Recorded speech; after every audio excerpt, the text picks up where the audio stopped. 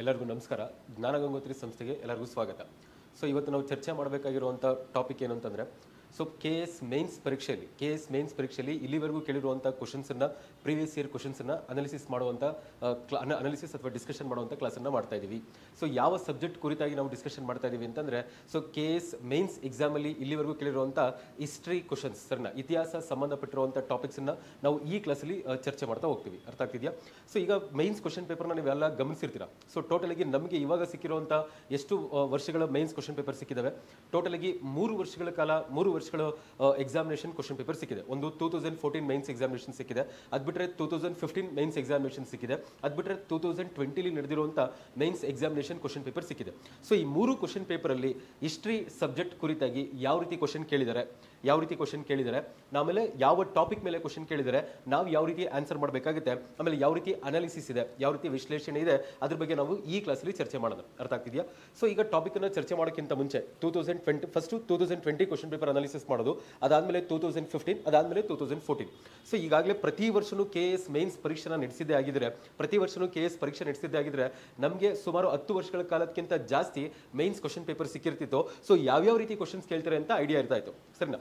ಆದ್ರೆ ಈಗ ಒಂದು ಗ್ಯಾಪ್ ಇದೆ, ಅಂದ್ರೆ ಒಂದು ಅಂತರವಿದೆ. ಯಾವ ತರ ಅಂತರವಿದೆ ಅಂತಂದ್ರೆ, ಸೊ KS ಮೇನ್ಸ್ ಪರೀಕ್ಷೆ 3 ವರ್ಷಕ್ಕೊಂದ್ಸತಿ ಆಗುತ್ತೋ ಅಥವಾ 5 ವರ್ಷಕ್ಕೊಂದ್ಸತಿ ಆಗುತ್ತೋ. ಸೊ ಎಷ್ಟೋ ವರ್ಷ ಗ್ಯಾಪ್ ಇರೋದ್ರಿಂದ ಸೊ 2020 ಮೇನ್ಸ್ ಕ್ವಶನ್ ಪೇಪರ್ ಅಲ್ಲಿ ಯಾವ ರೀತಿ ಕ್ವಶನ್ ಕೇಳಿದರೆ ಅದೇ ರೀತಿ ಕ್ವಶನ್ಸ್ ನ ಮತ್ತೆ 2025 ಅಂದ್ರೆ ಈಗ ನಡೀತಿರುವಂತ ಮೇನ್ಸ್ ಎಕ್ಸಾಮಿನೇಷನ್ ಅಲ್ಲಿ ಅದೇ ರೀತಿ ಕ್ವಶನ್ಸ್ ಕೇಳ್ತಾರ, ಅಥವಾ ಕ್ವಶನ್ಸ್ ಕೇಳಬೇಕಾದ್ರೆ ಅವರು ಕೇಳುವಂತ ಪದ್ಧತಿ ಅಥವಾ ಪ್ಯಾಟರ್ನ್ ಅಲ್ಲಿ ಏನಾದ್ರು ಚೇಂಜಸ್ ಇರುತ್ತಾ? ಸೊ ಚೇಂಜಸ್ ಇರೋದು ನಾವು ಗಮನಿಸಬಹುದು. ಯಾಕೆ ಚೇಂಜಸ್ ಇರುತ್ತೆ ಅಂತಂದ್ರೆ, ಈಗಾಗಲೇ ಪ್ರಿಲಿಮ್ಸ್ ಕ್ವಶನ್ ಪೇಪರ್ನ ಗಮನಿಸಿದ್ವಿ ನಾವು. 2020 ಪ್ರಿಲಿಮ್ಸ್ ಅಲ್ಲಿ ಯಾವ ರೀತಿ ಕೇಳಿದರೆ ಅದೇ ರೀತಿ 2024 KS ಪ್ರಿಲಿಮ್ಸ್ ಅಲ್ಲಿ ಅದೇ ರೀತಿ ಕ್ವಶನ್ಸ್ ಬಂದಿಲ್ಲ. ಪ್ಯಾಟರ್ನ್ಸ್ ಎಲ್ಲ ಅಂದ್ರೆ ಅಲ್ಲಿ ಕೇಳ್ತಿರುವಂತ ಕ್ವಶನ್ ಯಾವ ರೀತಿ ಕೇಳಬೇಕು, ಯಾವ ರೀತಿ ಪದ್ಧತಿ ಇದೆ, ಪ್ಯಾಟರ್ನ್ಸ್ ಇದೆ, ಅದೆಲ್ಲವೂ ಕೂಡ UPSC ಮಾದರಿಲಿ ಕ್ವಶನ್ ಕೇಳ್ತಾ ಬರ್ತಿದ್ದಾರೆ.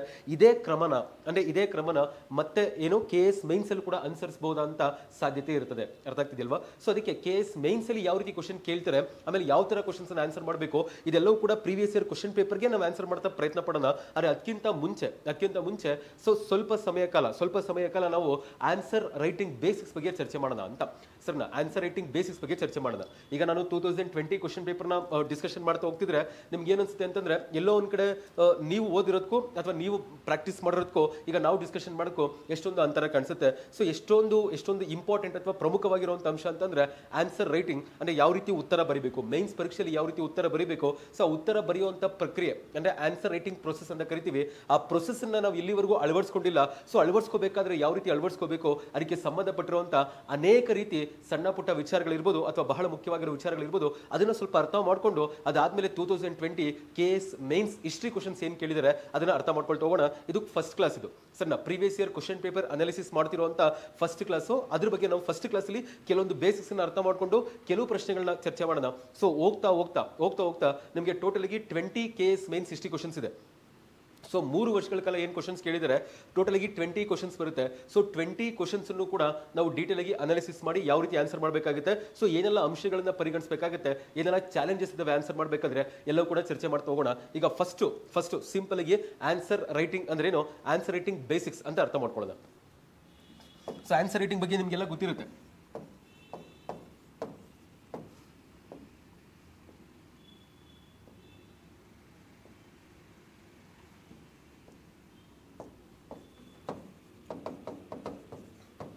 ಸೊ ಆನ್ಸರ್ ರೈಟಿಂಗ್ ಅಂತ ಸುಮಾರು ಕಡೆ ಕೇಳಿರ್ತೀರಾ. ನೀವು ಕೂಡ ಆನ್ಸರ್ ರೈಟಿಂಗ್ ಬಗ್ಗೆ ಪ್ರಾಕ್ಟೀಸ್ ಮಾಡಿರ್ತೀರಾ, ಗೊತ್ತಾಗ್ತಿದೆಯಲ್ವಾ? ಅರೆ ಪ್ರಾಬ್ಲಮ್ ಏನು ಅಂತಂದ್ರೆ, ಆನ್ಸರ್ ರೈಟಿಂಗ್ ಬೇಕು, ಬಟ್ ಆನ್ಸರ್ ರೈಟಿಂಗ್ ಯಾವ ರೀತಿ ಪ್ರಾಕ್ಟೀಸ್ ಮಾಡಿದೀರಾ? ಸರಿನಾ? ಆನ್ಸರ್ ರೈಟಿಂಗ್ ಅನ್ನೋದು ಅಂದ್ರೆ KS ಮುಖ್ಯ ಪರೀಕ್ಷೆಯಲ್ಲಿ ನಾವು ಬರಿಬೇಕಾಗಿರುವಂತ ಉತ್ತರಗಳು ಅದು ಯಾವ ರೀತಿ ಪ್ರಕ್ರಿಯೆ ಇದೆ ಅಂತಂದ್ರೆ, ಅದು ಒಂದು ರೀತಿ ಸ್ಕಿಲ್ ಅಂತ ಕರಿತೀವಿ, ಗೊತ್ತಾ? ಸ್ಕಿಲ್ ಅಂದ್ರೇನು? ಕೌಶಲ್ಯ ಅಂತ. ಈಗ ಸೈಕಲ್ ಓಡಿಸ್ಬೇಕು, ನಾನು ಸೈಕಲ್ ಓಡಿಸ್ಬೇಕು ಅಂತಂದ್ರೆ ಸೈಕಲ್ ಯಾವ ರೀತಿ ಓಡಿಸ್ಬೇಕು ಅಂತ ಅದ್ರ ಬಗ್ಗೆ 10 ಪುಸ್ತಕಗಳನ್ನ ಓದಿದ್ರೆ ಅರ್ಥ ಆಗುತ್ತಾ ಅಂತ. ಅಥವಾ ನಾನು ಈಜಬೇಕು, ನಾನು ಸ್ವಿಮ್ಮಿಂಗ್ ಮಾಡಬೇಕು. ಸೊ ಸ್ವಿಮ್ಮಿಂಗ್ ಮಾಡೋದನ್ನ ನಾನು ನೀರಲ್ಲಿ ಇಳಿದು ಕಲಿಬೇಕಾ, ಅಥವಾ ಸೈಕಲ್ ಓಡಿಸೋದನ್ನ ನಾನು ಸೈಕಲ್ನ ಓಡಿಸ್ತಾ ಕಲಿಬೇಕಾ, ಅಥವಾ ಸೈಕಲ್ ಓಡಿಸೋದ್ರ ಬಗ್ಗೆ 10 ಪುಸ್ತಕ ಓದ್ರೆ ಗೊತ್ತಾಗುತ್ತಾ, ಈಜೋದ್ರ ಬಗ್ಗೆ 10 ಪುಸ್ತಕ ಓದ್ರೆ ಗೊತ್ತಾಗುತ್ತಾ? ಸೊ ನಾವು ತಪ್ಪು ಮಾಡೋದು ಇದೇನೆ. ನಾವು ಯಾವ ರೀತಿ ತಪ್ಪು ಮಾಡ್ತೀವಿ ಅಂತಂದ್ರೆ, ಆನ್ಸರ್ ರೈಟಿಂಗ್ ಅನ್ನೋ ಬಹಳ ಮುಖ್ಯವಾಗಿರುವಂತ ಅಂಶ ನೀವು ಎಕ್ಸಾಮಿನೇಷನ್ ಪಾಸ್ ಆಗಬೇಕು ಅಂತಂದ್ರೆ ಮೈನ್ಸ್ ಎಕ್ಸಾಮಿನೇಷನ್ ಬರೀಬೇಕು. ಸೊ ಮೈನ್ಸ್ ಎಕ್ಸಾಮಿನೇಷನ್ ಉತ್ತಮವಾಗಿ ಬರೀಬೇಕು ಅಂತಂದ್ರೆ ಮೈನ್ಸ್ ಎಕ್ಸಾಮಿನೇಷನ್ ಕೇಳುವಂತ ಪ್ರಶ್ನೆಯಲ್ಲಿ ಅದೇ ಉತ್ತರಗಳನ್ನ ಗುಣಮಟ್ಟವಾಗಿ ಬರೆಯುವಂತ ಮಟ್ಟದಲ್ಲಿ ನೀವಿರಬೇಕು. ಸೊ ಅದೆಲ್ಲ ಬರಬೇಕು ಅಂದ್ರೆ ಅನೇಕ ಪ್ರಕ್ರಿಯೆಗಳು, ಅನೇಕ ಸ್ಟೇಜಸ್ ಅಂತ ಕರಿತೀವಿ, ಡಿಫ್ರೆಂಟ್ ಸ್ಟೇಜಸ್, ಅನೇಕ ಮೆಟ್ಟಿಲುಗಳನ್ನ ನೀವು ದಾಟಿ ಬರಬೇಕು. ಆದ್ರೆ ನಾವೇನ್ ಮಾಡ್ತೀವಿ ಸ್ಟೂಡೆಂಟ್ಸು, ಆದಷ್ಟು ನೆಗ್ಲೆಕ್ಟ್ ಮಾಡ್ತೀವಿ.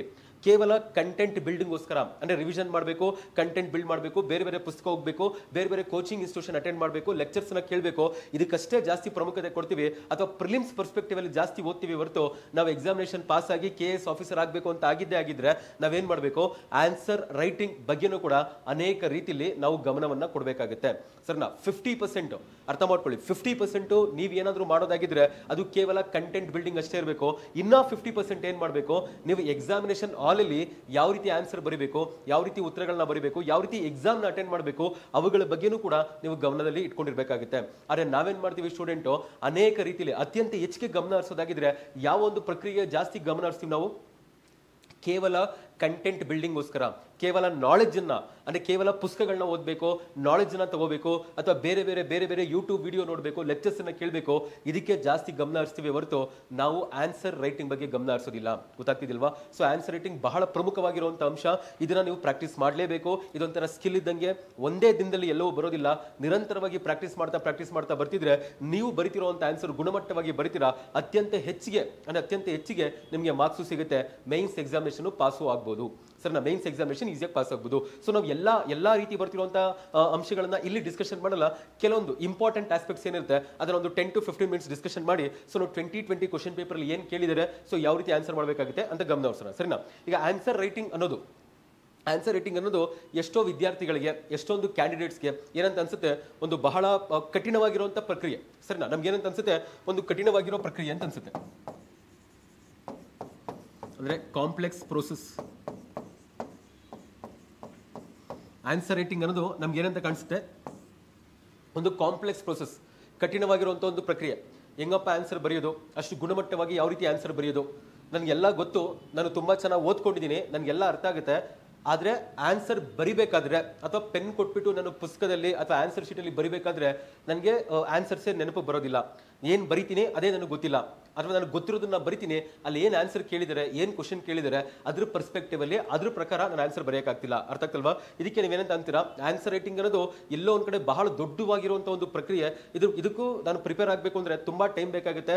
ಎಲ್ಲ ಓದ್ಕೊಂಡಿರ್ತೀನಿ, ಅದಾದ್ಮೇಲೆ ಪ್ರಿಪೇರ್ ಆಗ್ತೀನಿ ಅಂತ ಏನ್ ಮಾಡ್ತೀವಿ, ನಾವೇ ಎಷ್ಟೋ ಅಂಶಗಳನ್ನ ಮರ್ತು ಬಿಡ್ತೀವಿ, ಎಷ್ಟೋ ಅಂಶಗಳನ್ನ ನೆಗ್ಲೆಕ್ಟ್ ಮಾಡ್ಬಿಡ್ತೀವಿ. ಸರಿನಾ? ಹೌದು, ಆನ್ಸರ್ ರೈಟಿಂಗ್ ಅನ್ನೋದು ಕಾಂಪ್ಲೆಕ್ಸ್ ಪ್ರೊಸೆಸ್. ಯಾಕೆ ಕಾಂಪ್ಲೆಕ್ಸ್ ಪ್ರೊಸೆಸ್? ಇವತ್ತು ನನಗೇನು ಗೊತ್ತಿಲ್ಲ, ಅದಕ್ಕೆ ನನಗೆ ಕಾಂಪ್ಲೆಕ್ಸ್ ಪ್ರೊಸೆಸ್ ಆಗುತ್ತೆ. ಇದೇ ಕಾಂಪ್ಲೆಕ್ಸ್ ಪ್ರೊಸೆಸ್ ಅನ್ನ ಅಂದ್ರೆ ಯಾವುದೇ ಜಟಿಲವಾಗಿರುವಂತಹ ಪ್ರಕ್ರಿಯೆ ಇರ್ಬೋದು, ಬಹಳ ದೊಡ್ಡದಾಗಿರುವಂತಹ ಪ್ರೊಸೆಸ್ ಇರ್ಬೋದು, ನಾವೇನ್ ಮಾಡಬೇಕು, ಅದನ್ನ ಸಿಂಪ್ಲಿಫೈ ಮಾಡಬೇಕು, ಅದನ್ನ ಸರಳವಾಗಿ ಕನ್ವರ್ಟ್ ಮಾಡಬೇಕು ಅಂದ್ರೆ ಇದು ಬಹಳ ದೊಡ್ಡ ಪ್ರೊಸೆಸ್ ಅಂತ ಅಲ್ವಾ. ಈ ಪ್ರೊಸೆಸ್ ಅನ್ನ ಏನ್ ಮಾಡಬೇಕು ಅಂದ್ರೆ ಚಿಕ್ಕದಾದಂತ ಸಣ್ಣ ಭಾಗಗಳಾಗಿ ಡಿವೈಡ್ ಮಾಡಬೇಕು, ಅಂದ್ರೆ ಸ್ಮಾಲ್ ಪಾರ್ಟ್ಸ್ ಆಗಿ ಡಿವೈಡ್ ಮಾಡಬೇಕು. ಫಾರ್ ಎಕ್ಸಾಂಪಲ್, ಈ ಆನ್ಸರ್ ರೈಟಿಂಗ್ ಅನ್ನೋ ಪ್ರಕ್ರಿಯೆ ಅನೇಕ ಪ್ರಕ್ರಿಯೆಯನ್ನ ಒಳಗೊಂಡಿರುತ್ತೆ. ಇದು ಬಹಳ ದೊಡ್ಡ ಪ್ರಕ್ರಿಯೆ ಅಂತ ಅನ್ಕೊಳ್ಳಿ, ಅನೇಕ ಪ್ರಕ್ರಿಯೆಯನ್ನ ಒಳಗೊಂಡಿರುತ್ತೆ. ಯಾವ ರೀತಿ? ಈ ತರ ಪಾರ್ಟ್ 1, ಪಾರ್ಟ್ 2 ಅಥವಾ ಪಾರ್ಟ್ 3. ಸರಿನಾ? ಈ ತರ ಅನೇಕ ರೀತಿ ಪ್ರಕ್ರಿಯೆಯನ್ನು ಒಳಗೊಂಡಿರುತ್ತದೆ. ಸರಿನಾ? ಈಗ ಪಾರ್ಟ್ 1, ಪಾರ್ಟ್ 2, ಪಾರ್ಟ್ 3 ಅಂತ ಏನ್ ಕಾಣಿಸುತ್ತೆ. ಈಗ ನಾನು ಏನ್ ಮಾಡ್ತೀನಿ, ಆನ್ಸರ್ ರೈಟಿಂಗ್ ನ ಡೈರೆಕ್ಟ್ ಆಗಿ ತುಂಬಾ ತಲೆ ಕೆಡಿಸ್ಕೊಳ್ಳೋಕೆ ಹೋಗೋದಿಲ್ಲ. ಪಾರ್ಟ್ 1 ಬಗ್ಗೆ ಕಾನ್ಸಂಟ್ರೇಟ್ ಮಾಡ್ತೀನಿ, ಪಾರ್ಟ್ 2 ಬಗ್ಗೆ ಕಾನ್ಸಂಟ್ರೇಟ್ ಮಾಡ್ತೀನಿ, ಪಾರ್ಟ್ 3 ಬಗ್ಗೆ ಕಾನ್ಸಂಟ್ರೇಟ್ ಮಾಡ್ತೀನಿ. ಆನ್ಸರ್ ರೈಟಿಂಗ್ ಅನ್ನೋದು ಬಹಳ ಮುಖ್ಯವಾಗಿರುವಂತ ಅಂಶ. ಆದ್ರೆ ಆ ಮುಖ್ಯವಾಗಿರುವಂತ ಅಂಶಗಳಲ್ಲಿ ಅನೇಕ ಸಣ್ಣವಾಗಿ ಇರುವಂತ ಚಿಕ್ಕದಾಗಿರುವಂತ ಪ್ರಮುಖ ಅಂಶಗಳು ಬರ್ತವೆ. ಆ ಚಿಕ್ಕ ಪ್ರಮುಖ ಅಂಶಗಳನ್ನ ನಾನು ಪ್ರಿಪೇರ್ ಆಗ್ತಾ ಹೋಗ್ತೀನಿ. ಕೊನೆಗೆ ಎಲ್ಲವನ್ನು ಜೋಡಿಸಿದ್ರೆ ನನಗೇನಾಗುತ್ತೆ, ಆನ್ಸರ್ ರೈಟಿಂಗ್ ಅನ್ನೋದು ಎಷ್ಟೇ ಜಟಿಲವಾಗಿದ್ರು, ಎಷ್ಟೇ ಕಾಂಪ್ಲೆಕ್ಸ್ ಆಗಿದ್ರು, ನನಗೆ ಅದು ಸರಳವಾಗಿ ಅರ್ಥ ಮಾಡ್ಕೊಂಡು ಆನ್ಸರ್ ಮಾಡುವಂತ ಸ್ಥಿತಿಲಿ ನಾನಿರ್ತೀನಿ. ಅರ್ಥ ಆಗ್ತಲ್ವಾ? ಸೊ ಇದೇನ್ ಪ್ರೋಸೆಸ್ ಬರುತ್ತೆ ಅಥವಾ ಏನ್ ಸ್ಟೇಜಸ್ ಬರುತ್ತೆ, ಇಲ್ಲಿ ನಾವು ಸಿಂಪಲ್ ಆಗಿ 3 ಪಾರ್ಟಿನ ಡಿವೈಡ್ ಮಾಡಿದ್ವಿ ಸಿಂಪಲ್ ಆಗಿ. ಸರಿನಾ? ಸೊ ಪಾರ್ಟ್ 1 ಇರುತ್ತೆ, ಪಾರ್ಟ್ 2 ಇರುತ್ತೆ, ಪಾರ್ಟ್ 3 ಇರುತ್ತೆ, ಎಷ್ಟೊಂದು ಭಾಗಗಳಾಗಿರ್ತವೆ. ಇದೇ ಭಾಗಗಳನ್ನ, ಒಂದೊಂದೇ ಭಾಗಗಳನ್ನ ನಾವೇನ್ ಮಾಡ್ಬೇಕು, ಸರಿಯಾದ ರೀತಿಯಲ್ಲಿ ಕ್ರಮವಾಗಿ ನಾವು ಪ್ರಿಪೇರ್ ಆದ್ರೆ, ಕ್ರಮವಾಗಿ ನಾವು ಅಭ್ಯಾಸ ಮಾಡಿದ್ರೆ ನಮ್ಗೇನಾಗುತ್ತೆ, ಆನ್ಸರ್ ರೈಟಿಂಗ್ ಅನ್ನೋದು ಡಿಫಿಕಲ್ಟ್ ಆಗೋದಿಲ್ಲ. ಅರ್ಥ ಆಗ್ತಲ್ವಾ? ಸೊ ಸಿಂಪಲ್ ಆಗಿ ಹೇಳ್ತೀನಿ, ಕೇಳಿಸ್ಕೊಳ್ಳಿ.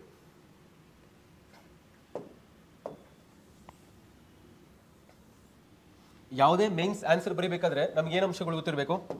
ಯಾವುದೇ ಮೇನ್ಸ್ ಆನ್ಸರ್ ತಗೊಳ್ಳಿ, ಮೇನ್ಸ್ ಆನ್ಸರ್ ಏನು ಅಂಶಗಳು ಇರ್ತವೆ?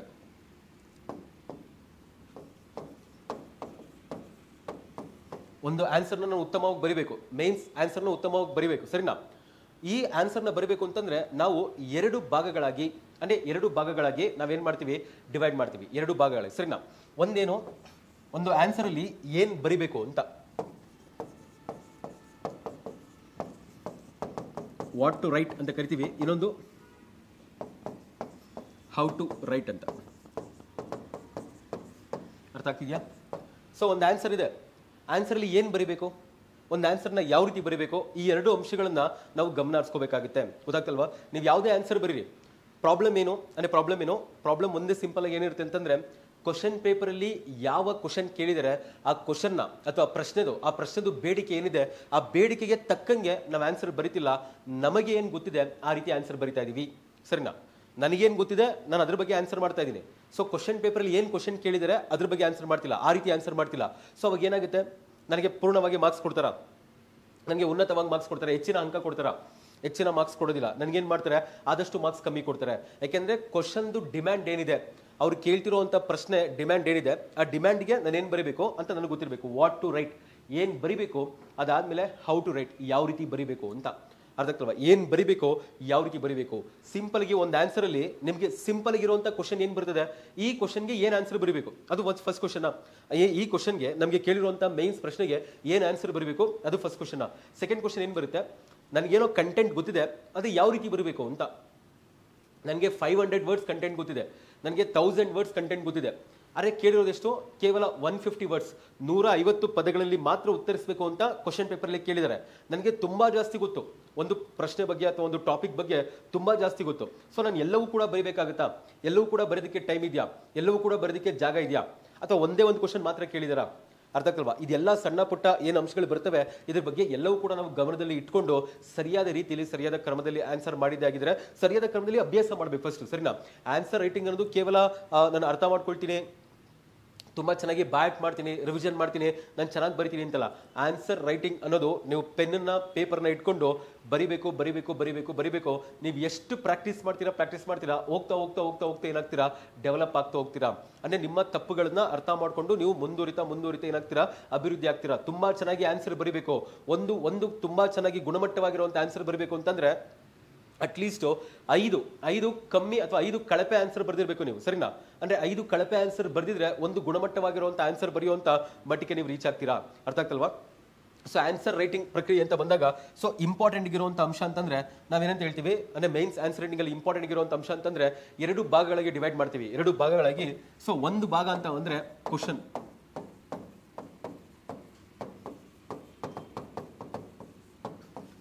ಈಗ ಮುಂಚೆ ಸ್ಲೈಡಲ್ಲಿ ನಿಮಗೆ ಈ ಸ್ಲೈಡಲ್ಲಿ ಏನು ಎಕ್ಸ್ಪ್ಲೇನ್ ಮಾಡಿದ್ದು ನಾನು, ಈ ಸ್ಲೈಡ್ ಹೇಳಿದ್ದು ಸಾಮಾನ್ಯವಾಗಿ ಸ್ಟೂಡೆಂಟ್ಸ್ಗೆ ಬರ್ತಿರುವಂಥ ಪ್ರಶ್ನೆ.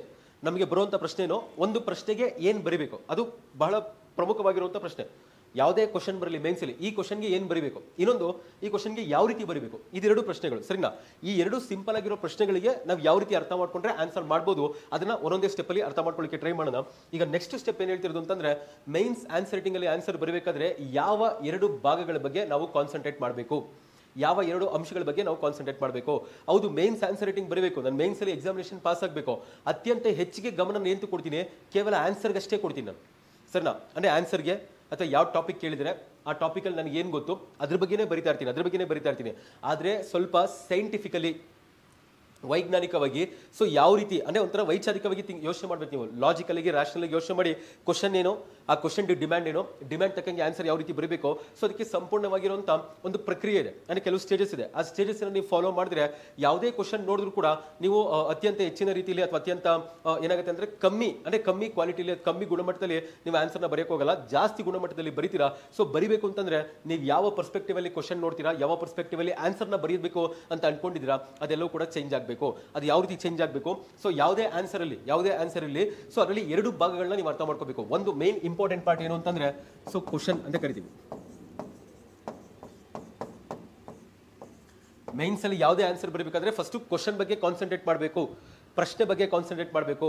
ಈ ಸ್ಟೆಪ್ಸ್ ನ ಫಾಲೋ ಮಾಡೋಕ್ಕೆ ಟ್ರೈ ಮಾಡಿ. ನೀವು ಎಷ್ಟು ಚೆನ್ನಾಗಿ ಫಾಲೋ ಮಾಡ್ತೀರಾ, ಅಭ್ಯಾಸ ಮಾಡ್ತೀರಾ, ನಿಮಗೆ ಮೈನ್ಸ್ ಅಲ್ಲಿ ಬರ್ತಿರುವಂತ ಎಲ್ಲಾ ಕ್ವಶನ್ಸ್ ಬಹಳ ಸಿಂಪಲ್ ಆಗ್ತವೆ, ಅರ್ಥ ಮಾಡ್ಕೊಳ್ಳೋದು ಈಸಿ ಆಗುತ್ತೆ. ಆಮೇಲೆ ನೀವು ಆನ್ಸರ್ ಬರಬೇಕಾದ್ರೂ ಕೂಡ ಈಸಿಯಾಗಿ ಆನ್ಸರ್ ಬರ್ತೀರಾ. ನೆಕ್ಸ್ಟ್ ಸೆಕೆಂಡ್ ಸ್ಟೆಪ್ ಏನು ಅಂತಂದ್ರೆ ಆನ್ಸರ್ ಅಂತ ಕರಿತೀವಿ.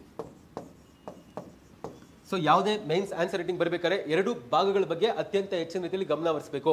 ಒಂದು ಪ್ರಶ್ನೆ ಬಗ್ಗೆ, ಸರಿನಾ, ಕ್ವಶನ್ ಬಗ್ಗೆ, ಇನ್ನೊಂದು ಆನ್ಸರ್ ಬಗ್ಗೆ. ಸೊ ಒಂದು ಕ್ವಶನ್ ಬಗ್ಗೆ, ಇನ್ನೊಂದು ಆನ್ಸರ್ ಬಗ್ಗೆ. ಅರ್ಥ ಆಗ್ತಿದ್ಯಾ? ಈಗ ನಾನು ತುಂಬಾ ಗುಣಮಟ್ಟವಾಗಿರೋ ಆನ್ಸರ್ ಬರಬೇಕು ಅಂತಂದ್ರೆ ಫಸ್ಟ್ ನನಗೆ ಕ್ವಶನ್ ಅರ್ಥ ಆಗಬೇಕು. ನನಗೆ ಕ್ವಶನೇ ಅರ್ಥ ಆಗಿಲ್ಲ, ಕೇವಲ ಅದು ಯಾವ ಟಾಪಿಕ್ ಮೇಲೆ ಕ್ವಶನ್ ಕೇಳಿದರೆ ಆ ಟಾಪಿಕ್ ಬಗ್ಗೆ ಸಂಪೂರ್ಣವಾಗಿ 250 ಪದಗಳನ್ನ ಬರೆಯೋದು ಅಥವಾ 150 ಪದಗಳನ್ನ ಬರೆಯೋದು, ಹಂಗಂತ ಮಾರ್ಕ್ಸ್ ಕೊಟ್ಬಿಡ್ತಾರಾ? ನನಗೆ ಯಾವುದಾದ್ರೂ ಒಂದು ಟಾಪಿಕ್ಗೆ ತುಂಬಾ ಚೆನ್ನಾಗಿ ಗೊತ್ತಿರುತ್ತೆ ಟಾಪಿಕ್ ಬಗ್ಗೆ. ಅದೇ ಅವ್ರೆ ಮೇನ್ಸಲ್ಲಿ ಏನು ಚೆಕ್ ಮಾಡ್ತಾರೆ? ಮೇನ್ಸಲ್ಲಿ ಕೇವಲ ನಾಲೆಜನ್ನು ಚೆಕ್ ಮಾಡೋದಿಲ್ಲ. ಅರ್ಥ ಆಗ್ತಿಲ್ಲ. ಮೇನ್ಸಲ್ಲಿ ಕೇವಲ ನಿಮ್ಮಲ್ಲಿರುವಂಥ ಜ್ಞಾನ ಅಥವಾ ನಿಮಗೆ ಒಂದು ವಿಚಾರದ ಬಗ್ಗೆ ಅಥವಾ ಒಂದು ವಿಷಯದ ಬಗ್ಗೆ ಎಷ್ಟರ ಮಟ್ಟಿಗೆ ನಿಮಗೆ ಜ್ಞಾನವಿದೆ ಅದ್ರ ಬಗ್ಗೆ ಅಷ್ಟೇ ಚರ್ಚೆ ಮಾಡ್ತಿಲ್ಲ, ಅದನ್ನಷ್ಟೇ ಚೆಕ್ ಮಾಡೋದಿಲ್ಲ ಅವರು. ನೀವು ಯಾವ ರೀತಿ ಆರ್ಗನೈಸ್ಡ್ ಆಗಿ ಬರೀತೀರಾ, ಯಾವ ರೀತಿ ಸ್ಟ್ರಕ್ಚರ್ಡ್ ಅಲ್ಲಿ ಬರೀತೀರಾ, ಯಾವ ರೀತಿ ನಿಮ್ಮ ಯೋಚನಾ ಶಕ್ತಿ ಇದೆ, ಥಾಟ್ ಪ್ರೋಸೆಸ್ ಅಂತ ಕರೀತಾರೆ, ಥಾಟ್ ಪ್ರೋಸೆಸ್ ಯಾವ ರೀತಿ ಯೋಚನೆ ಮಾಡ್ತೀರಾ, ಅವೆಲ್ಲವೂ ಕೂಡ ಆರ್ಗನೈಸ್ಡ್ ಫಾರ್ಮೆಟ್ ಅಲ್ಲಿ ಇದೆಯಾ, ಅಂದ್ರೆ ವ್ಯವಸ್ಥಿತವಾಗಿ ರೂಪುಗೊಂಡಿದ್ಯಾ ಅಂತ. ಸರಿನಾ? ಅವ್ರು ಏನು ಕೇಳ್ತಾರೆ ಅದಕ್ಕಷ್ಟೇ ಉತ್ತರ ಕೊಡಬೇಕಾಗುತ್ತೆ. ಯಾವ ರೀತಿ ಕೇಳಿದರೆ ಅದೇ ರೀತಿಗಷ್ಟೇ ಉತ್ತರ ಕೊಡಬೇಕಾಗುತ್ತೆ. ಅದನ್ನ ಬಿಟ್ಟು ನನಗೆ ಗೊತ್ತಿರೋದೆಲ್ಲ ಬರೆಯಂಗಿಲ್ಲ. ಸರಿನಾ? ಮೇನ್ಸ್ ಎಕ್ಸಾಮಿನೇಷನಲ್ಲಿ ನನಗೆ ಏನು ಗೊತ್ತಿದೆ ಅದನ್ನ ಬರೆಯೋಂಗಿಲ್ಲ. ಅವ್ರು ಏನು ಕೇಳ್ತಾರೆ ಅದನ್ನ ಬರೀಬೇಕು. ಫಸ್ಟ್ ಆಫ್ ಆಲ್ ಅವ್ರು ಏನು ಕೇಳಿದರೆ ಅಂತ ಅರ್ಥ ಮಾಡ್ಕೋಬೇಕು ಅಂತಂದ್ರೆ ನಾವು ಅತ್ಯಂತ ಹೆಚ್ಚಿಗೆ ಯಾವುದ್ರ ಮೇಲೆ ಗಮನ ಹರಿಸಬೇಕು? ಸೊ ಕ್ವಶನ್ ಮೇಲೆ ಗಮನ ಹರಿಸಬೇಕು. ಸೊ ಕ್ವಶನ್ ಮೇಲೆ ಗಮನ ಹರಿಸಬೇಕು ಅಂತಂದ್ರೆ ಈ ರೀತಿ ಇರುತ್ತೆ ನೋಡಿ. ಎಕ್ಸಾಮಿನರ್ ಇದ್ದಾರೆ,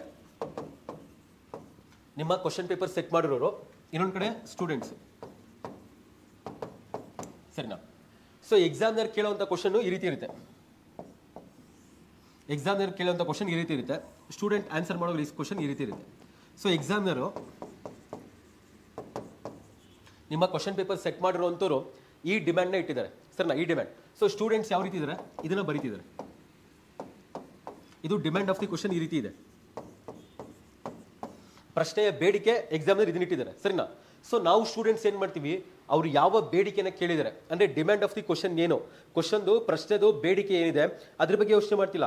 ಸೊ ಆ ಪ್ರಶ್ನೆಯಲ್ಲಿ ಯಾವ ಒಂದು ಮುಖ್ಯವಾಗಿರೋ ಅಂಶ ಇದೆ ಅದನ್ನು ಮಾತ್ರ ಪರಿಗಣಿಸಿ ನನಗೆ ಗೊತ್ತಿರೋದೆಲ್ಲ ಬರೀತೀನಿ. ಸರಿನಾ? ಅವಾಗ ಏನಾಗುತ್ತೆ, ಸ್ಟೂಡೆಂಟ್ ಬರೆದಿರೋದೇ ಬೇರೆ, ಅಲ್ಲಿ ಟೀಚರ್ ಅಂದ್ರೆ ಎಕ್ಸಾಮಿನರ್ ಕೇಳಿರೋದೇ ಬೇರೆ. ಅವಾಗ ಪ್ರಾಬ್ಲಮ್ ಏನಾಗುತ್ತೆ, ಇಲ್ಲಿ ಏನ್ ಕಾಣಿಸಿದೆ ನಮಗೆ, ಗ್ಯಾಪ್ ಅಂತ ಕರಿತೀವಿ. ಗ್ಯಾಪ್ ಅಂದ್ರೆ ಅಂತರ ಅಂತ. ಅಂದ್ರೆ ಏನ್ ಕಾಣಿಸಿದೆ ನಮಗೆ, ಅಂತರ ಅಂತ ಕರಿತೀವಿ. ಅಂತರ ಅಂದ್ರೇನು, ಗ್ಯಾಪ್ ಇದೆ.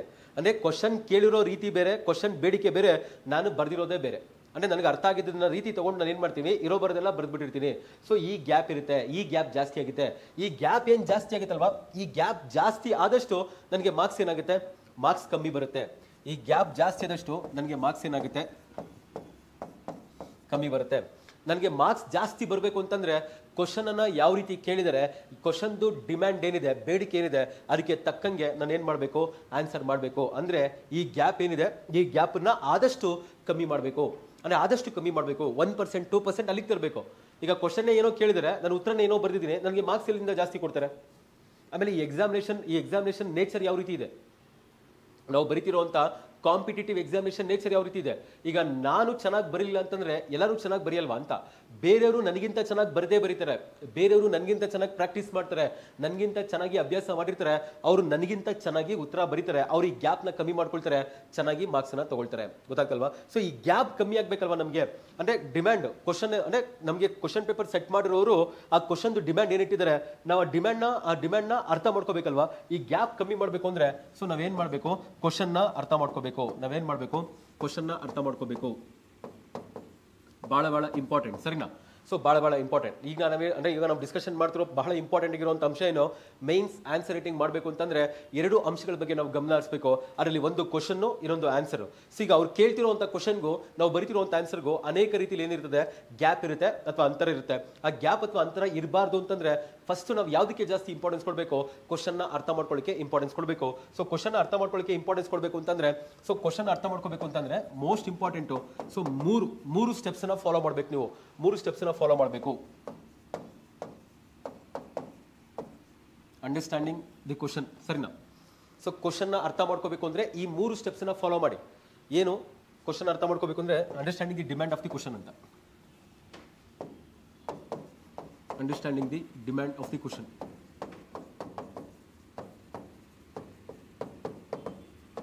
ಸೊ ಯಾವುದೇ ಪ್ರಶ್ನೆದು ಬೇಡಿಕೆ ಅರ್ಥ ಮಾಡ್ಕೋಬೇಕು ನಾನು. ಯಾವುದೇ ಪ್ರಶ್ನೆ ಬೇಡಿಕೆ ಏನಿದೆ ಅದು ಅರ್ಥ ಆಗ್ಬೇಕು. ಈಗ ಬೇಡಿಕೆ ಅರ್ಥ ಆದ್ರೆ, ಡಿಮ್ಯಾಂಡ್ ಆಫ್ ದಿ ಕ್ವಶನ್ ಅರ್ಥ ಆದ್ರೆ ನಾನು ಬರಿತಿರೋ ಉತ್ತರ ಹೆಂಗಿರ್ತದೆ, ಅವ್ರು ಏನ್ ಕೇಳಿದರೆ, ಯಾವ ಬೇಡಿಕೆ ಕೇಳಿದರೆ ಅದಕ್ಕೆ ತಕ್ಕಂಗೆ ಉತ್ತರ ಬರಿತೀನಿ. ಅವಾಗ ಏನಾಗುತ್ತೆ, ನನಗೆ ಟೈಮು ಸಾಕಾಗುತ್ತೆ, ಆಮೇಲೆ ನಂಬರ್ ಆಫ್ ವರ್ಡ್ಸು ಕೂಡ ಸಾಕಾಗುತ್ತೆ, ಪ್ಲಸ್ ಅಲ್ಲಿ ಕೊಟ್ಟಿರುವಂಥ ಸ್ಪೇಸು ಎಷ್ಟರ ಮಟ್ಟಿಗೆ ಎಷ್ಟರ ಮಟ್ಟಿಗೆ ಜಾಗ ಕೊಟ್ಟಿದ್ದಾರೆ ಅಷ್ಟರ ಮಟ್ಟಿಗೆ ನಾನು ಸರಿಯಾಗಿ ಉಪಯೋಗಿಸ್ಕೋಬಹುದು. ಒಂದ್ ವೇಳೆ ಆ ಡಿಮ್ಯಾಂಡು ಕರೆಕ್ಟಾಗಿ ಅರ್ಥ ಆಗಿಲ್ಲ, ಆಮೇಲೆ ನನಗೆ ಟಾಪಿಕ್ದು ಕರೆಕ್ಟಾಗಿ ಗೊತ್ತಿಲ್ಲ, ನಾನು ಏನ್ ಮಾಡ್ತೀನಿ ಅನ್ನೆಸೆಸರಿ ಅಂದ್ರೆ ಬೇಡದಿರೋ ವಿಚಾರಗಳನ್ನೆಲ್ಲ ಕೂಡ ಆನ್ಸರ್ ಅಲ್ಲಿ ಬರಿತಾ ಇರ್ತೀನಿ. ಅವಾಗ ಏನಾಗುತ್ತೆ 150 ವರ್ಡ್ಸ್ಗೆ ನಾನು ಗುಣಮಟ್ಟವಾಗಿರುವಂತ ಆನ್ಸರ್ನ ಬರೆಯಕ್ಕಾಗಲ್ಲ, ಆಗ ಕಮ್ಮಿ ಮಾರ್ಕ್ಸ್ ಬಂದ್ಬಿಡುತ್ತೆ. ಸರಿನಾ? ಸೊ ಕ್ವಶನ್ ಡಿಮ್ಯಾಂಡ್ ಅರ್ಥ ಆಗ್ಬೇಕು ಅಂತಂದ್ರೆ ಈ 3 ಅಂಶಗಳನ್ನ ಪರಿಗಣಿಸಿ, 3 ಅಂಶಗಳನ್ನ ನೀವು ಗಮನಿಸಬೇಕು. ಸರಿನಾ? ಯಾವ 3 ಅಂಶಗಳನ್ನ ಗಮನಿಸಬೇಕು?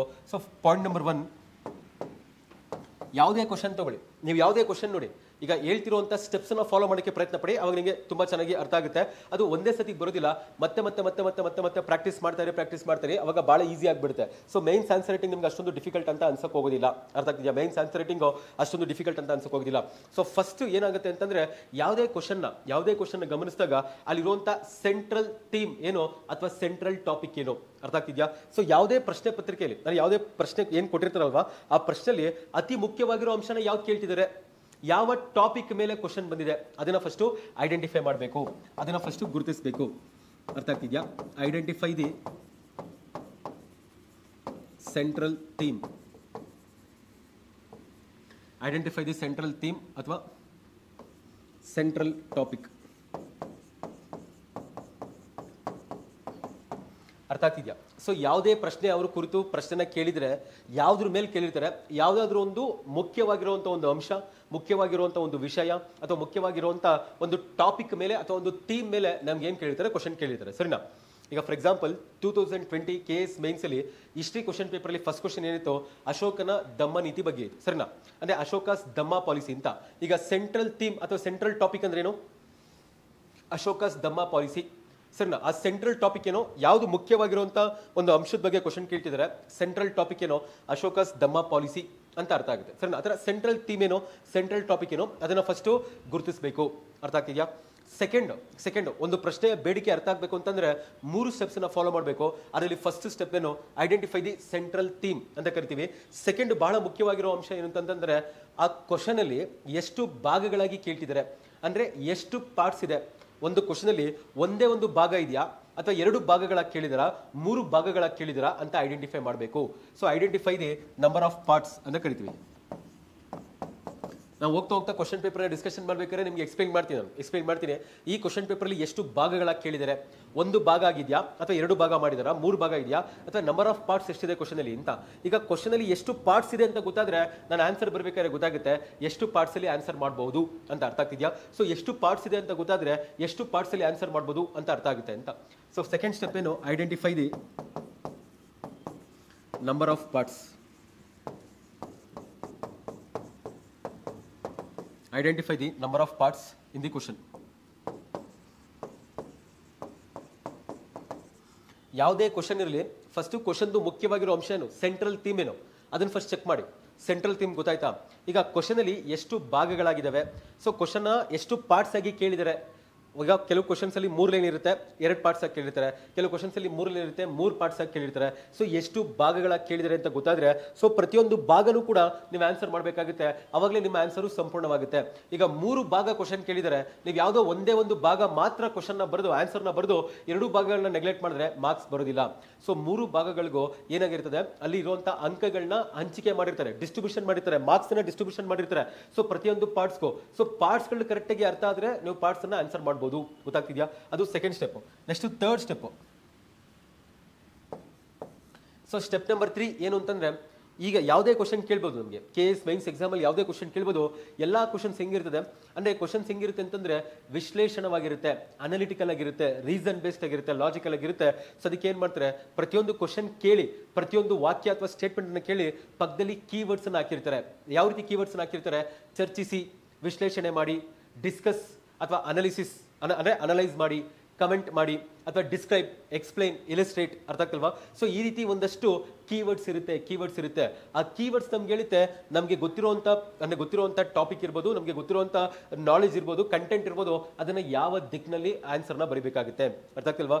ಸೊ ಯಾವ ದಿಕ್ಕಿನಲ್ಲಿ ಆನ್ಸರ್ ಬರಿಬೇಕು ಅದನ್ನ ಕ್ವಶನ್ ಪೇಪರ್ ಅಲ್ಲಿ ಕೇಳಿರ್ತಾರೆ. ಯಾವ ರೀತಿ ಕೇಳಿರ್ತಾರೆ, ಒಂದು ಸಂಪೂರ್ಣವಾಗಿರುವಂತ ಕ್ವಶನ್ ಕೇಳಿ ನೆಕ್ಸ್ಟ್ ಕೇಳ್ತಾರೆ ಎಕ್ಸ್ಪ್ಲೈನ್ ಅಂದ್ರೆ ಎಕ್ಸ್ಪ್ಲೈನ್ ಮಾಡಿ ಅಥವಾ ಡಿಸ್ಕ್ರೈಬ್ ವಿವರಣೆ ಮಾಡಿ ಅಥವಾ ಡಿಸ್ಕಸ್ ಚರ್ಚಿಸಿ ಅಥವಾ ವಿಮರ್ಶಾತ್ಮಕವಾಗಿ ವಿಶ್ಲೇಷಿಸಿ, ಕ್ರಿಟಿಕಲಿ ಅನಲೈಸ್ ಅಥವಾ ಪರಿಶೀಲಿಸಿ, ಕ್ರಿಟಿಕಲಿ ಎಕ್ಸಾಮಿನ್. ಸೊ ಇಂಥ ಪದಗಳು ಇದು ನಮಗೆ ಬಹಳ ಬಹಳ ಮುಖ್ಯವಾಗಿರುವಂಥ ಪದಗಳು. ಯಾಕೆ ಮುಖ್ಯವಾಗಿರುವಂಥ ಪದಗಳು ಅಂತಂದ್ರೆ, ಬಹಳ ಮುಖ್ಯವಾಗಿರೋ ಪದಗಳು ಅಂತಂದ್ರೆ ನಮಗೆ ಆನ್ಸರ್ ಗೊತ್ತು, ಅರೆ ಕ್ವಶನ್ ಯಾವ ರೀತಿ ಕೇಳ್ತಾರೆ ಆ ರೀತಿ ಆನ್ಸರ್ ಬರಬೇಕು. ಸೊ ಕ್ವಶನ್ ಕೇಳ್ತಿರುವಂತ ರೀತಿ ಇದೆ ಗೊತ್ತಾ, ಆ ರೀತಿ ಯಾವ ರೀತಿ ಕೇಳ್ತಿದ್ರೆ ಅಂತ ಗೊತ್ತಾಗಬೇಕು ಅಂತಂದ್ರೆ ಈ ಕೀವರ್ಡ್ಸ್ ಅನ್ನ ಕರೆಕ್ಟಾಗಿ ಐಡೆಂಟಿಫೈ ಮಾಡಬೇಕು, ಆ ಕೀವರ್ಡ್ಸ್ ಅನ್ನ ಕರೆಕ್ಟಾಗಿ ಅರ್ಥ ಮಾಡ್ಕೊಂಡಿರ್ಬೇಕು, ಅವಾಗಲೇ ನಾವು ಆನ್ಸರ್ ಮಾಡೋಕ್ಕಾಗೋದು. ಅರ್ಥ ಆಗ್ತಿದೆಯಲ್ವಾ? ಸೊ ಥರ್ಡ್ ಒನ್ ಏನು, ಡೈರೆಕ್ಟಿವ್ ಕೀವರ್ಡ್ಸ್ ಅಂತ ಕರಿತೀವಿ. ಅಂದ್ರೆ identify the directive keywords.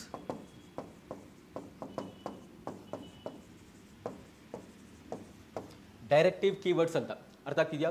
So ಪ್ರತಿ ಪ್ರಶ್ನೆ ಮೂಲಕ ನಾವೀಗ ಹೋಗ್ತಾ ಹೋಗ್ತಾ ಚರ್ಚೆ ಮಾಡ್ತೀವಲ್ಲ, ನಿಮಗೂ ಕೂಡ ಅರ್ಥ ಆಗುತ್ತೆ.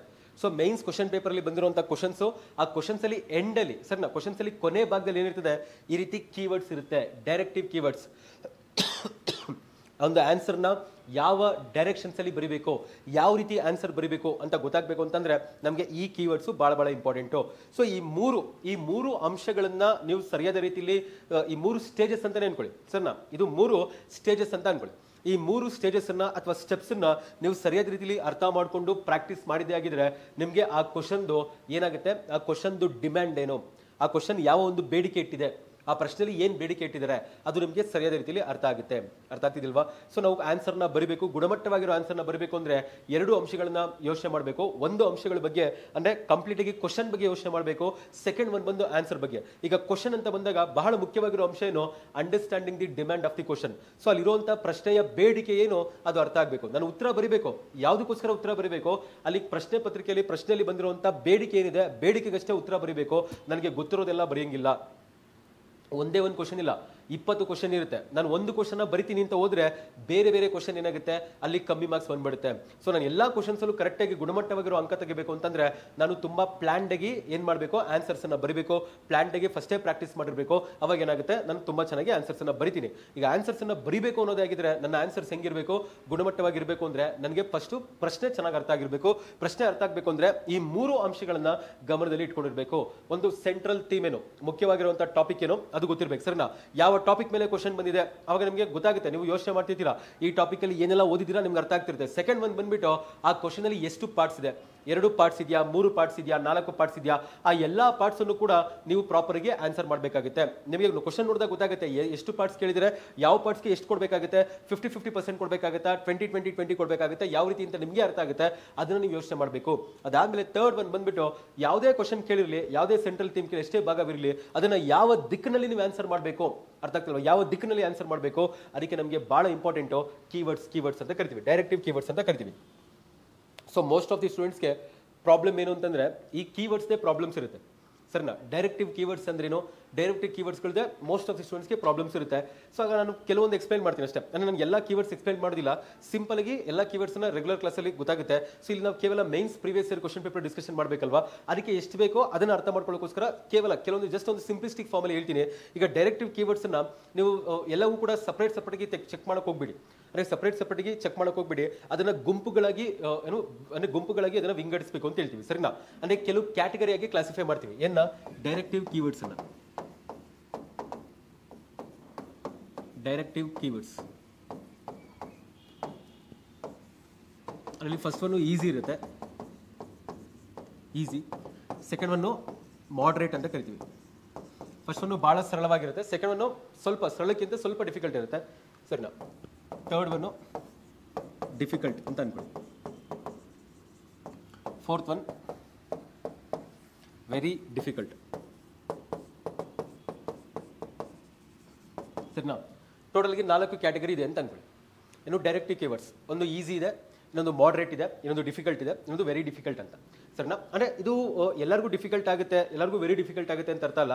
ಇದನ್ನು ನಾವು ಅರ್ಥ ಮಾಡಿಕೊಂಡು ಪ್ರಾಕ್ಟೀಸ್ ಮಾಡೋವರೆಗೂ ಇದೆಲ್ಲ ಈ ರೀತಿ ಇರುತ್ತೆ. ಸೊ ಹೋಗ್ತಾ ಹೋಗ್ತಾ ಅರ್ಥ ಆದ್ಮೇಲೆ ನಿಮ್ಗೆಲ್ಲವೂ ಕೂಡ ಸಿಂಪಲ್ ಆಗಿಬಿಡುತ್ತೆ. ಅಂದರೆ 4 ಕ್ಯಾಟಗರಿ ಕೂಡ ಬಹಳ ಸರಳವಾಗುತ್ತೆ. ನೀವು ಎಷ್ಟು ಅಭ್ಯಾಸ ಮಾಡ್ತೀರಾ, ಎಷ್ಟು ಬರಿತೀರಾ ಇದೆಲ್ಲ ಬಂದ್ಬಿಡುತ್ತೆ. ಸರಿನಾ? ಈಗ ನೀವು ಈ ಕ್ಲಾಸನ್ನು ಕೇಳಿದ ತಕ್ಷಣ ನಿಮ್ಗೆ ಆನ್ಸರ್ ರೈಟಿಂಗ್ ಬಗ್ಗೆ ಎಲ್ಲವೂ ಗೊತ್ತಿರೋದಿಲ್ಲ. ನಿಮ್ಗೆ ಯಾವಾಗ ಗೊತ್ತಾಗುತ್ತೆ, ನೀವು ಆನ್ಸರ್ಸನ್ನು ಬರಿಬೇಕು. ಎಷ್ಟು ಆನ್ಸರ್ಸನ್ನು ಬರಿತಿರ್ತೀರಾ ಅದ್ರ ಮೇಲೆ ನಿಮ್ಗೆ ಎಲ್ಲವೂ ಕೂಡ ಅರ್ಥ ಆಗ್ತಾ ಹೋಗುತ್ತೆ. ಸರಿನಾ? ಸೊ ಟೋಟಲ್ಗೆ 4 ಕ್ಯಾಟಗರಿಯಾಗಿ ಐಡೆಂಟಿಫೈ ಮಾಡಿರ್ತೀವಿ. ಟೋಟಲ್ಗೆ ನಿಮಗೆ 4 ಕ್ಯಾಟಗರಿಯಾಗಿ ಬರುತ್ತೆ. ಸರಿನಾ? ಅದರಲ್ಲಿ ಫಸ್ಟ್ ಕ್ಯಾಟಗರಿ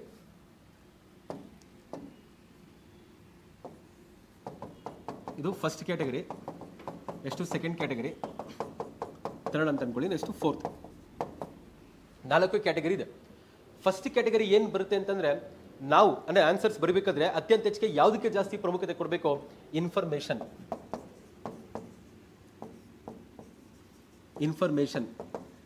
ಸರಿನಾ? ಅಂದರೆ ಇನ್ಫಾರ್ಮೇಷನ್ ಅನ್ನು ಮಾಹಿತಿ, ಅಂದರೆ ಅತ್ಯಂತ ಹೆಚ್ಚಿಗೆ ಮಾಹಿತಿ ಬಗ್ಗೆ ಅಷ್ಟೇ ಇನ್ಫಾರ್ಮೇಷನ್. ಅಂದರೆ ಇನ್ಫಾರ್ಮೇಷನ್ ಅಂತಂದ್ರೆ ನಮಗೇನು ಗೊತ್ತಿದೆ ಅದ್ರ ಬಗ್ಗೆ ಜಾಸ್ತಿ ಬರೀಬೇಕು ಅಷ್ಟೇ, ಸರಿನಾ?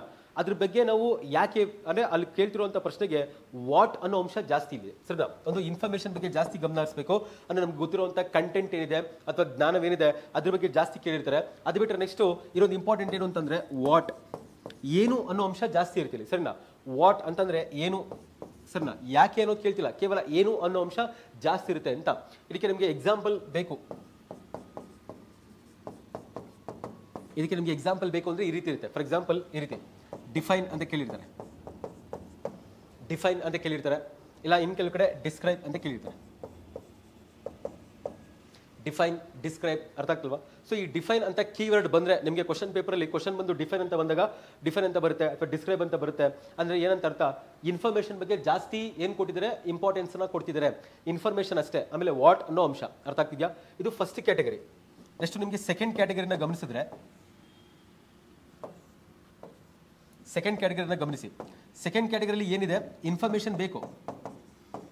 ಹೌದು, ಇನ್ಫಾರ್ಮೇಷನ್ ಬೇಕು ಅಂದರೆ ಕಂಟೆಂಟ್ ಬೇಕು. ಕೇವಲ ಕಂಟೆಂಟ್ ಅಷ್ಟೇ ಅಲ್ಲ, ಕಂಟೆಂಟ್ ಜೊತೆಗೆ ಯಾಕೆ ಅನ್ನೋದು ಕೂಡ ಇಂಪಾರ್ಟೆಂಟ್ ಆಗುತ್ತೆ. ಕಂಟೆಂಟು ಬೇಕು, ಆಮೇಲೆ ನೆಕ್ಸ್ಟ್ ನಮಗೆ ವಾಟ್ ಪ್ಲಸ್ ವೈ, ವಾಟ್ ಅನ್ನೋ ಅಂಶ ಯಾಕೆ ಅನ್ನೋದು ಕೂಡ ಸೇರಿಸ್ಕೊಂಡು ಬರೀಬೇಕಾಗುತ್ತೆ. ಕೇವಲ ಏನು ಅನ್ನೋದಷ್ಟೇ ಇಲ್ಲ, ಇಲ್ಲಿ ಡಿಸ್ಕ್ರೈಬ್ ಅಂದರೆ ವಿವರಿಸಿ, ಡಿಫೈನ್ ಮಾಡಿ ಇಷ್ಟೇ ಇರ್ತದಲ್ವಾ? ಅಂದರೆ ಪರಿಭಾಷೆ ಮಾಡಿ ಡಿಫೈನ್ ಮಾಡಿ ಅಂತ ಅಷ್ಟೇ ಅಲ್ವಾ? ಇಲ್ಲಿ ಏನಿರ್ತದೆ? ಡಿಫೈನು ಮಾಡಬೇಕು, ಜೊತೆಗೆ ಯಾಕೆ ಅಂತ ಎಕ್ಸ್ಪ್ಲೈನು ಮಾಡಬೇಕಾಗುತ್ತೆ. ಈ ಥರ ಇರುತ್ತೆ ನೋಡಿ. Example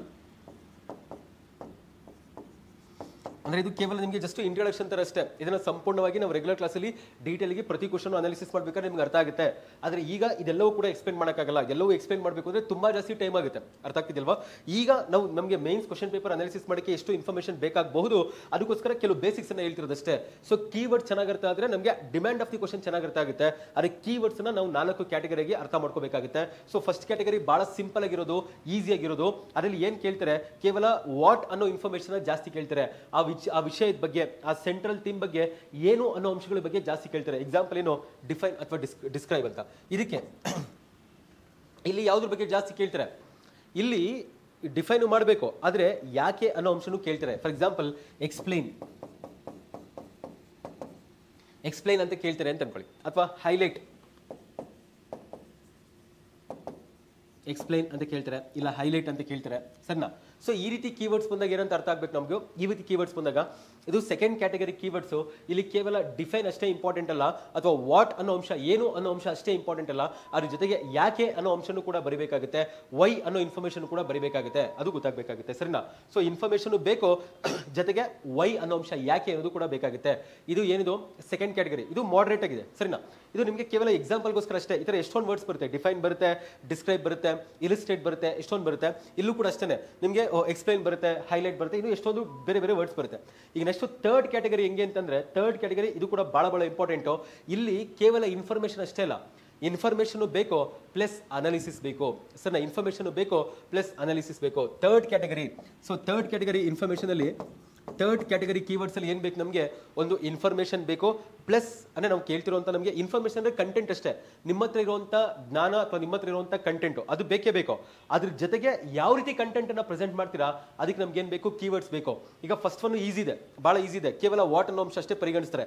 second one ವಾಟು plus Y ಅಂತ ಪರಿಗಣಿಸ್ತಾರೆ. ಥರ್ಡ್ ಒನ್ ಇನ್ಫಾರ್ಮೇಷನ್ ಜೊತೆಗೆ ಅನಾಲಿಸಿಸ್. ಇನ್ಫಾರ್ಮೇಷನ್ ಬೇಕು, ಬರೀ ಇನ್ಫಾರ್ಮೇಷನ್ ಅಷ್ಟೇ ಅಲ್ಲ, ಇನ್ಫಾರ್ಮೇಷನ್ ಜೊತೆಗೆ ನಮ್ಗೆ ಏನು ಬೇಕು? ಅನಾಲಿಸಿಸ್ ಬೇಕು ಅಂತ ಹೇಳ್ತೀವಿ, ಸರಿನಾ? ಸೊ ಅನಾಲಿಸಿಸ್ ಅಂದ್ರೆ ಅಂತ ಅರ್ಥ ವಿಶ್ಲೇಷಣೆ ಮಾಡಬೇಕು ಅಂತ ಅರ್ಥ, ಸರಿನಾ? ವಿಶ್ಲೇಷಣೆ ಮಾಡಬೇಕು ಅಂದ್ರೆ ಏನಂತ ಅರ್ಥ? ಸೊ ಯಾವುದಾದ್ರೂ ಒಂದು ವಿಚಾರ ಕುರಿತಾಗಿ ಅಥವಾ ಒಂದು ಸೆಂಟ್ರಲ್ ಥೀಮ್ ಅಥವಾ ಸೆಂಟ್ರಲ್ ಟಾಪಿಕ್ ಏನು ಕೊಟ್ಟಿದ್ದಾರೆ ಆ ಟಾಪಿಕ್ನ 360 ಡಿಗ್ರಿ ನಾನು ಚೆಕ್ ಮಾಡಬೇಕು, ಸರಿನಾ? ಎಲ್ಲ ರೀತಿ ಚೆಕ್ ಮಾಡಬೇಕು. ಅದ್ರ ಬಗ್ಗೆ ಪಾಸಿಟಿವ್ ಏನಿದೆ, ಸಕಾರಾತ್ಮಕವಾಗಿ ಏನಿದೆ, ನಕಾರಾತ್ಮಕವಾಗಿ ಏನಿದೆ, ಅದ್ರದ್ದು ಬೆನಿಫಿಟ್ ಏನಿದೆ, ಸರಿನಾ? ಅದ್ರದ್ದು ಡಿಸ್ಅಡ್ವಾಂಟೇಜಸ್ ಏನಿದೆ, ಎಲ್ಲವೂ ಕೂಡ ಗೊತ್ತಿರಬೇಕು. ಸೊ ಇದಕ್ಕೆ ಎಕ್ಸಾಂಪಲ್ ಆಗಿ ಇನ್ಫಾರ್ಮೇಷನ್ ಪ್ಲಸ್ ಅನಾಲಿಸಿಸ್, ಇದಕ್ಕೆ ಎಕ್ಸಾಂಪಲ್ ಆಗಿ ಏನು? ಒಂದು ಡಿಸ್ಕಸ್, ಚರ್ಚಿಸಿ, ಸರಿನಾ? ಡಿಸ್ಕಸ್ ಮಾಡಿ. ಇನ್ನೊಂದು ಕಮೆಂಟ್ ಅಂತ ಕೇಳಿರ್ತೀರ, ಕ್ವಶನ್ ಪೇಪರ್ ಈ ತರ ಬರುತ್ತೆ. ಏನಂತ ಬರುತ್ತೆ, ಯಾವ್ದಾದ್ರು ಒಂದು ಕ್ವಶನ್ ಕೊಟ್ಬಿಟ್ಟು ಪಕ್ಕದಲ್ಲಿ ಹಾಕಿರ್ತಾರೆ ಡಿಸ್ಕಸ್, ಚರ್ಚಿಸಿ, ಅದ್ ಬಿಟ್ರೆ ಕಮೆಂಟ್ ಅಂತ ಹಾಕಿರ್ತಾರೆ, ಅದ್ ಬಿಟ್ರೆ ಪರಿಶೀಲಿಸಿ ಅಂದ್ರೆ ಎಕ್ಸಾಮಿನ್, ಅದ್ ಬಿಟ್ರೆ ಅನಾಲಿಸಿಸ್ ಅಥವಾ ಅನಲೈಸ್ ಅಂತ ಕೇಳ್ತಾರೆ. ಸರಿನಾ, ಅನಲೈಸ್ ಅಂತ. ಸೊ ಇದು ಥರ್ಡ್ ಕ್ಯಾಟಗರಿ. ಇದು ಸ್ವಲ್ಪ ಡಿಫಿಕಲ್ಟ್ ಆಗುತ್ತೆ.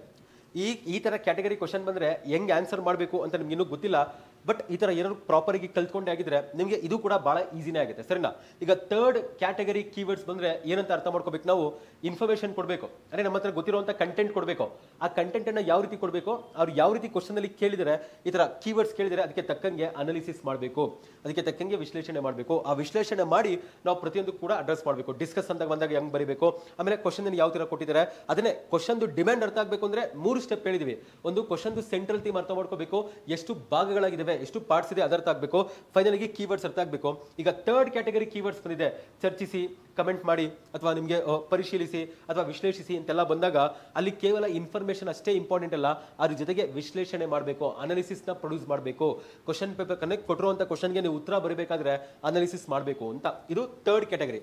ಇದು ಡಿಫಿಕಲ್ಟ್ ಇದೆ. ಇದಕ್ಕಿಂತ ಜಾಸ್ತಿ ಡಿಫಿಕಲ್ಟ್ ಫೋರ್ತ್ ಕ್ಯಾಟಗರಿ ಬರುತ್ತೆ. ಫೋರ್ತ್ ಕ್ಯಾಟಗರಿ ಏನ್ ಕೇಳ್ತಾರೆ, ಇಲ್ಲೂ ಕೂಡ ಇನ್ಫಾರ್ಮೇಶನ್ ಬೇಕು. ಸರಿನಾ, ಇಲ್ಲೂ ಕೂಡ ಇನ್ಫಾರ್ಮೇಶನ್ ಇಂಪಾರ್ಟೆಂಟ್. ಇನ್ಫಾರ್ಮೇಶನ್ ಜೊತೆಗೆ ಅನಾಲಿಸಿಸು ಇಂಪಾರ್ಟೆಂಟ್. ಇನ್ಫಾರ್ಮೇಶನ್ ಬೇಕು, ಅನಾಲಿಸಿಸು ಬೇಕು. ಸರಿನಾ, ಇನ್ಫಾರ್ಮೇಶನ್ ಅನಾಲಿಸಿಸು, ಅದ್ರ ಜೊತೆಗೆ ಇನ್ನೊಂದು ಎಕ್ಸ್ಟ್ರಾ ಸ್ಟೆಪ್ ಇದೆ, information analysis plus critical thinking. ಸರಿನಾ, ಮಾಹಿತಿ ಕೊಡ್ತೀರಾ, ಕಂಟೆಂಟ್ ಇದೆ, ಆ ಕಂಟೆಂಟ್ ಏನ್ ಮಾಡ್ಬೇಕು ನಾವು, ವಿಶ್ಲೇಷಣೆ ಮಾಡಬೇಕು. ಅದ್ರ ಜೊತೆಗೆ ವಿಮರ್ಶಾತ್ಮಕವಾಗಿ ಯೋಚನೆ ಮಾಡಿ ನಾವೇನ್ ಮಾಡಬೇಕು, ಅನಾಲಿಸಿಸ್ ಮಾಡಬೇಕು ಅಂತ. ಕ್ರಿಟಿಕಲ್ ಥಿಂಕಿಂಗ್ ಬೇಕು. ಅಂದ್ರೆ ಕ್ರಿಟಿಕಲ್ ಥಿಂಕಿಂಗ್, ವಿಮರ್ಶಾತ್ಮಕವಾಗಿ ಯೋಚನೆ ಮಾಡುವಂತ ರೀತಿ ನಮಗೆ ಗೊತ್ತಿರಬೇಕು ಅಂತ. ಸರಿನಾ, ಸಿಂಪಲ್ ಆಗಿ ಏನ್ ಬರುತ್ತೆ, ಈಗ ಥರ್ಡ್ ಕ್ಯಾಟಗರಿ ಇದೆಯಲ್ವಾ, third category fourth category similarity ಇದೆ. ಸರಿನಾ, ಅದೇ ಕೆಲವೊಂದು ಅಂಶಗಳಲ್ಲಿ ಚೇಂಜ್ ಆಗುತ್ತೆ, ಅದು ನಿಮಗೆ ಕ್ವಶನ್ ಬಂದಾಗ ಅರ್ಥ ಆಗುತ್ತೆ ಅಷ್ಟೇ. ಸೊ ಈಗ ಎಕ್ಸ್ಪ್ಲೈನ್ ಮಾಡಿದ್ರೆ ಗೊತ್ತಾಗಲ್ಲ, ಅಂದ್ರೆ ಎಕ್ಸ್ಪ್ಲೈನ್ ಮಾಡ್ಬೋದು ಬಟ್ ತುಂಬಾ ಟೈಮ್ ಆಗುತ್ತೆ. ಇದೆಲ್ಲ ಕ್ಯಾಟಗರಿ ನಾವು ಏನೇನು ಬರ್ಕೊಂಡಿದೀವಲ್ವಾ, ಈ ಕ್ಯಾಟಗರೀಸ್ ಈ ಕ್ಯಾಟಗರೀಸ್ ಎಲ್ಲ ನಿಮಗೆ ತುಂಬಾ ಚೆನ್ನಾಗಿ ಅರ್ಥ ಆಗ್ಬೇಕು ಅಂತಂದ್ರೆ ನಾವು ಒಂದೊಂದು ಕ್ಯಾಟಗರಿಗೂ 10 ಕ್ವಶನ್ ಡಿಸ್ಕಷನ್ ಮಾಡಿದಾಗ ನಿಮಗೆ ತುಂಬಾ ಚೆನ್ನಾಗಿ ಅರ್ಥ ಆಗ್ಬಿಡುತ್ತೆ. ಸರಿನಾ, ಒಂದೊಂದು ಕ್ಯಾಟಗರಿಗೂ 10 ಕ್ವಶನ್ ಡಿಸ್ಕಷನ್ ಮಾಡ್ತಿದ್ರೆ ಆಗ ನಿಮ್ಗೆ ಆ ಕ್ಯಾಟಗರಿ ಬಹಳ ಸಿಂಪಲ್ ಆಗಿಬಿಡುತ್ತೆ. ಹೆಂಗೆ ಕ್ವಶನ್ ಬಂದ್ರೆ ಆನ್ಸರ್ ಬರೆದು ಬಿಡ್ತೀರಾ. ಸರಿನಾ, ಅರೆ ಪ್ರಾಬ್ಲಮ್ ಏನೋ, ನಾವು ಯಾರು ಕೂಡ ಈ ರೀತಿ ಪ್ರಾಕ್ಟೀಸ್ ಮಾಡಿಲ್ಲ. ಸರಿನಾ, ಸೊ ಇದಕ್ಕೆ ಎಕ್ಸಾಂಪಲ್ಸ್ ಅಂತಂದ್ರೆ ಈ ರೀತಿ ಬರುತ್ತೆ ನೋಡಿ, ಕ್ರಿಟಿಕಲಿ ಎಕ್ಸಾಮಿನ್, ಈ ರೀತಿ ಬರುತ್ತೆ. ಕ್ರಿಟಿಕಲಿ ಎಕ್ಸಾಮಿನ್ ಅಂದ್ರೇನು, ವಿಮರ್ಶಾತ್ಮಕವಾಗಿ ಪರಿಶೀಲಿಸಿ. ಒಂದು ಕ್ವಶನ್ ಕೊಡ್ತಾರೆ, ಒಂದು ಸ್ಟೇಟ್ಮೆಂಟ್ ಕೊಡ್ತಾರೆ, ಎಂಡಲ್ಲಿ ಕ್ರಿಟಿಕಲಿ ಎಕ್ಸಾಮಿನ್ ಅಂತ ಇರುತ್ತೆ. ಸೊ ಈ ರೀತಿ ಬಂದಾಗ ಹೆಂಗ್ ಬರೀಬೇಕು, ಇನ್ಫಾರ್ಮೇಶನ್ ಕೊಡಬೇಕು, ಅನಾಲಿಸಿಸ್ ಮಾಡಬೇಕು, ಪ್ಲಸ್ ಕ್ರಿಟಿಕಲ್ ಥಿಂಕಿಂಗ್ ಕಾಣಿಸ್ಬೇಕು. ನೀವು ಬರಿತಿರುವಂತ ಉತ್ತರದಲ್ಲಿ ವಿಮರ್ಶಾತ್ಮಕವಾಗಿ ಯೋಚನೆ ಮಾಡೋದು ಕಾಣಬೇಕು. ಸೊ ಒಂದು ಪಾಸಿಟಿವ್ ಪಾಯಿಂಟ್ ಅಲ್ಲಿ ನೆಗೆಟಿವ್ ಗೊತ್ತಿರಬೇಕು. ಆ ನೆಗೆಟಿವ್ ಪಾಸಿಟಿವ್ ಪಾಯಿಂಟ್ ಜೊತೆಗೆ ನಿಮ್ಮ ಒಂದು ಫೈನಲ್ ಆಗಿ ನಿಮ್ಮ ಒಂದು ಡಿಸಿಷನ್ ಏನಿದೆ, ಜಜ್ಮೆಂಟ್ ಏನಿದೆ, ಅದು ಕೂಡ ಸೇರಿಸಿ ಬರಿಬೇಕಾಗುತ್ತೆ. ಒಂದು ಎಕ್ಸಾಂಪಲ್ ಕ್ರಿಟಿಕಲ್ ಥಿಂಕಿಂಗ್, ಇನ್ನೊಂದು ಕ್ರಿಟಿಕಲಿ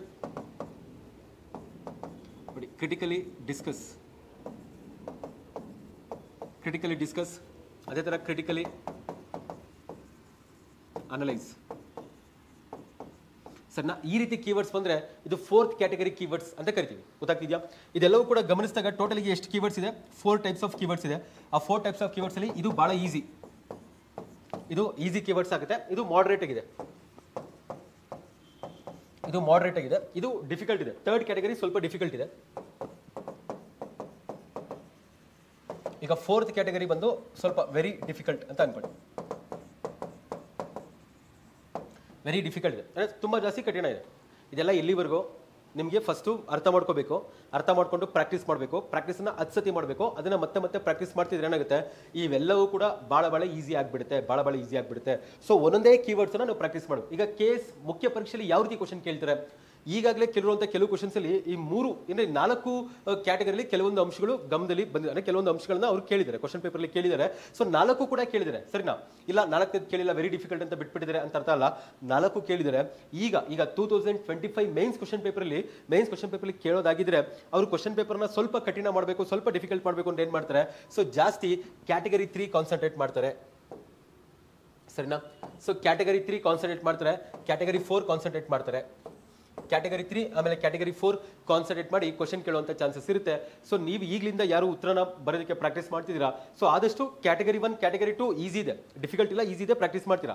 ಆದರೆ ಕ್ಯಾಟಗರಿ 3 ಕ್ಯಾಟಗರಿ 4 ಕೂಡ ಸರಿಯಾದ ರೀತಿಯಲ್ಲಿ ಪ್ರಾಕ್ಟೀಸ್ ಮಾಡಿ ಸರಿಯಾದ ರೀತಿಯಲ್ಲಿ ಅರ್ಥ ಮಾಡ್ಕೊಳ್ಳಿ, ಅವಾಗ ಏನಾಗುತ್ತೆ ಬಹಳ ಈಸಿ ಆಗುತ್ತೆ, ಅಂದ್ರೆ ಮಾರ್ಕ್ಸ್ ಕೂಡ ಹೆಚ್ಚಿಗೆ ಸ್ಕೋರ್ ಮಾಡ್ಬೋದು. ಈಗ ನೀವು ಈ ತರ ಮಾಡಿಲ್ಲ ಅಂತ ಅನ್ಕೊಳ್ಳಿ, ಬೇರೆ ಯಾರು ಸ್ಟೂಡೆಂಟ್ಸು ಇದೇ ಲೆವೆಲ್ಗೆ ಪ್ರಿಪರೇಷನ್ ಮಾಡಿ ಅವ್ರೇನ್ ಮಾಡ್ತಾರೆ ನಿಮ್ಗಿಂತ ಜಾಸ್ತಿ ಸ್ಕೋರ್ ಮಾಡ್ತಾರೆ. ಗೊತ್ತಾಗ್ತಲ್ವಾ? ಈಗ ಮೇನ್ಸ್ ಆನ್ಸರ್ ಬರಬೇಕು ಅಂದ್ರೆ ಎರಡು ಅಂಶಗಳು ಬಹಳ ಇಂಪಾರ್ಟೆಂಟ್ ಆಗಿರುವಂತ ಅಂಶಗಳು. ಸೊ ಒಂದು ಅಂಶ ನಾವೇನ್ ಚರ್ಚೆ ಮಾಡಿದ್ವಿ, ಒಂದು ಅಂಶ ಏನ್ ಚರ್ಚೆ ಮಾಡಿದ್ವಿ ಅಂದ್ರೆ ಕ್ವಶನ್ ಸರಿನಾ? ಸೊ ಕ್ವಶನ್ ಅಲ್ಲಿ ಏನ್ ಇಂಪಾರ್ಟೆಂಟ್ ಆಗುತ್ತೆ, understanding the demand of the question. So ಮುಖ್ಯವಾಗಿ ಕ್ವಶನ್ ಡಿಮ್ಯಾಂಡ್ ಅರ್ಥ ಆದ್ರೆ ನಾನು ಆನ್ಸರ್ ಬರಿಬೋದು. ಸೊ ಕ್ವಶನ್ ಡಿಮ್ಯಾಂಡ್ ಅರ್ಥ ಮಾಡ್ಕೋಬೇಕು ಅಂದ್ರೆ ಮೂರು ಅಂಶಗಳು, ಆ ಮೂರು ಅಂಶಗಳಲ್ಲಿ ಸೆಂಟ್ರಲ್ ಥೀಮ್ ಏನು ಅಂದ್ರೆ ಸ್ಟೆಪ್ ನಂಬರ್ 1.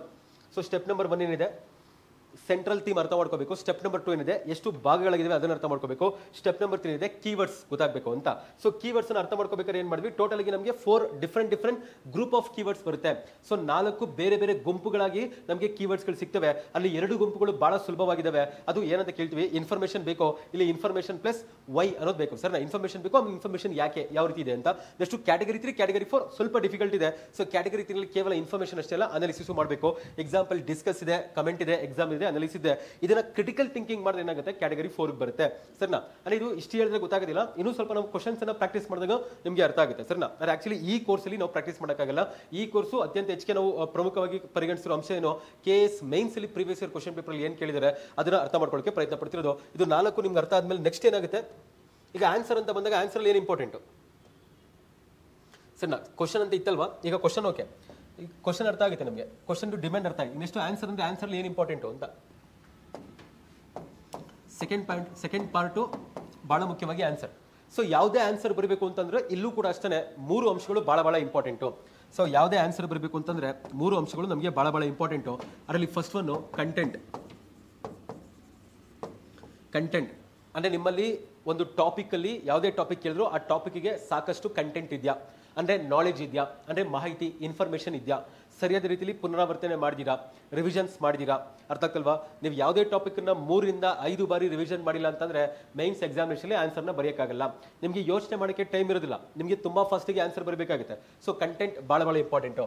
ಈಗ ಕಂಟೆಂಟ್ ಅಂತ ಬಂದಾಗ ಕಂಟೆಂಟ್ನ ನಾವು ಎಲ್ಲಿ ತೋರಿಸ್ಬೋದು, ನಾವು ಬರ್ತಿರೋ ಕಂಟೆಂಟ್ ಎಲ್ಲಿ ತೋರಿಸ್ಬೋದು. ಸೊ ಕಂಟೆಂಟ್ ಅಂತ ಬಂದಾಗ ಇದು 3 ಇಂಪಾರ್ಟೆಂಟ್ ಆಗುತ್ತೆ. ಒಂದು ಇಂಟ್ರೊಡಕ್ಷನ್ ಅಂದ್ರೆ ನಾವು ಬರೀತಿರುವಂತ ಆನ್ಸರ್ಸ್ ಅಲ್ಲಿ ಪ್ರಾಪರ್ ಆಗಿರುವಂತ ಒಂದು ಏನಿದೆ ಫಾರ್ಮೆಟ್ ಇದೆ. ಇಂಟ್ರೊಡಕ್ಷನ್ ಬರಬೇಕು, ಬಾಡಿ ಬರಬೇಕು, ಕನ್ಕ್ಲೂಷನ್ ಬರಬೇಕು. ಈಗ ನನಗೆ ಗೊತ್ತಿರುವಂತ ಮಾಹಿತಿ, ಗೊತ್ತಿರುವಂತ ನಾಲೆಜ್ ಅನ್ನ ಯಾವ ರೀತಿ ಪ್ರೆಸೆಂಟ್ ಮಾಡಬಹುದು ಕಂಟೆಂಟ್ ನ ಇಂಟ್ರೊಡಕ್ಷನ್ ಅಲ್ಲಿ ತೋರಿಸಬಹುದು. ಅದ್ ಬಿಟ್ರೆ ನೆಕ್ಸ್ಟ್ ಬಾಡಿ, ಅದ್ ಬಿಟ್ರೆ ಕನ್ಕ್ಲೂಷನ್. Introduction, body, conclusion. ಸರಿನಾ? ಈ 3 ಕಡೆ ನಾನು ಕಂಟೆಂಟ್ನ ನನಗೆ ಇಷ್ಟು ಚೆನ್ನಾಗಿ ವಿಚಾರ ಗೊತ್ತಿದೆ, ನನಗೆ ಇಷ್ಟು ಚೆನ್ನಾಗಿ ಮಾಹಿತಿ ಗೊತ್ತಿದೆ, ನಾಲೆಜ್ ಇದೆ ಅಂತ ನಾನು ತೋರಿಸ್ಬೋದು. ಸರಿನಾ? ಸೊ ಕಂಟೆಂಟು ಬಹಳ ಇಂಪಾರ್ಟೆಂಟು. ಅರ್ಥ ಆಗ್ತಿದ್ಯಾ? ಸೊ ಕಂಟೆಂಟ್ ನಿಮಗೆ 60%. ಒಂದು ಆನ್ಸರ್ಲಿ ಅತ್ಯಂತ ಮುಖ್ಯವಾಗಿ ಬೇಕಾಗೋದು ಕಂಟೆಂಟು. 60% ಏನಿದೆ ಕಂಟೆಂಟ್ ಬೇಕು. Next second one important structure ಅಂತ ಕರಿತೀವಿ. ಸೆಕೆಂಡ್ ಒನ್ ಸ್ಟ್ರಕ್ಚರ್, ಇದು ಕೂಡ ಬಹಳ ಇಂಪಾರ್ಟೆಂಟು. ಸರಿನಾ?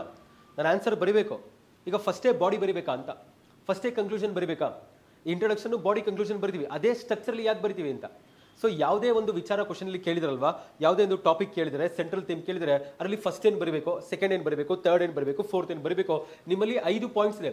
5 ಪಾಯಿಂಟ್ಸ್ನ ಯಾವ ರೀತಿ ಬರಿತೀರಾ, ಇರೋ ಬರದೆಲ್ಲ ಗೊತ್ತಿದೆ ಅಂತ ಸುಮ್ಮನೆ ಹೆಂಗಂದ್ರೆ ಹಂಗೆ ಬರಿತೀರಾ, ಹಂಗೆ ಬರ್ರೆ ಮಾರ್ಕ್ಸ್ ಸಿಗೋದಿಲ್ಲ. ಒಂದು ಪಾಯಿಂಟ್ ಆದ್ಮೇಲೆ ನೆಕ್ಸ್ಟ್ ಪಾಯಿಂಟು, ನೆಕ್ಸ್ಟ್ ಪಾಯಿಂಟ್ ಆದ್ಮೇಲೆ ನೆಕ್ಸ್ಟ್ ಪಾಯಿಂಟು, ಆಮೇಲೆ ಹೆಡ್ಡಿಂಗ್ಸ್ ಅನ್ನ ಬರಬೇಕು, ಸಬ್ ಹೆಡ್ಡಿಂಗ್ಸ್ ಅನ್ನ ಬರಬೇಕು, ಅದೆಲ್ಲವೂ ಕೂಡ ಪ್ರಾಕ್ಟೀಸ್ ಮಾಡಬೇಕು. ಅರ್ಥ ಆಗ್ತಲ್ವಾ? ಟಾಪಿಕ್ ಗೊತ್ತಿದೆ, ನನಗೆ ತುಂಬಾ ಚೆನ್ನಾಗಿ ಅರ್ಥ ಆಗಿದೆ, ಆದರೆ ಆನ್ಸರ್ ಬರೆಯೋ ರೀತಿನೇ ಬೇರೆ ತರ ಇರಬೇಕು. ಒಂದೇ ತರ ನೀವು 10 ಪಾಯಿಂಟ್ಸ್ ಬರೋದಿಲ್ಲ, ಅದನ್ನ ವಿಂಗಡಣೆ ಮಾಡಿ ಆನ್ಸರ್ ಬರಬೇಕಾಗುತ್ತೆ. ನಾನು ಎಕ್ಸ್ಪ್ಲೇನ್ ಮಾಡ್ತೀನಿ, ತೋರಿಸಿ ನಿಮಗೆ ಏನೆಲ್ಲ ಇನ್ಕ್ಲೂಡ್ ಮಾಡ್ಕೋಬಹುದು ಅಂತ. Previous year mains question discussion ಮಾಡ್ಬೇಕಾದ್ರೆ ಎಕ್ಸ್ಪ್ಲೇನ್ ಮಾಡ್ತೀವಿ, ಆಗ ನಿಮಗೆ ಸ್ವಲ್ಪ ಅರ್ಥ ಆಗುತ್ತೆ. ಸ್ಟ್ರಕ್ಚರ್ ಬಹಳ ಇಂಪಾರ್ಟೆಂಟು. ಸೊ ಸ್ಟ್ರಕ್ಚರು ಹತ್ತಿರ ನಮಗೆ 25% ಅಂತ ಅನ್ಕೊಳ್ಳಿ.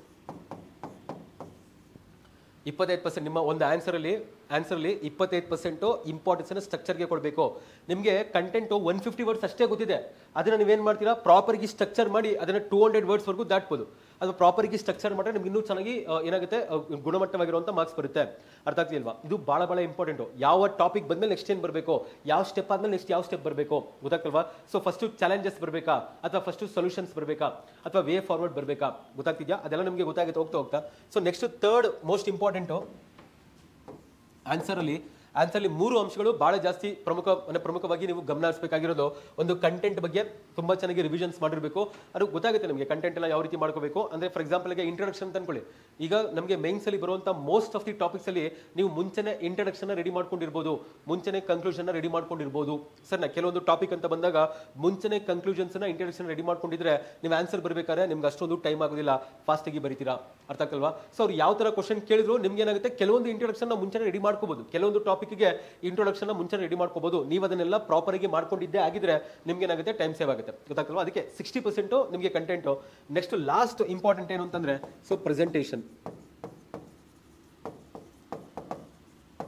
ಇದು ಕೂಡ ಬಹಳ ಇಂಪಾರ್ಟೆಂಟ್. ಪ್ರೆಸೆಂಟೇಷನ್ 15%. ಹೌದು, ನಾನು ಆನ್ಸರ್ ಬರಿತೀನಿ ಅಂತ ಎಲ್ಲ ಪ್ಯಾರಾಗ್ರಾಫ್ ಅಲ್ಲೇ ಬರೀಬೇಕಾ? ಪ್ಯಾರಾಗ್ರಾಫ್ ಅಲ್ಲಿ ಬರೀಬೇಕು ಅಂತಲ್ಲ. ಕೆಲವೊಂದು ಆನ್ಸರ್ನ ಈಗ ಎಥಿಕ್ಸ್ ಅಲ್ಲಿ ಬರೋದನ್ನ ಕೆಲವೊಂದು ಪ್ಯಾರಾಗ್ರಾಫ್ ಅಲ್ಲಿ ಬರೀಬಹುದು. ಸೊ ಎಲ್ಲವೂ ಕೂಡ ಪ್ಯಾರಾಗ್ರಾಫ್ ಅಲ್ಲಿ ಬರೀಬೇಕು ಅಂತಿಲ್ಲ, ಪಾಯಿಂಟ್ ಫಾರ್ಮೆಟ್ ಅಲ್ಲಿ ಬರೀಬೇಕು. ಸೊ ಪಾಯಿಂಟ್ಸ್ ಅಲ್ಲಿ ಬರೀಬೇಕು. ಸರಿನಾ? ಪ್ರೆಸೆಂಟೇಷನ್ ಯಾವ ರೀತಿ ನಿಮ್ಮ ಆನ್ಸರ್ನ ಪ್ರೆಸೆಂಟ್ ಮಾಡಿದೀರಾ, ಸರಿನಾ, ಯಾವ ರೀತಿ ನಿಮ್ಮ ಆನ್ಸರ್ನ ಪ್ರೆಸೆಂಟ್ ಮಾಡಿದೀರಾ, ನಿಮ್ಮ ಹ್ಯಾಂಡ್ ರೈಟಿಂಗ್ ಹೆಂಗಿರುತ್ತೆ, ಸರಿನಾ, ನಿಮ್ಮ ಹ್ಯಾಂಡ್ ರೈಟಿಂಗ್ ಹೆಂಗಿರುತ್ತೆ, ನೀವು ಬರೀತಿರೋದು ಯಾವ ರೀತಿ ಬರೀತಿದ್ದೀರಾ, ಪಾಯಿಂಟ್ಸ್ ತರ ಬರೀತಿದ್ದೀರಾ ಇಲ್ಲ ಪ್ಯಾರಾಗ್ರಾಫ್ ತರ ಬರೀತಿದ್ದೀರಾ, ಪ್ಯಾರಾಗ್ರಾಫ್ ಅಲ್ಲಿ ಬರೀತಿದ್ದೀರಾ, ಪಾಯಿಂಟ್ಸ್ ಅಲ್ಲಿ ಬರೀತಿದ್ದೀರಾ. ಅರ್ಥ ಆಗ್ತಿದ್ಯಾ? ಇಲ್ಲ ಅಂತಂದ್ರೆ ನೀವು ಬರೆದಿರೋ ಆನ್ಸರ್ಗೆ ಅಂಡರ್ಲೈನ್ ಮಾಡಿದೀರಾ, ನೀವು ಬರ್ತಿರೋ ಆನ್ಸರ್ಗೆ ಡಯಾಗ್ರಾಮ್ ಬರ್ದಿದ್ದೀರಾ, ಡಯಾಗ್ರಾಮ್ಸ್ ಬರ್ದಿದ್ದೀರಾ, ಅಥವಾ ಮ್ಯಾಪ್ಸ್ ಅಂತ ಅನ್ಕೊಳ್ಳಿ. ಎಸ್ಪೆಷಲಿ ಜಿಯೋಗ್ರಫಿ ಹಿಸ್ಟ್ರಿ ಬಂದ್ರೆ ಮ್ಯಾಪ್ಸ್ ಅನ್ನ ಬರಬೇಕು, ಮ್ಯಾಪ್ಸ್ ಅನ್ನ ಬರ್ದಿದ್ದೀರಾ. ಸರಿನಾ? ಇಲ್ಲ ಅಂತಂದ್ರೆ ನಿಮಗೆ ಫ್ಲೋ ಚಾರ್ಟ್ಸ್ ಅಂತ ಅನ್ಕೊಳ್ಳಿ, ಫ್ಲೋ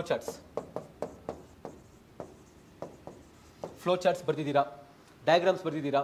ಅಥವಾ ಕೆಲವೊಂದು ಕಡೆ ನಾವೇನ್ ಮಾಡಬೇಕು, ಈಗ ಪಾಯಿಂಟ್ಸ್ ಅನ್ನ ಬರ್ದಿದ್ದೀರಾ, ಬುಲೆಟ್ ಪಾಯಿಂಟ್ ತರ ಬರ್ದಿದ್ದೀರಾ, ಅದೆಲ್ಲವೂ ಕೂಡ ಪ್ರಾಪರ್ ಆಗಿ ಆರ್ಗನೈಸ್ ಮಾಡಬೇಕು. ಆಮೇಲೆ ಹೆಡ್ಡಿಂಗ್ಸ್, ಪ್ರತಿಯೊಂದು ಟಾಪಿಕ್ಗೂ ಹೆಡ್ಡಿಂಗ್ಸ್ ಏನಿದೆ, ಸಬ್ ಹೆಡ್ಡಿಂಗ್ಸ್ ಏನಿದೆ ಅದು ಅರ್ಥ ಆಗಬೇಕು. ನಿಮ್ಮ ಕ್ವಶನ್ ಪೇಪರ್, ನಿಮ್ಮ ಆನ್ಸರ್ ಪೇಪರ್ನ ಚೆಕ್ ಮಾಡುವಂಥವ್ರಿಗೆ ನೀವು ಏನು ಬರ್ದಿದ್ರೆ ಅರ್ಥ ಆಗಬೇಕಲ್ವಾ? ಇದು ಹೆಡ್ಡಿಂಗೇ ಬೇರೆ, ಅಲ್ಲಿ ಪಾಯಿಂಟ್ಸೇ ಬೇರೆ, ನೆಕ್ಸ್ಟ್ ಬೇರೆ ಅಂತ ಗೊತ್ತಾಗಬೇಕಲ್ವಾ? ಸೊ ಪ್ರೆಸೆಂಟೇಷನ್ ಭಾಳ ಇಂಪಾರ್ಟೆಂಟು. ನಿಮಗೆ ಟೋಟಲಾಗಿ ಅಂದರೆ ಟೋಟಲಾಗಿ ಈ ಥರ ಇರುತ್ತೆ ಅಂತ ಅನ್ಕೊಳ್ಳಿ. 15 ಮಾರ್ಕ್ಸ್ಗೆ 3 ಪೇಜಸ್ ಕೊಟ್ಟಿರ್ತಾರೆ, 10 ಮಾರ್ಕ್ಸ್ಗೆ 2 ಪೇಜಸ್ ಇರುತ್ತೆ. ಅರ್ಥ ಆಗ್ತಿದೆಯಾ? ಸೊ 10 ಮಾರ್ಕ್ಸ್ಗೆ 2 ಪೇಜಸ್ಸನ್ನು ಯಾವ ರೀತಿ ಫಿಲ್ ಮಾಡಬೇಕು, ಯಾವ ರೀತಿ ಅಂಡರ್ಲೈನ್ ಮಾಡಬೇಕು, ಯಾವ ರೀತಿ ಸ್ಪೇಸಿಂಗ್ ಮಾಡಬೇಕು, 1 ಪೇಜ್ಗೆ ಎಷ್ಟು ವರ್ಡ್ಸ್ ಇರಬೇಕು, ಆಮೇಲೆ ಯಾವ ಥರ ಡಯಾಗ್ರಾಮ್ ಬರೀಬೇಕು, ಯಾವ ಥರ ಇಮೇಜಸ್ ಇರಬೇಕು, ಅರ್ಥ ಆಗ್ತಲ್ವಾ? ಅದೆಲ್ಲವೂ ಕೂಡ ಏನು ಪ್ರೆಸೆಂಟೇಷನ್ ಅಂತ ಕರಿತೀವಿ. ಸರಿನಾ? ನಿಮಗೆ ತುಂಬಾ ಚೆನ್ನಾಗಿ ಕಂಟೆಂಟ್ ಇದೆ, ನೀವು ಪ್ರಾಪರ್ ಆಗಿ ಸ್ಟ್ರಕ್ಚರ್ ಮಾಡಿಲ್ಲ, ಪ್ರಾಪರ್ ಆಗಿ ನೀವು ಪ್ರೆಸೆಂಟೇಷನ್ ಮಾಡಿಲ್ಲ, ಮಾರ್ಕ್ಸ್ ಜಾಸ್ತಿ ಬರಲ್ಲ. ಸೊ ಕಂಟೆಂಟು ಬಹಳ ಇಂಪಾರ್ಟೆಂಟ್. ಕಂಟೆಂಟ್ ಜೊತೆಗೆ ನೀವು ಈ 2 ಸ್ಟೆಪ್ಗಳಲ್ಲೂ ವರ್ಕ್ ಮಾಡಬೇಕಾಗುತ್ತೆ. ಸ್ಟ್ರಕ್ಚರು, ಪ್ರೆಸೆಂಟೇಷನ್ ಬಗ್ಗೆ ವರ್ಕ್ ಮಾಡಬೇಕಾಗುತ್ತೆ. ಅವಾಗ ನಿಮಗೆ ಇನ್ನೂ ಜಾಸ್ತಿ ಹೆಚ್ಚಿನ ಅಂಕಗಳು ಬರುತ್ತೆ. ಸರಿನಾ? ಸೊ ಒಂದು ಆನ್ಸರ್ ಅಂತ ಬಂದಾಗ ನಾವು ಏನ್ ಬಗ್ಗೆ 3 ಅಂಶಗಳನ್ನ ಗಮನ ಇಟ್ಕೋಬೇಕು. ಕಂಟೆಂಟು ಅಂದ್ರೆ ಸ್ಟ್ರಕ್ಚರು, ಪ್ರೆಸೆಂಟೇಷನ್. ಒಂದು ಕ್ವಶನ್ ಅಂತ ಬಂದಾಗ ಡಿಮ್ಯಾಂಡ್ ಆಫ್ ದಿ ಕ್ವಶನ್ ಬಗ್ಗೆ ಅರ್ಥ ಮಾಡ್ಕೋಬೇಕು, ಅಂದ್ರೆ ಸೆಂಟ್ರಲ್ ಥೀಮ್ ಅರ್ಥ ಮಾಡ್ಕೋಬೇಕು. ಅದಾದ್ಮೇಲೆ ನೆಕ್ಸ್ಟ್ ಎಷ್ಟು ಪಾರ್ಟ್ಸ್ ಇದಾವೆ, ಆಮೇಲೆ ಫೈನಲ್ಗೆ ಕೀವರ್ಡ್ಸ್ ಏನು ಅಂತ. ಈಗ ನೀವು ಆನ್ಸರ್ ಬರಬೇಕಾದ್ರೆ ನಮಗೆ ಟೋಟಲ್ಗೆ ಎಷ್ಟು ಅಂಶಗಳು ನಮಗೆ ಗೊತ್ತಿದೆ, ಟೋಟಲ್ಗೆ ಎಷ್ಟು ಅಂಶಗಳ ಬಗ್ಗೆ ನಾವು ಅರ್ಥ ಮಾಡ್ಕೊಳ್ತಾ ಇದೀವಿ ಅಂತ 6 ಮೋಸ್ಟ್ ಇಂಪಾರ್ಟೆಂಟ್ ಅಂಶಗಳು. ಸರಿನಾ? ಮೈನ್ಸ್ ಆನ್ಸರ್ ರೈಟಿಂಗ್ ಅಂತ ಬಂದಾಗ ಏನು 6 ಅಂದ್ರೆ 6 ಮೋಸ್ಟ್ ಇಂಪಾರ್ಟೆಂಟ್ ಅಂಶಗಳು. ಯಾವುದು? ಫಸ್ಟ್ ಇಂಪಾರ್ಟೆಂಟ್ ಏನು ಕ್ವಶನ್, ಸೆಕೆಂಡ್ ಇಂಪಾರ್ಟೆಂಟ್ ಏನು ಆನ್ಸರ್. ಈಗ ಕ್ವಶನ್ ಅಂತ ಬಂದಾಗ ಮತ್ತೆ 3 ಪಾರ್ಟ್ಸ್ ಇದೆ. ಒಂದೇನು ಸೆಂಟ್ರಲ್ ಥೀಮ್, ನೆಕ್ಸ್ಟ್ ಏನು ಡಿಫ್ರೆಂಟ್ ಪಾರ್ಟ್ಸ್, ಅದಾದ್ಮೇಲೆ ನೆಕ್ಸ್ಟ್ ಏನು ಕೀವರ್ಡ್ಸ್. ಈ 3 ಅಂಶಗಳು ಗೊತ್ತಾಗ್ತಲ್ವಾ? ಈ 3 ಅಂಶಗಳು. ಈಗ ಆನ್ಸರ್ ಅಂತ ಬಂದಾಗ, ಯಾವುದೇ ಆನ್ಸರ್ ಅಂತ ಬಂದಾಗ ಫಸ್ಟ್ ಕಂಟೆಂಟ್ ಅಂತ ಬಂದಾಗ ಇಂಟ್ರೊಡಕ್ಷನ್ ಬರೀಬಹುದು, ಬಾಡಿ ಇರ್ಬೋದು, ಕನ್ಕ್ಲೂಷನ್ಸ್ ಇರ್ಬೋದು. ನೆಕ್ಸ್ಟ್ ಆನ್ಸರ್ ಅಂತ ಬಂದಾಗ second most important structuring, third most important presentation. So ಈ ಎಲ್ಲ ಅಂಶಗಳ ಬಗ್ಗೆ ನೀವು ಸರಿಯಾದ ರೀತಿಯಲ್ಲಿ ಗಮನವಿಟ್ಟು ಸರಿಯಾದ ರೀತಿಯಲ್ಲಿ ಪ್ರಾಕ್ಟೀಸ್ ಮಾಡಿದ್ದೆ ಆಗಿದ್ರೆ ನೀವು ಬರೀತಿರೋ ಆನ್ಸರ್ಸ್ಗೂ, ಅಂದ್ರೆ ಇವಾಗ ನೀವು ಬರೀತಿರೋ ಆನ್ಸರ್ಸು ಆವರೇಜ್ ಆಗಿ ಬರೀತೀರಾ. ಈ ಎಲ್ಲ ಅಂಶಗಳನ್ನು ಪರಿಗಣಿಸ್ಕೊಂಡಿಲ್ಲ, ಈ ಎಲ್ಲ ಅಂಶಗಳನ್ನು ಗಮನದಲ್ಲಿ ಇಟ್ಕೊಂಡು ನಿಮ್ಮ ಆನ್ಸರ್ಸ್ ಅಲ್ಲಿ ಕಾಣೋ ರೀತಿ ಇದ್ರೆ ನಿಮ್ಗೆ ಏನಾಗುತ್ತೆ, ಆಟೋಮೆಟಿಕಲಿ ಜಾಸ್ತಿ ಮಾರ್ಕ್ಸ್ ಬರುತ್ತೆ. ಅರೆ ನಾವೇನ್ ಮಾಡ್ತೀವಿ, ಈ ಎಲ್ಲ ಅಂಶಗಳನ್ನು ಪರಿಗಣಿಸಿದಿಲ್ಲ, ಯಾವುದೋ ಕೆಲವೊಂದು ಅಂಶಗಳನ್ನ ಪರಿಗಣಿಸಿ ಉತ್ತರ ಬರಿತೀವಿ. ಯಾಕಂದ್ರೆ ನೀವು ಬರೀತಿರುವಂತ ಉತ್ತರಗಳು ಕೇವಲ ನಿಮ್ಮ ನಡುವೆ ಅಷ್ಟೇ ಕಾಂಪಿಟೇಷನ್ ಇಲ್ಲ. ಸೊ ನಿಮ್ಗಿಂತ ಚೆನ್ನಾಗಿ ಬರ್ದಿರೋರು, UPSC ಮೇನ್ಸ್ ಪರೀಕ್ಷೆ ಬರ್ದಿರೋರು, UPSC ಬರ್ದಿರೋರೆಲ್ಲ ನಿಮ್ಮ ಏನು KS ಮೇನ್ಸ್ ಪರೀಕ್ಷೆ ಬರೀತಾರೆ. ಸೊ UPSC ಮೇನ್ಸ್ ಎಕ್ಸಾಮ್ ಅಲ್ಲಿ ಯಾವ ಡಿಮ್ಯಾಂಡ್ ಇದೆ ಅದಕ್ಕೋಸ್ಕರ ಓದಿ, ಅದಕ್ಕೋಸ್ಕರ ಪ್ರಾಕ್ಟೀಸ್ ಮಾಡಿ KS ಮೇನ್ಸ್ ಎಕ್ಸಾಮ್ ಬರೀತಾರೆ. ಸೊ ಅವರು ಈ ಎಲ್ಲ ಅಂಶಗಳನ್ನು ಪರಿಗಣಿಸಿ ಅವ್ರ ಆನ್ಸರ್ ಬರೀತಾರೆ, ಅವ್ರಿಗೆ ಹೆಚ್ಚಿನ ಅಂಕ ಸಿಗುತ್ತೆ. ಈಗ ನಮಗೂ ಹೆಚ್ಚಿನ ಅಂಕಗಳು ಸಿಗಬೇಕು ಅಂತಂದ್ರೆ ನಾವೇನ್ ಮಾಡಬೇಕು, ಈ ಎಲ್ಲ ಅಂಶಗಳನ್ನು ಪರಿಗಣಿಸಿ ಆನ್ಸರ್ ಮಾಡೋದನ್ನ, ಈ ಎಲ್ಲ ಅಂಶಗಳನ್ನ ಪರಿಗಣಿಸಿ ಫಸ್ಟ್ ಪ್ರಾಕ್ಟೀಸ್ ಮಾಡಬೇಕು. ನೀವು ಎಷ್ಟು ಪ್ರಾಕ್ಟೀಸ್ ಮಾಡ್ತೀರಾ ಅಷ್ಟು ಚೆನ್ನಾಗಿ ಬರುತ್ತೆ. ಯಾರೇ ಆಗಿರಲಿ ಒಂದು ಒಳ್ಳೆ ಉತ್ತಮವಾಗಿರುವಂಥ ಆನ್ಸರ್ ಬರೆಯೋಕ್ಕಾಗಲ್ಲ, ಆದರೆ ಅಟ್ಲೀಸ್ಟ್ ಟ್ರೈ ಮಾಡ್ಬೋದಲ್ವಾ? ಆ ಟ್ರೈ ಮಾಡಬೇಕು ಅಂತಂದ್ರೆ ಈ ಎಲ್ಲ ಸ್ಟೆಪ್ಸ್ನ ಫಾಲೋ ಮಾಡಿದ್ರೆ ಉತ್ತಮವಾಗಿ ಆನ್ಸರ್ ಬರೀಬಹುದು. ಅರ್ಥ ಆಗ್ತಲ್ವಾ? ಸೊ ಆನ್ಸರ್ ರೈಟಿಂಗ್ ಬಗ್ಗೆ ಸ್ವಲ್ಪ ಬೇಸಿಕ್ಸ್ ಅಷ್ಟೇ. ಇದು ಕೇವಲ ಒಂಥರ ಥಿಯರಿ ಇದ್ದಂಗೆ. ಇಲ್ಲಿವರೆಗೂ ಹೇಳಿದ ಕೇವಲ 10%. ಇದನ್ನ ನೀವು ಸರಿಯಾದ ರೀತಿಯಲ್ಲಿ ಅಭ್ಯಾಸ ಮಾಡಿದ್ರೆ ಅಂದ್ರೆ 90% ನಿಮ್ಮ ಕೈಲಿದೆ. ಇದೆಲ್ಲವನ್ನು ಅಳವಡಿಸಿಕೊಂಡು ಸರಿಯಾದ ರೀತಿಯಲ್ಲಿ ಅಭ್ಯಾಸ ಮಾಡಿ ಮಾಡಿ ಮಾಡಿ ಮಾಡಿ ಏನಾಗುತ್ತೆ, ಅವಾಗ ನಿಮಗೆ ಇದೆಲ್ಲ 100% ಗ್ರಿಪ್ಗೆ ಬರುತ್ತೆ, ಒಂದು ಬಹಳ ಚೆನ್ನಾಗಿ ಗ್ರಿಪ್ಗೆ ಬರುತ್ತೆ. ಆಗ ಮೇನ್ಸ್ ಅಲ್ಲಿ ನೀವು ತುಂಬಾ ಫಾಸ್ಟ್ಗೂ ಆನ್ಸರ್ ಬರೀಬಹುದು, ಆಮೇಲೆ ಕ್ವಾಲಿಟೇಟಿವ್ ಆಗೂ ಆನ್ಸರ್ ಬರೀಬಹುದು. ಅರ್ಥ ಆಗ್ತಿದಿಲ್ವಾ? ಈಗ KS 2020 ಕ್ವಶನ್ ಪೇಪರ್ ಅಲ್ಲಿ ಫಸ್ಟ್ ಕ್ವಶನ್ ಏನ್ ಕೇಳಿದ್ದಾರೆ, ಪ್ರೀವಿಯಸ್ ಇಯರ್ ಕ್ವಶನ್ ಪೇಪರ್ ಅಲ್ಲಿ KS 2020 ಕ್ವಶನ್ ಪೇಪರ್ ಅಲ್ಲಿ ಕ್ವಶನ್ಸ್ ಏನ್ ಕೇಳಿದ್ದಾರೆ, ಈಗ ಕ್ವಶನ್ಸ್ ಅನ್ನ ಡಿಸ್ಕಷನ್ ಮಾಡೋಣ. ಸರಿನಾ? ಇದು ಆನ್ಸರ್ ರೈಟಿಂಗ್ ಬಗ್ಗೆ ಬೇಸಿಕ್ಸ್. ಅಂದ್ರೆ ನಾವು ಇದ್ರ ಬಗ್ಗೆ ಡೀಟೇಲ್ ಆಗಿ ರೆಗ್ಯುಲರ್ ಕ್ಲಾಸಸ್ ಅಲ್ಲಿ ಡೀಟೇಲ್ ಆಗಿ ಡಿಸ್ಕಷನ್ ಮಾಡ್ತೀವಿ. ಈಗ ನಮಗೆ ಡಿಸ್ಕಷನ್ ಮಾಡಿದ್ದೇನು ಅಂತಂದ್ರೆ ಸುಮಾರು ಒಂದು 8 ಅವರ್ 10 ಅವರ್ ಡಿಸ್ಕಷನ್ ಮಾಡೋದನ್ನ ಕೇವಲ ಹಾಫ್ ಅನ್ ಅವರ್ಲಿ ಎಷ್ಟಾಗುತ್ತೆ ಅಷ್ಟು ಡಿಸ್ಕಷನ್ ಮಾಡಿದೆ ಅಷ್ಟೇ. ಸೊ ಪ್ರತಿಯೊಂದು ಕೀವರ್ಡ್ ಅದನ್ನ ಯಾವ ತರ ಚೇಂಜ್ ಮಾಡಬೇಕು, ಪ್ರತಿಯೊಂದು ಆನ್ಸರ್ನ ಹೆಂಗೆಲ್ಲ ಬರೀಬೇಕು, ಸೊ ಸುಮಾರು ಅವರ್ಸ್ ಆಗುತ್ತೆ. ಅಂದ್ರೆ 6 to 8 ಅವರ್ಸ್ ನಾವು ಡಿಸ್ಕಷನ್ ಮಾಡಬೇಕು. ಅದನ್ನೆಲ್ಲ ಈಗ ನಾವು ಡಿಸ್ಕಷನ್ ಮಾಡೋಕ್ಕಾಗಲ್ಲ, ಅದಕ್ಕೆ ಸಪರೇಟ್ ಆಗಿ ಬೇರೆ ಕ್ಲಾಸಲ್ಲಿ ಡಿಸ್ಕಷನ್ ಆಗುತ್ತೆ. ಆದ್ರೆ ಈಗ ನಮ್ದು ಮುಖ್ಯವಾಗಿರುವಂತ ಏನು ಡೀಟೇಲ್ ಆಗಿ ಮುಖ್ಯವಾಗಿರುವಂತ ಅಂಶ ಏನು, KS previous year question paper ಏನ್ ಕ್ವಶನ್ ಕೇಳಿದ್ದಾರೆ ಅದರಲ್ಲಿ ಫಸ್ಟ್ ಈಗ ಡಿಸ್ಕಷನ್ ಮಾಡ್ತಿರುವಂತ ಸಬ್ಜೆಕ್ಟ್ ಹಿಸ್ಟ್ರಿ. ಸೊ ಹಿಸ್ಟ್ರಿಲಿ ಫಸ್ಟ್ ಕ್ವಶನ್ ಪೇಪರ್ ಯಾವುದು, 2020 ಕ್ವಶನ್ ಪೇಪರ್. ಸರಿನಾ? ಈಗೆಲ್ಲ ನೀವೆಲ್ಲ ಗಮನಿಸಿದಿರಾ 2020 KS ಮೇನ್ ಕ್ವಶನ್ ಪೇಪರ್ ಅಲ್ಲಿ ಹಿಸ್ಟ್ರಿ ಕ್ವಶನ್ಸ್ ಅಲ್ಲಿ ಎಷ್ಟು ಕ್ವಶನ್ಸ್ ಕೇಳಿದ್ದಾರೆ, 7 ಕ್ವಶನ್ಸ್ ಕೇಳಿದ್ದಾರೆ. 7 ಕ್ವಶನ್ಸ್ ಕೇಳಿದ್ದಾರೆ. ಈಗ ನಮಗೆ ಎಷ್ಟು ಯೂನಿಟ್ಸ್ ಇದೆ ಹಿಸ್ಟ್ರಿಲಿ, 6 ಯೂನಿಟ್ಸ್ ಇದೆ. ಅಂದ್ರೆ ಹಿಸ್ಟ್ರಿಲಿ ಮೈನ್ ಸಿಲೆಬಸ್ ಅಲ್ಲಿ ಗಮನಿಸಿದಾಗ 6 ಯೂನಿಟ್ಸ್ ಇದೆ. ಸೊ ಎಲ್ಲಾ ಯೂನಿಟ್ ಅಲ್ಲೂ ಕ್ವಶನ್ ಕೇಳಿರ್ತೀರಾ, ಹಂಗಂತ ರೂಲ್ಸ್ ಇಲ್ಲ. ಅರ್ಥ ಆಗ್ತಿದಿಲ್ವಾ? ನೀವು KS ಮೇನ್ಸ್ಗೆ ಪ್ರಿಪೇರ್ ಆಗೋರು ಎಲ್ಲಾ ಯೂನಿಟ್ಸ್ ಪ್ರಿಪೇರ್ ಆಗಿರ್ಬೇಕು. ಆದರೆ ಕೆಲವೊಂದು ಟಾಪಿಕ್ಸ್ ಥೀಮ್ಸ್ ಅಂತ ಬಂದಾಗ ಹೆಚ್ಚಿನ ಗಮನವನ್ನ ಕೊಟ್ಟಿರಬೇಕು ಅಂತ. ಸೊ ಎಲ್ಲಾದ್ರಲ್ಲೂ ಒಂದೇ ಏನೋ ಗುಣಮಟ್ಟದಲ್ಲಿ ಅಥವಾ ಒಂದೇ ಮಟ್ಟದಲ್ಲಿ ಕ್ವಶನ್ ಕೇಳೋದಿಲ್ಲ. ಯಾವ್ದಾದ್ರು ಒಂದು ಯೂನಿಟ್ ಅಲ್ಲಿ ಜಾಸ್ತಿ ಕ್ವಶನ್ ಕೇಳಿರ್ತಾರೆ, ಯಾವ್ದಾದ್ರು ಸೆಕೆಂಡ್ ಯೂನಿಟ್ ಅಲ್ಲಿ ಕ್ವಶನ್ ಕೇಳಿರೋದಿಲ್ಲ. ಅರ್ಥ ಆಗ್ತಿಲ್ವಾ? ಯಾವ ತರ ಬೇಕಾದ್ರೂ ಕೇಳಿರ್ಬೋದು. ಸರಿನಾ? ಈಗ ಫಸ್ಟ್ ಕ್ವಶನ್ 2020 ಫಸ್ಟ್ ಕ್ವಶನ್ ಏನ್ ಕೇಳಿದರೆ, explain the Ashoka's concept of dhamma ಅಂತ ಕೇಳಿದ್ದಾರೆ ಅಲ್ವಾ? ಕ್ವಶನ್ ಏನ್ ಕೇಳಿದರೆ, explain the concept of Ashoka's concept of dhamma ಅಂತ ಕೇಳಿದರೆ, ಅಶೋಕನ ಧಮ್ಮದ ಪರಿಕಲ್ಪನೆಯನ್ನು ವಿವರಿಸಿ ಅಂತ ಕೇಳಿದ್ದಾರೆ. ಸರಿನಾ? ಅರ್ಥ ಆಯ್ತಾ? ಫಸ್ಟ್ ಈ ಕ್ವಶನ್ ಅರ್ಥ ಮಾಡ್ಕೊಳ್ಳೋಕೆ ಟ್ರೈ ಮಾಡೋಣ. ಆಮೇಲೆ ಅರ್ಥ ಮಾಡ್ಕೊಳ್ಳೋಕ್ಕಿಂತ ಮುಂಚೆ ಇದು ಸಿಲೆಬಸ್ ಅಲ್ಲಿ ಇದೆಯಾ ಅಂತ, ಅಶೋಕಸ್ ಧಮ್ಮ ಪಾಲಿಸಿ ಅನ್ನೋದು KS ಮೇನ್ ಸಿಲೆಬಸ್ ಅಲ್ಲಿ ಇದೆಯಾ? KS ಮೇನ್ ಸಿಲೆಬಸ್ ಅಲ್ಲಿ ನಾವು ನೋಡಿದೀವ ಇದನ್ನ? ಈ ಸಿಲೆಬಸ್ ಅಲ್ಲಿ ಎಲ್ಲಿ ಬರುತ್ತಿದ್ದು ಅಂದ್ರೆ KS mains history related syllabus ಅನ್ನ ಗಮನಿಸಿದ್ರೆ ಅಶೋಕಸ್ ಧಮ್ಮ ಪಾಲಿಸಿ ಅಂತ ಯಾವ್ದಾದ್ರು ಒಂದು ಸಿಲೆಬಸ್ ಅಲ್ಲಿ ಇರುವಂತ ವರ್ಡ್ಸ್ ಅಲ್ಲಿ ಮೆನ್ಷನ್ ಮಾಡಿದಾರ, ಸಿಲೆಬಸ್ ಕೀ ವರ್ಡ್ಸ್ ಅಲ್ಲಿ ಇದನ್ನ ಮೆನ್ಷನ್ ಮಾಡಿದಾರ, ಅಶೋಕಸ್ ಕಾನ್ಸೆಪ್ಟ್ ಆಫ್ ಧಮ್ಮ ಅಂತ? ಎಲ್ಲೂ ಮೆನ್ಷನ್ ಮಾಡಿಲ್ಲ. ಅಶೋಕಸ್ ಧಮ್ಮ ಪಾಲಿಸಿ ಅಂತ ಎಲ್ಲೂ ಮೆನ್ಷನ್ ಮಾಡಿಲ್ಲ. ಅರ್ಥ ಆಗ್ತಿದ್ಯಲ್ವಾ? ಎಲ್ಲೂ ಮೆನ್ಷನ್ ಮಾಡಿಲ್ಲ. ಗೊತ್ತಾಗ್ತಿದ್ಯಾ? ಅಥವಾ ಈ ಟಾಪಿಕ್ ಹೇಳಿಲ್ಲ ಅವರು. ಅಂದ್ರೆ ಮೌರ್ಯನ್ ಸಾಮ್ರಾಜ್ಯದಲ್ಲಿ ಇರುವಂತ ಧಾರ್ಮಿಕ ಸ್ಥಿತಿಗತಿಗಳ ಬಗ್ಗೆ ಓದಿ, ಧಾರ್ಮಿಕ ಸ್ಥಿತಿಗತಿಗಳ ಬಗ್ಗೆ ಅರ್ಥ ಮಾಡ್ಕೊಳ್ಳಿ ಅಂತ ಎಲ್ಲರೂ ಮೆನ್ಷನ್ ಮಾಡಿದಾರ? ಎಲ್ಲೂ ಮೆನ್ಷನ್ ಮಾಡಿಲ್ಲ. ಅಥವಾ ಮೌರ್ಯನ್ ಸಮಾಜ, ಮೌರ್ಯನ್ ಸೊಸೈಟಿ ಬಗ್ಗೆ ಹೇಳಿದಾರ? ಎಲ್ಲೂ ಹೇಳಿಲ್ಲ. ಆದ್ರೂ ಕೂಡ ಈ ರೀತಿ ಅಂದ್ರೆ ಟಾಪಿಕ್ಗೆ ಡೈರೆಕ್ಟ್ ಆಗಿ ಲಿಂಕ್ ಇಲ್ಲ, ನಾವು ಇಂಡೈರೆಕ್ಟ್ ಆಗಿ ಹೇಳ್ಬೋದು. ಸರಿನಾ? ಅಂದ್ರೆ ಪರೋಕ್ಷವಾಗಿ ಬೇರೆ ಲಿಂಕ್ ಕೊಟ್ಟು ಇಲ್ಲ ಇದು ಸಿಲೆಬಸ್ ಇದೆ ಅಂತ ಹೇಳ್ಬೋದು. ಅರೆ ಡೈರೆಕ್ಟ್ ಆಗಿ ಕೀವರ್ಡ್ಸ್ ಅಂತ ಬಂದಾಗ ಎಲ್ಲಾದ್ರೂ ಮೆನ್ಷನ್ ಮಾಡಿದಾರ? ಕೀವರ್ಡ್ಸ್ ಅಲ್ಲಿ ಎಲ್ಲೂ ಮೆನ್ಷನ್ ಮಾಡಿಲ್ಲ. ಅಂದ್ರೆ ಇದರಿಂದ ನಾವೇನ್ ಅರ್ಥ ಮಾಡ್ಕೋಬೇಕು ಅಂದ್ರೆ, ನಾವು KS ಮೇನ್ಸ್ಗೆ ಅಂದ್ರೆ ಹಿಸ್ಟ್ರಿ ಟಾಪಿಕ್ ಅನ್ನ ಓದ್ಬೇಕಾದ್ರೆ ಸಿಲೆಬಸ್ ಅಲ್ಲಿ ಮೆನ್ಷನ್ ಮಾಡಿರೋ ಕೀವರ್ಡ್ಸ್ ಅನ್ನೇ ಕೇಳ್ತಾರೆ, ಅದೇ ಟಾಪಿಕ್ ಅಲ್ಲೇ ಕೇಳ್ತಾರೆ, ಹಂಗೆ ಕೇಳ್ತಾರೆ ಅಂತ ಇರೋದಿಲ್ಲ. ಯಾವ ತರ ಬೇಕಾದ್ರೂ ಹೊರತುಪಡಿಸಿ, ಸಿಲೆಬಸ್ ಹೊರತುಪಡಿಸಿ ಕೂಡ ಕ್ವಶನ್ ಬರ್ಬೋದು, ಅಥವಾ ಎಲ್ಲರೂ ಸ್ವಲ್ಪ ಪ್ರಮಾಣದಲ್ಲಿ ಸಿಲೆಬಸ್ ಲಿಂಕ್ ಆಗು ಕೂಡ ಕ್ವಶನ್ ಬರ್ಬೋದು. ಸೊ ನಾವು ಪ್ರಿಪರೇಷನ್ ಮಾಡ್ಬೇಕಾದ್ರೆ ನೀವೆಲ್ಲ KS ಪ್ರಿಲಿಮ್ಸ್ ಪಾಸ್ ಆಗಿರ್ತೀರಾ. ಸೊ KS ಪ್ರಿಲಿಮ್ಸ್ ಅಲ್ಲಿ ನೀವೇನೆಲ್ಲ ಓದ್ಕೊಂಡಿರ್ತೀರಾ ಅದೆಲ್ಲವೂ ಕೂಡ ಮೇನ್ಸ್ಗೆ ಬೇಕಾಗುತ್ತೆ. ಸೊ ಅಲ್ಲಿ ಬಂದಿರುವಂತ ಕೆಲವೊಂದು ಅಂಶಗಳನ್ನ ಬಳಸ್ಕೊಂಡು ನಾವು ಮೇನ್ಸ್ ಅಲ್ಲೂ ಕೂಡ ಉತ್ತರನ ಬರೀಬಹುದು. ಗೊತ್ತಾಗ್ತಲ್ವಾ? ಸೊ ಡಿಫಿಕಲ್ಟ್ ಏನಾಗೋದಿಲ್ಲ. ಅಂದ್ರೆ ಇದಕ್ಕೆ ಸ್ಪೆಸಿಫಿಕ್ ಆಗಿ ಔಟ್ ಆಫ್ ದಿ ಸಿಲೆಬಸ್ ಬಂತು ಅಂತ ಎದುರ್ಕೊಳ್ಳೋ ಅವಶ್ಯಕತೆ ಇಲ್ಲ. ನಿಮ್ಗೆ ಏನ್ ಗೊತ್ತಿದೆ, ಯಾವ ರೀತಿ ಗೊತ್ತಿರ್ತದೆ ಅದನ್ನ ಯೋಚನೆ ಮಾಡಿ ಆನ್ಸರ್ ಮಾಡೋಕೆ ಪ್ರಯತ್ನ ಪಡಿ. ಈಗ ಅದಕ್ಕಿಂತ ಮುಂಚೆ ಸಿಲೆಬಸ್ ಅಲ್ಲಿ ಹೊರಗಡೆ ಇದೆ ಅಂತ ತಲೆ ಕೆಡಿಸ್ಕೋಬೇಡಿ. ಈಗ ತಾನೇ ನಿಮ್ಗೆ ಹೇಳಿದೀವಿ ಟೋಟಲ್ 6 ಸ್ಟೆಪ್ಸ್ ನ ಫಾಲೋ ಮಾಡ್ಬೇಕಲ್ವಾ? ಸೊ 6 ಸ್ಟೆಪ್ಸ್ ನ ಫಾಲೋ ಮಾಡಬೇಕು. ಅಲ್ಲಿ ಸ್ಟೆಪ್ ನಂಬರ್ 1 ಅಂತ ಅನ್ಕೊಳ್ಳಿ. ಸೊ ಫಸ್ಟ್ ಪ್ರಮುಖವಾಗಿರೋದೇನು, ಯಾವುದೇ ಆನ್ಸರ್ ಬರಬೇಕು ಅಂತಂದ್ರೆ ಈಗ ನಮಗೆ ಕೆಲವು ಸ್ಟೆಪ್ಸ್ ಹೇಳ್ತಾ ನನಗೆ ಕಂಟೆಂಟ್ ಹೇಳ್ತೀನಿ. ಸರಿನಾ? ಅಂದ್ರೆ ಆದಷ್ಟು ಈ ಕ್ಲಾಸಲ್ಲಿ ಕೆಲವು ಇಂಪಾರ್ಟೆಂಟ್ ಕಂಟೆಂಟ್ಸ್ ಅನ್ನ ಜಾಸ್ತಿ ಹೇಳಿ ಟ್ರೈ ಮಾಡ್ತೀವಿ. ಆಮೇಲೆ 150 ವರ್ಡ್ಸ್ಗೆ 250 ವರ್ಡ್ಸ್ಗೆ ಹೆಂಗೆ ಬರೀಬೇಕೋ ಅದಕ್ಕೆ ಐಡಿಯಾ ಕೊಡ್ತೀವಿ. ಈ ಕ್ಲಾಸಲ್ಲಿ ಐಡಿಯಾ ಕೊಡ್ತೀವಿ, ನಿಮಗೆ ಕಂಟೆಂಟ್ ಅನ್ನ ಎಕ್ಸ್ಪ್ಲೈನ್ ಮಾಡಿ ಐಡಿಯಾ ಕೊಡ್ತೀವಿ, ನೀವು ಅದನ್ನ ಪ್ರಾಕ್ಟೀಸ್ ಮಾಡ್ಬೇಕು. ಸರಿನಾ? ಈಗ ನಾನು ನಿಮಗೆ ಎಕ್ಸಾಕ್ಟ್ ಆಗಿ ಮೈನ್ಸ್ ಎಕ್ಸಾಮ್ ಅಲ್ಲಿ ಆನ್ಸರ್ ಬುಕ್ಲೆಟ್ ಅಲ್ಲಿ ಹೆಂಗೆ ಆನ್ಸರ್ ಬರಬೇಕು ಅಂತ ಇಲ್ಲಿ ನಿಮಗೆ ಹೇಳೋದಿಲ್ಲ. ಅಂದ್ರೆ ಇಲ್ಲಿ ನಿಮಗೆ ನೋಟ್ಸ್ ತರ ಕೊಡೋದಿಲ್ಲ. ಈ ನೋಟ್ಸ್ ಹೆಂಗೆ ಅಂದ್ರೆ ಜಸ್ಟ್ ಒಂದು ಎಕ್ಸಾಂಪಲ್ ತರ, ಒಂದು ಮಾಡೆಲ್ ತರ. ನಾನು ಡೈರೆಕ್ಟ್ ಆಗಿ ಬರೀ ಆನ್ಸರ್ ಕೊಟ್ರೆ ನೀವು ಯೋಚನೆ ಮಾಡೋದಿಲ್ಲ, ನೀವು ಆನ್ಸರ್ ಬರೋಕೆ ಪ್ರಯತ್ನ ಪಡೋದಿಲ್ಲ. ಇದೊಂಥರ ಇದು ಹೆಂಗೆ ಅಂತಂದ್ರೆ ನಿಮಗೆ 250 ವರ್ಡ್ಸ್ 300 ವರ್ಡ್ಸ್ ನಿಮಗೆ ಕಂಟೆಂಟ್ ಸಿಗುತ್ತೆ. ಅದನ್ನ ತಗೊಂಡು ನೀವೇನ್ ಮಾಡಬೇಕು, 150 ವರ್ಡ್ಸ್ಗೆ ಗುಣಮಟ್ಟವಾಗಿ ಬರೋದನ್ನ ಪ್ರಾಕ್ಟೀಸ್ ಮಾಡಬೇಕು. ಅದನ್ನೇ ಸ್ಕಿಲ್ ಅಂತ ಕರೆಯೋದು. ಸರಿನಾ? ಈಗ ಫಸ್ಟ್ ನಾವೇನ್ ಮಾಡಬೇಕು, ಕ್ವಶನ್ ಅರ್ಥ ಮಾಡ್ಕೋಬೇಕಲ್ವಾ? So demand of the question ಅರ್ಥ ಮಾಡ್ಕೋಬೇಕು. ಈ ಕ್ವಶನ್ ಅಲ್ಲಿ ಸೆಂಟ್ರಲ್ ಥೀಮ್ ಏನ್ ಕಾಣಿಸುತ್ತೆ ನಮಗೆ, ಅಶೋಕಸ್ ಕಾನ್ಸೆಪ್ಟ್ ಆಫ್ ಧಮ್ಮ ಅಂದ್ರೆ ಸೆಂಟ್ರಲ್ ಥೀಮ್ ಅಂದ್ರೆ ಕೇಂದ್ರ ಬಿಂದು. ಈ ಪ್ರಶ್ನೆಯಲ್ಲಿ ಕೇಂದ್ರ ಬಿಂದು ಏನಿದೆ ಅಂದ್ರೆ ಅಶೋಕನ ಧಮ್ಮ ಪರಿಕಲ್ಪನೆ, ಸರಿನಾ? ಧಮ್ಮ ನೀತಿಯ ಪರಿಕಲ್ಪನೆ ಅದು ಕೇಂದ್ರ ಬಿಂದು. ಅರ್ಥ ಆಗ್ತಿದಿಲ್ವಾ? ನೆಕ್ಸ್ಟ್ ಏನ್ ಅರ್ಥ ಮಾಡ್ಕೋಬೇಕು, ಎಷ್ಟು ಪಾರ್ಟ್ಸ್ ಕೇಳಿದ್ದಾರೆ ಈ ಕ್ವಶನ್ ಅಲ್ಲಿ, ಎಷ್ಟು ಭಾಗಗಳಾಗಿದ್ದಾವೆ, ಎಷ್ಟು ಪಾರ್ಟ್ಸ್ ಇದೆ ಅಂತ ಇಲ್ಲಿ ಎಕ್ಸ್ಪ್ಲೇನ್ ಕೇಳಿದಾರೆ ಅಷ್ಟೇ. ಅಂದ್ರೆ ಅಶೋಕಸ್ ಕಾನ್ಸೆಪ್ಟ್ ಆಫ್ ಧಮ್ಮ ಈ ಕ್ವಶನ್ ಕೇವಲ ಒಂದು ಪಾರ್ಟ್ಸ್ ಅಲ್ಲಿ ಇದೆಯಾ ಅಂದ್ರೆ ಕ್ವಶನ್ ಅಲ್ಲಿ ಒಂದೇ ಪಾರ್ಟ್ ಇದೆ, ಕ್ವಶನ್ ಅಲ್ಲಿ ಒಂದೇ ಒಂದು ಪಾರ್ಟ್ ಇದೆ, ಒಂದು ಪಾರ್ಟ್ ಇದೆ. ಸೊ 2 ಭಾಗಗಳು 3 ಭಾಗಗಳ ಕಾಣ್ತಿಲ್ಲ. ಅರ್ಥ ಆಗ್ತಲ್ವಾ? ಸೊ ಇದು ನೀವು ಆನ್ಸರ್ ಮಾಡ್ಬೇಕಾದ್ರೆ ನಾವು ಹೇಳಿದೀವಿ ಆನ್ಸರ್ ಅಲ್ಲಿ ಸ್ಟ್ರಕ್ಚರ್ ಅಂತ. ಆ ಸ್ಟ್ರಕ್ಚರ್ ಅಲ್ಲಿ ಯಾವ ರೀತಿ ಆನ್ಸರ್ ಮಾಡಬೇಕು ಅಂತ ನಿಮಗೆ ಮುಂಚೆ ಪ್ರಾಕ್ಟೀಸ್ ಮಾಡಿದ್ರೆ ಈ ಕ್ವಶನ್ ನ 3 ಭಾಗ ಅಥವಾ 4 ಭಾಗಗಳಿಗೆ ಆನ್ಸರ್ ಮಾಡ್ಬೋದು. ಸರ್ 3 ಭಾಗ 4 ಭಾಗಗಳಿಗೆ ಆನ್ಸರ್ ಮಾಡ್ಬೋದು. ಅದು ಪ್ರಾಕ್ಟೀಸ್ ಮಾಡ್ತಾ ಅರ್ಥ ಆಗುತ್ತೆ. ಸೊ ಎಷ್ಟು ಪಾರ್ಟ್ಸ್ ಇದೆ ಕ್ವಶನ್ ಅಲ್ಲಿ? ಕೇವಲ 1 ಪಾರ್ಟ್ಸ್ ಕೇಳಿದರೆ. ಆಮೇಲೆ ಕ್ವಶನ್ ಅಲ್ಲಿ ಕೀವರ್ಡ್ಸ್ ಏನ್ ಕೇಳಿದರೆ, ಎಕ್ಸ್ಪ್ಲೇನ್ ಅಂತಿದೆ. ಕೀವರ್ಡ್ಸ್ ಏನಿದೆ, ವಿವರಿಸಿ, ಸರಿನಾ?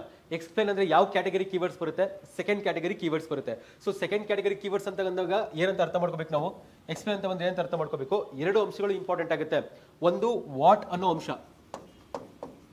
ಮತ್ತೊಂದು ವೈ ಅನ್ನೋ ಅಂಶ, ಸರಿನಾ? ಸೊ 2 ಕೂಡ ಇಂಪಾರ್ಟೆಂಟು.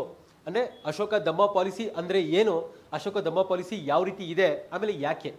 ಅರ್ಥ ಆಗ್ತಲ್ವಾ? ಯಾಕೆ ಅಂದ್ರೆ ಎಕ್ಸ್ಪ್ಲೇನ್ ಅಂತಂದ್ರೆ ಸ್ವಲ್ಪ ಇನ್ ಡೆಪ್ತ್ ಗೆ ಎಕ್ಸ್ಪ್ಲೇನ್ ಮಾಡಬೇಕು, ಸ್ವಲ್ಪ ಡೀಟೇಲ್ಡ್ ಗೆ ಎಕ್ಸ್ಪ್ಲೇನ್ ಮಾಡಬೇಕು. ಅರ್ಥ ಆಗ್ತಲ್ವಾ? ಮೇಲ್ಗಡೆ ಹೇಳಂಗಿಲ್ಲ. ಆಮೇಲೆ ಎಷ್ಟು ವರ್ಡ್ಸ್ ಕೊಟ್ಟಿದ್ದಾರೆ ನಮಗೆ, 150 ಪದಗಳಲ್ಲಿ ಎಕ್ಸ್ಪ್ಲೇನ್ ಮಾಡಬೇಕು, ಸರಿನಾ?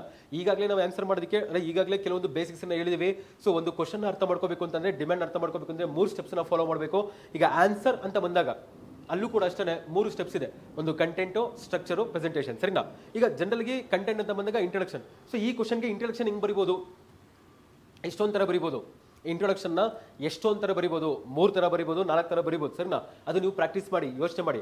ನಿಮಗೆ ಸಿಂಪಲ್ ಆಗಿ ಹೇಳ್ಬೇಕು ಅಂತಂದ್ರೆ, ಸೊ ನಾವು ನಿಮಗೆ ಈಸಿಯಾಗಿರಲಿ ಅಂದ್ರೆ ಆನ್ಸರ್ನ ತುಂಬಾ ಕಾಂಪ್ಲಿಕೇಟೆಡ್ ಆಗೂ ಬರಿಬೋದು, ನಿಮಗೆ ಕಾಂಪ್ಲಿಕೇಶನ್ ಬೇಡ. ಸೊ ಫಸ್ಟ್ ಸರಳವಾಗಿ ಪ್ರಯತ್ನ ಪಡೋಣ, ಸರಳವಾಗಿ ಅರ್ಥ ಮಾಡ್ಕೊಳ್ಳೋಕೆ ಪ್ರಯತ್ನ ಪಡೋಣ, ಸರಿನಾ? ಸೊ ಕ್ವಶನ್ ಸಿಂಪಲ್ ಆಗಿದೆ, ಕ್ವಶನ್ ಡಿಫಿಕಲ್ಟ್ ಇಲ್ಲ. ಈಗ ಇಂಟ್ರೊಡಕ್ಷನ್ ಸಿಂಪಲ್ ಆಗಿ ಹೇಳ್ಬೇಕು ಅಂದ್ರೆ ನಾನು ಏನ್ ಮಾಡ್ತೀನಿ, ಈಗ ಧಮ್ಮ ಅನ್ನೋದು ಏನು ಅನ್ನೋದನ್ನ ಇಂಟ್ರೊಡಕ್ಷನ್ ಅಲ್ಲಿ ಬರಿತೀನಿ, ಸರಿನಾ? ಸೊ ವಾಟ್ ಈಸ್ ಧಮ್ಮ? ಈಗ ಇಂಟ್ರೊಡಕ್ಷನ್ ಬರಿಬೇಕಲ್ವಾ, ಇಂಟ್ರೊಡಕ್ಷನ್ ನ ಎಷ್ಟೊಂದು ತರ ಬರಿಬೋದು. ಆದ್ರೆ ನಾನು ಸಿಂಪಲ್ ಆಗಿ ಬರೆಯೋಕ್ಕೋಸ್ಕರ ಏನ್ ಮಾಡಿದ್ದೀನಿ, ವಾಟ್ ಈಸ್ ಧಮ್ಮ ಅಂದ್ರೆ ಧಮ್ಮ ನೀತಿ ಅಂದ್ರೇನು, ಅಂದ್ರೆ ಧಮ್ಮ ನೀತಿ ಅಂದ್ರೇನು ಅನ್ನೋದನ್ನ ಸಿಂಪಲ್ ಆಗಿ ಒಂದು 3 ವಾಕ್ಯ 4 ವಾಕ್ಯಗಳಲ್ಲಿ ಎಕ್ಸ್ಪ್ಲೇನ್ ಮಾಡಕ್ಕೆ ಪ್ರಯತ್ನ ಪಟ್ಟಿರೋದು, ಸರಿನಾ? ಏನು ಇಂಟ್ರೊಡಕ್ಷನ್ ಅಲ್ಲಿ ಅದು ಒನ್ ವೇ ಆಫ್ ಆನ್ಸರಿಂಗ್. ಅಂದ್ರೆ ಒಂದು ರೀತಿಯಲ್ಲಿ ಇಂಟ್ರೊಡಕ್ಷನ್ ಬರಬೇಕು ಅಂದ್ರೆ ಈ ರೀತಿ ಬರಿಬೋದು, ವಾಟ್ ಈಸ್ ಧಮ್ಮ ಅಂತ. ಯಾಕಂದ್ರೆ ಕ್ವಶನ್ ನಮ್ಗೆ ಏನ್ ಕೇಳಿದರೆ, ಕೀವರ್ಡ್ ಅಲ್ಲಿ ಎಕ್ಸ್ಪ್ಲೇನ್ ಅಂತ ಅಷ್ಟೇ ಕೇಳಿದರೆ. ಅವ್ರು ಏನಾದ್ರು ತುಂಬಾ category 4 critically analyse, critically discuss ಅಥವಾ ಕ್ರಿಟಿಕಲಿ ಎಕ್ಸಾಮಿನ್ ಆ ರೀತಿ ಕೇಳಿದ್ರೆ ನಾನು ವಾಟ್ ಅನ್ನೋದನ್ನ ಪರಿಗಣಿಸಿರಲಿಲ್ಲ. ನಾನು ಇಲ್ಲಿಂದನೇ ಇಂಟ್ರೊಡಕ್ಷನ್ ಲಿಂದನೇ ಸ್ವಲ್ಪ ಅನಾಲಿಟಿಕಲ್ ಆಗಿ ಆನ್ಸರ್ ಮಾಡೋದನ್ನ ಪ್ರಯತ್ನ ಪಡ್ತಿದ್ದೆ. ಸೊ ನನಗೆ ಕ್ವಶನ್ ಬಹಳ ಸಿಂಪಲ್ ಆಗಿ ಕೇಳಿದ್ರೆ ಅದಕ್ಕೆ ನಾನು ಏನ್ ಮಾಡ್ತಾ ಇದೀನಿ, ಫಸ್ಟ್ ವಾಟ್ ಅನ್ನೋದನ್ನ ಕೇಳ್ತಾ ಇದ್ದೀನಿ. ಸೊ ಧಮ್ಮ ಅಂದ್ರೆ ಏನು, ಸಿಂಪಲ್ ಆಗಿ, ಸರಿನಾ? ಈಗ ನಿಮಗೆಲ್ಲ ಧಮ್ಮ ಬಗ್ಗೆ ಗೊತ್ತಿರ್ತದೆ. ಸೊ ಧಮ್ಮ ಅನ್ನೋದನ್ನ ರಿಲಿಜಿಯಸ್ ಪಾಲಿಸಿ ಅಂತ ಹೇಳೋದಿಲ್ಲ, ಅರ್ಥಕ್ಕೆ ರಿಲಿಜಿಯಸ್ ಪಾಲಿಸಿ ಅಂತ ಹೇಳೋದಿಲ್ಲ. ಸಿಂಪಲ್ ಆಗಿ ಹೇಳ್ಬೇಕು ಅಂದ್ರೆ ಧಮ್ಮ ಅಂದ್ರೆ ಏನು ಅಂದ್ರೆ ಸೋಷಿಯಲ್ ಕಂಡಕ್ಟ್ ಅಂತ ಕರಿತೀವಿ. ಅಶೋಕ ಇರುವಂತ ಕಾಲ, ಆ ಕಾಲದಲ್ಲಿ ಇರುವಂತಹ ಸಮಾಜದಲ್ಲಿ ಪ್ರತಿಯೊಬ್ಬ ಸದಸ್ಯರು ಅಂದ್ರೆ ಮೆಂಬರ್ಸ್ ಆಫ್ ದಿ ಸೊಸೈಟಿ ಅಥವಾ ಅಲ್ಲಿರುವಂತಹ ಪಬ್ಲಿಕ್ ಅಥವಾ ಸಾರ್ವಜನಿಕರು ಯಾವ ರೀತಿ ಸಮಾಜದಲ್ಲಿ ನಡ್ಕೋಬೇಕು, ಅರ್ಥ ಆಗ್ತಿದ್ಯಾ? ಸೋಷಿಯಲ್ ಕಂಡಕ್ಟ್ ಅಂತ ಕರಿತೀವಿ. ಯಾವ ರೀತಿ ಸಾಮಾಜಿಕ ನಡವಳಿಕೆ ಇರಬೇಕು. ಅದಾದ್ಮೇಲೆ ನೆಕ್ಸ್ಟ್ ಇಂಪಾರ್ಟೆಂಟ್ ಅಂತಂದ್ರೆ, ಸೊ ಸಮಾಜದ ಅಂದ್ರೆ ಸಾಮಾಜಿಕ ನಡವಳಿಕೆ ಜೊತೆಗೆ ಆ ಸಮಾಜದಲ್ಲಿ ನಾವು ಅಳವಡಿಸ್ಕೋಬೇಕಾಗಿರುವಂತ ಒಂದಷ್ಟು ರೂಢಿಗಳು, ಕನ್ವೆನ್ಷನ್ಸ್ ಅಂತ ಕರಿತೀವಿ. ಅವುಗಳೆಲ್ಲವೂ ಕೂಡ ನಮ್ಗೆ ಎಲ್ಲಿಂದ ಬರ್ತಾ ಇತ್ತು, ಮೇಲ್ಗಡೆ ಇರುವಂತ ಒಂದು ರಾಜಕೀಯವಾಗಿರುವಂತ ಒಂದು ಸಂಸ್ಥೆಯಿಂದ, ಅಂದ್ರೆ ಪೊಲಿಟಿಕಲ್ ಆರ್ಗನೈಸೇಷನ್. ಒಬ್ಬ ರಾಜ ಬಂದು ಜನ ಯಾವ ರೀತಿ ಸಮಾಜದಲ್ಲಿ ಬದುಕಬೇಕು, ಯಾವ ರೀತಿ ನೈತಿಕವಾಗಿರುವಂತಹ ಅಂಶಗಳನ್ನ ಫಾಲೋ ಮಾಡಬೇಕು, ಸೊ ಸಮಾಜದ ಒಳಿತಿಗಾಗಿ ಹಾಗೂ ಜನರ ಒಳಿತಿಗಾಗಿ ಏನೆಲ್ಲ ಮಾಡಬೇಕಾಗುತ್ತೆ ಆ ಅಂಶಗಳನ್ನ ಪರಿಗಣಿಸಿ ಅಲ್ಲಿರುವಂತಹ ರಾಜ ಒಂದು ವ್ಯವಸ್ಥಿತವಾಗಿ ಅಂದ್ರೆ ಒಂದು ಆರ್ಗನೈಸ್ಡ್ ಫಾರ್ಮ್ಯಾಟ್ ಅಲ್ಲಿ ಕೆಲವೊಂದು ಪ್ರಿನ್ಸಿಪಲ್ಸ್ ಅನ್ನ ಅಂದ್ರೆ ಕೆಲವೊಂದು ನಿಯಮಗಳನ್ನ ಪ್ರಿನ್ಸಿಪಲ್ಸ್ ಅನ್ನ ಸೊ ಜನಕ್ಕೋಸ್ಕರ ಕೊಟ್ಟಿದ್ದಾನಲ್ವಾ, ಅದನ್ನೇ ಧಮ್ಮ ಅಂತ ಕರಿತೀವಿ. ಸೊ ಯಾರು ಕೊಟ್ಟಿರೋದು, ಸೊ ಅಶೋಕ ಕೊಟ್ಟಿರೋದು. ಈಗ ಅಶೋಕ ಈ ರೀತಿ ಕೊಡ್ಬೇಕಾದ್ರೆ ಅಶೋಕನಿಗೆ ಇದು ಕನ್ಸ್ಬಿದಿತ ಅಂತ ಅಶೋಕನ್ಗೆ ಎಲ್ಲಿಂದ ಗೊತ್ತಾಗುತ್ತೆ? ಯಾಕೆಂದ್ರೆ ಅಶೋಕ ಇರುವಂತ ಸಮಾಜ, ಆ ಸಮಾಜದಲ್ಲಿ ಇರುವಂತ ಬೇರೆ ಬೇರೆ ಸಮುದಾಯದವರು, ಬೇರೆ ಬೇರೆ ಪಂಥಗಳು, ಬೇರೆ ಬೇರೆ ಧರ್ಮಗಳು, ಅವುಗಳಲ್ಲಿ ಬರುವಂತ ಏನೋ ನೈತಿಕವಾಗಿ ಅಥವಾ ನೈತಿಕ ಅಂಶಗಳನ್ನ ಸಮಾಜಕ್ಕೆ ಯಾವುದು ಉಳಿತಾಗುತ್ತೆ ಅದನ್ನ ಪರಿಗಣಿಸ್ಕೊಂಡಿದ್ದಾರೆ. ಅರ್ಥ ಆಗ್ತಲ್ವಾ? ಈಗ ಅಶೋಕ ಧಮ್ಮ ನೀತಿ ಕೇವಲ ಬುದ್ಧಿಸಂ ಅಷ್ಟೇ ಸಂಬಂಧಪಟ್ಟಿಲ್ಲ. ಸೊ ಬುದ್ಧಿಸಂ ಅಲ್ಲಿರುವಂತ ಕೆಲವೊಂದು ಅಂಶ ಇದೆ, ಜೈನಿಸಂ ಅಲ್ಲಿರುವಂತ ಅಂಶ ಇದೆ, ಆಮೇಲೆ ಬ್ರಹ್ಮನಿಕ್ ಹಿಂದೂಯಿಸಂ ಅಂತ ಕರಿತೀವಿ, ವೇದಿಕ್ ಬ್ರಹ್ಮನಿಸಂ ಅಂತ ಕರಿತೀವಿ. ಸೊ ಎಲ್ಲಾ ರೀತಿಯ ಅಂಶಗಳನ್ನ ಅನುಸರಿಸಿ ಅವ್ರು ಏನ್ ಮಾಡಿದ್ರೆ ಧಮ್ಮ ನೀತಿ ಕೊಟ್ಟಿದ್ದಾರೆ. ಅದನ್ನು ಕೂಡ ಇಲ್ಲಿ ನಾವು ಬರ್ದಿದೀವಿ, ಸರಿನಾ? ಏನಂತ ಬರ್ದಿ ನೋಡಿ, synthesise various social norms which were current ಅಂದ್ರೆ ಎಕ್ಸಿಸ್ಟ್ ಇನ್ ದಟ್ ಟೈಮ್ ಅಂತ. ಅವತ್ತು ಪ್ರಸ್ತುತವಾಗಿ ಯಾವ ರೀತಿ ಅಂಶಗಳಿದವೋ ಬೇರೆ ಬೇರೆ ಸಮುದಾಯದವರು, ಬೇರೆ ಬೇರೆ ಪಂಗಡದವರು, ಪಂಥಗಳು ಅದೆಲ್ಲವೂ ಕೂಡ ಅನುಸರಿಸಿ ಅಶೋಕ ಅಂದ್ರೆ ಅವಾಗಿರುವಂತ ಮೌರ್ಯನ್ ರಾಜ ಏನ್ ಮಾಡ್ತಾರೆ, ಅದೆಲ್ಲವೂ ಕೂಡ ಸಂಶ್ಲೇಷಣೆ ಅಂದ್ರೆ ವಿಶ್ಲೇಷಣೆ ಏನ್ ಮಾಡ್ತಾರೆ, ಸಿಂಥಸೈಸ್ ಮಾಡ್ತಾರೆ ಅಂತ. ಆ ಸಿಂಥಸೈಸ್ ಮಾಡಿರೋದೇ ನಮ್ಗೆ ಏನ್ ಕಾಣಿಸಿದೆ, ದಮ್ಮನೀತಿ ಇಂತಿದೆ. ಸರಿನಾ? ಅಂದ್ರೆ ಇಲ್ಲಿ ನಾವು ಯಾಕೆ ಇಷ್ಟು ಸಿಂಪಲ್ ಆಗಿ ಇಂಟ್ರೊಡಕ್ಷನ್ ಬರಬೇಕು ಅಂತಂದ್ರೆ, ಫಸ್ಟ್ 150 ವರ್ಡ್ಸ್ ಕೇಳಿದ್ದಾರೆ, ಅದನ್ನ ನೀವು ಗಮನದಲ್ಲಿ ಇಟ್ಕೋಬೇಕು. ಸರಿನಾ? 150 ವರ್ಡ್ಸ್ ಕೇಳಿದ್ದಾರೆ. ಅವ್ರು ಏನಾದ್ರು ಒಂದು 300 ವರ್ಡ್ಸ್ ಕೇಳಿದ್ರೆ ನನ್ನ ಇಂಟ್ರೊಡಕ್ಷನ್ ಬೇರೆ ತರ ಬರಿಬೋದಿತ್ತು. 150 ವರ್ಡ್ಸ್ ಕೇಳಿದರೆ, ಸೊ ನನ್ನ ಇಂಟ್ರೊಡಕ್ಷನ್ ಮ್ಯಾಕ್ಸಿಮಮ್ ಎಷ್ಟಿರಬೇಕು, 150 ವರ್ಡ್ಸ್ ಕೇಳಿದ್ರೆ ಇಂಟ್ರೊಡಕ್ಷನ್ 30 ವರ್ಡ್ಸ್ ಅಲ್ಲಿ ಮುಗಿಸ್ಬೇಕು ನೀವು ಇಂಟ್ರೊಡಕ್ಷನ್. ಯಾಕಂದ್ರೆ ಬಾಡಿ ಜಾಸ್ತಿ ಇಂಪಾರ್ಟೆನ್ಸ್ ಕೊಡಬೇಕು, ಬಾಡಿಗೆ ಜಾಸ್ತಿ ಇಂಪಾರ್ಟೆನ್ಸ್ ಕೊಡಬೇಕು. ಸೊ 30 ವರ್ಡ್ಸ್ ಅಲ್ಲಿ ನಾನು ಬರೆಯೋ ರೀತಿ ಇರಬೇಕು. ಇಲ್ಲ ನಾನು ಇದಕ್ಕೆ 50 ವರ್ಡ್ಸ್ ಬರ್ತೀನಿ ಅಂತಂದ್ರೆ ನನಗೆ ಬಾಡಿ ಕಾಂಪ್ರಮೈಸ್ ಆಗ್ಬಿಡುತ್ತೆ. ಬಾಡಿ ಕಾಂಪ್ರಮೈಸ್ ಮಾಡ್ಕೋಬಾರ್ದು, ಅಲ್ಲೂ ಕೂಡ ಗುಣಮಟ್ಟವಾಗಿ ಬರಬೇಕು ಅಂತಂದ್ರೆ ಕೇವಲ 30 ವರ್ಡ್ಸ್ ಅಲ್ಲಿ ಬರೀಬೇಕು. ಆ 30 ವರ್ಡ್ಸ್ ಅಲ್ಲಿ ಏನ್ ಬರಬೇಕು, ನಾನು ಏನ್ ಪರಿಗಣಿಸಿದೀನಿ, ದಮ್ಮ ಅಂದ್ರೆ ಏನು, ಅವತ್ತಿನ ಕಾಲದಲ್ಲಿ ಯಾವ ರೀತಿ ಬಂತು ಅಷ್ಟೇ. ಸಿಂಥಸಿಸ್ ಅಂತ ಇಲ್ಲೊಂದು ವರ್ಡ್ ಬರ್ದಿ ನೋಡಿ, synthesise the various social norms ಅಂತ. ಇಲ್ಲೂ ಕೂಡ ಇದೆ ನೋಡಿ, ಅಶೋಕನು ತನ್ನ ಕಾಲದಲ್ಲಿ ಪ್ರಚಲಿತವಾಗಿದ್ದ ಅಂದ್ರೆ ಅವತ್ತಿನ ಕಾಲದಲ್ಲಿ ಪ್ರಚಲಿತವಾಗಿದ್ದಂತ ಒಂದಷ್ಟು ಸಾಮಾಜಿಕ ರೂಢಿಗಳು ಇದೆಲ್ಲ ಇಲ್ಲಿಂದ ಬಂದಿರುತ್ತದೆ. ಅವತ್ತಿನ ಸಾಮಾಜಿಕ ರೂಢಿಗಳು ಇಲ್ಲಿಂದ ಬಂದಿರ್ತವೆ. ಅವತ್ತಿನ ಸಾಮಾಜಿಕ ಸಂಸ್ಥೆಗಳು, ಧರ್ಮಗಳಿರ್ಬೋದು, ಪಂಥಗಳಿರ್ಬೋದು, ಅವುಗಳಿಂದ ಬಂದಿರುವಂತದ್ದು ಅಂತ. ಅದನ್ನ ಏನ್ ಮಾಡಿದರೆ, ಸಂಶ್ಲೇಷಿಸಲು ಸಿಂಥಸೈಸ್ ಮಾಡಿದ್ದಾರೆ ಅಂತ ಅಷ್ಟೇ. ಸರಿನಾ? ಹಿಂಗೆ ಇಂಟ್ರೊಡಕ್ಷನ್ ಬರಬೇಕು ಅಂತ ಎಲ್ಲೂ ರೂಲ್ಸ್ ಇಲ್ಲ. ಇದು ಜಸ್ಟ್ ಒಂದು ಸಿಂಪಲ್ ಆಗಿರೋದು. ಇದು ಈಗ ಇಲ್ಲಿ ಇದೇ ತರ ಇಂಟ್ರೊಡಕ್ಷನ್ ಇನ್ನು 5 ಬೇರೆ ಬೇರೆ ರೀತಿ ಬರೀಬಹುದು. ಅದನ್ನ ನೀವು ಯೋಚನೆ ಮಾಡಿ ಪ್ರಾಕ್ಟೀಸ್ ಮಾಡಿ. ಈಗ ನೆಕ್ಸ್ಟ್ ಸೆಕೆಂಡ್ ಪಾಯಿಂಟ್ ಏನು, ಈ ಆನ್ಸರ್ ಅಲ್ಲಿ ಸೆಕೆಂಡ್ ಪಾಯಿಂಟ್ ಏನು ಬರೀಬಹುದು, ಹೌದು ದಮ್ಮ ಪಾಲಿಸಿ ಅಂದ್ರೇನು ಅಂತ ಇಂಟ್ರೊಡಕ್ಷನ್ ಬರ್ದಿದ್ದೀನಿ. ಸರಿನಾ? ಜಸ್ಟ್ ಒಂದು 30 ವರ್ಡ್ಸ್ ಅಲ್ಲೋ 50 ವರ್ಡ್ಸ್ ಅಲ್ಲೋ ಎಕ್ಸ್ಪ್ಲೇನ್ ಮಾಡಿದ್ದೀನಿ. ಸರಿನಾ? ಸಿಂಪಲ್ ಆಗಿ. ಅರೆ ಸೆಕೆಂಡ್ ಏನ್ ಮಾಡಬೇಕು, ಡೈರೆಕ್ಟ್ ಆಗಿ ದಮ್ಮ ಪಾಲಿಸಿ ಬಗ್ಗೆ ಬರೋದಿಲ್ಲ, ಇನ್ನೊಂದು ಎಕ್ಸ್ಟ್ರಾ ಒಂದು ಪಾಯಿಂಟ್ ಬರಿತೀನಿ ನಾನು. ಏನೊಂದು ಎಕ್ಸ್ಟ್ರಾ ಪಾಯಿಂಟ್ ಯಾಕೆ ಬರ್ತೀನಿ ಅದನ್ನೇ ಹೇಳ್ತಿರೋದು. ಸೊ ಸ್ಟ್ರಕ್ಚರಿಂಗ್ ಇಂಪಾರ್ಟೆಂಟ್ ಆಗಬೇಕು ಅಂತ. ದಮ್ಮ ಪಾಲಿಸಿ ಇದೆ, ದಮ್ಮ ಪಾಲಿಸಿ ಯಾಕೆ ಬೇಕು, ಸರಿನಾ? ನೀಡ್ ಆಫ್ ದಮ್ಮ ಪಾಲಿಸಿ ಅಂದ್ರೆ ದಮ್ಮ ನೀತಿಯ ಅಗತ್ಯವೇನಿತ್ತು ಅಂತ. ದಮ್ಮ ನೀತಿಯ ಅಗತ್ಯವೇನಿತ್ತು ನಾವು ಡಿಸ್ಕಷನ್ ಮಾಡ್ತಿರೋ ಕಾಲ ಯಾವಾಗ ಅಂದ್ರೆ ಮೌರ್ಯನ್ ಸಾಮ್ರಾಜ್ಯ ಅದು ಉತ್ತುಂಗದ ಮಟ್ಟದಲ್ಲಿ ಇರಬೇಕಾದ್ರೆ, ಪೀಕಲಿ ಇರಬೇಕಾದ್ರೆ, ಅಶೋಕ ರಾಜ ಆಗಿರ್ಬೇಕಾದ್ರೆ, ಪೀಕಲಿ ಇರಬೇಕಾದ್ರೆ, ಗೊತ್ತಾಗ್ತಲ್ವಾ? ಚಂದ್ರಗುಪ್ತ ಮೌರ್ಯ ದಮ್ಮ ನೀತಿ ತರಲಿಲ್ಲ, ಅಥವಾ ನೆಕ್ಸ್ಟ್ ಬಿಂದುಸಾರ ದಮ್ಮ ನೀತಿ ತರಲಿಲ್ಲ, ಅಶೋಕ ತರ್ತಿರೋದು. ಅದಕ್ಕೆ ಏನಾದ್ರು ಕಾರಣವಿರ್ತಾವಲ್ವಾ, ಆ ಕಾರಣ ಗೊತ್ತಿದ್ರೆ ಅಥವಾ ಕಾರಣದ ಬಗ್ಗೆ ಯಾವ್ದಾದ್ರು ಕೆಲವೊಂದು ಅಂಶ ಗೊತ್ತಿದ್ರೆ ಅದರ ಒಂದು 3 ಲೈನ್ಸ್ ಅಲ್ಲೋ 4 ಲೈನ್ಸ್ ಅಲ್ಲೋ ನಾವು ಅದನ್ನ ಮೆನ್ಷನ್ ಮಾಡಬೇಕಾಗುತ್ತೆ. ಸರ್ ನಾ ಫಸ್ಟ್ ಇಂಟ್ರೊಡಕ್ಷನ್ ಬರೆದು ನೆಕ್ಸ್ಟ್ ಬಾಡಿಗೆ ಕನೆಕ್ಟ್ ಮಾಡೋಕ್ಕೋಸ್ಕರ ನಾನು ಏನ್ ಮಾಡ್ತೀನಿ, ನೀಡ್ ಆಫ್ ದಮ್ಮ ಪಾಲಿಸಿ ಅಂತ ಒಂದು ಎಕ್ಸ್ಟ್ರಾ ಒಂದು ಇನ್ಫಾರ್ಮೇಶನ್ ಬರಿತೀನಿ. ಇಲ್ಲಿರುತ್ತೆ ನೋಡಿ, ಯಾಕೆ ಬೇಕು ದಮ್ಮ ಪಾಲಿಸಿ, ಯಾಕೆ ಬೇಕಾಗಿತ್ತು ಅಂತ. ಯಾಕೆಂದ್ರೆ ಮೌರ್ಯನ್ ಸಮಾಜ ಯಾವ ರೀತಿ ಇತ್ತು ಅಂದ್ರೆ ಮಹಾಜನಪದಾಸ್ ಕಾಲ ಗೊತ್ತಿರುತ್ತೆ ನಿಮಗೆ, ಮಹಾಜನಪದಾಸ್ ಕಾಲ ಓದಿರ್ತೀರಾ. ಮಹಾಜನಪದಾಸ್ ಕಾಲದಲ್ಲೇ ಏನಾಗುತ್ತೆ ನಮಗೆ, ಹೆಟ್ರೋಜಿನಸ್ ಸೊಸೈಟಿ ಸಿಗುತ್ತೆ. ಅಂದ್ರೆ ಸಮಾಜ ವೈವಿಧ್ಯಮಯವಾಗಿ ಕೂಡುತ್ತೆ. ಯಾವ ರೀತಿ, ಧಾರ್ಮಿಕವಾಗಿ, ಆರ್ಥಿಕವಾಗಿ, ರಾಜಕೀಯವಾಗಿ, ಎಲ್ಲಾ ರೀತಿ ಅಂತ. ಮಹಾಜನಪದ ಕಾಲದಲ್ಲೇ ನಿಮಗೆ ಅರ್ಥ ಆಗಿರುತ್ತೆ. ಪೊಲಿಟಿಕಲಿ ಡೈವರ್ಸಿಟಿ ಇದೆ, ಎಕನಾಮಿಕಲಿ ಡೈವರ್ಸಿಟಿ ಇದೆ, ಅದೇ ರೀತಿ ಸೋಷಿಯಲಿ ಡೈವರ್ಸಿಟಿ ಇದೆ, ರಿಲಿಜಿಯಸ್ಲಿ ಡೈವರ್ಸಿಟಿ ಇದೆ ಅಂತ. ಇಷ್ಟೊಂದೆಲ್ಲ ವೈವಿಧ್ಯತೆ ಇರುವಂತ, ಇಷ್ಟೊಂದೆಲ್ಲ ಸಮಾಜದಲ್ಲಿ ಇಷ್ಟೊಂದೆಲ್ಲ ವಿಭಿನ್ನತೆ ಇರುವಂತ ಸಮಾಜದಲ್ಲಿ ಏನಾಗುತ್ತೆ, ಕಾನ್ಫ್ಲಿಕ್ಟ್ ಆಗಲ್ವಾ ಅಂದ್ರೆ ಜಗಳ ಆಗಲ್ವಾ, ಜಗಳ ಆಗುವಂತ ಪರಿಸ್ಥಿತಿ ಇರುತ್ತೆ. ಈಗ ಜಗಳ ಆಗ್ತಿರ್ಬೇಕಾದ್ರೆ ಏನಾಗುತ್ತೆ, ಸೊ ಸಾಮ್ರಾಜ್ಯ ಬಲಿಷ್ಠವಾಗಿರ್ಬೇಕು.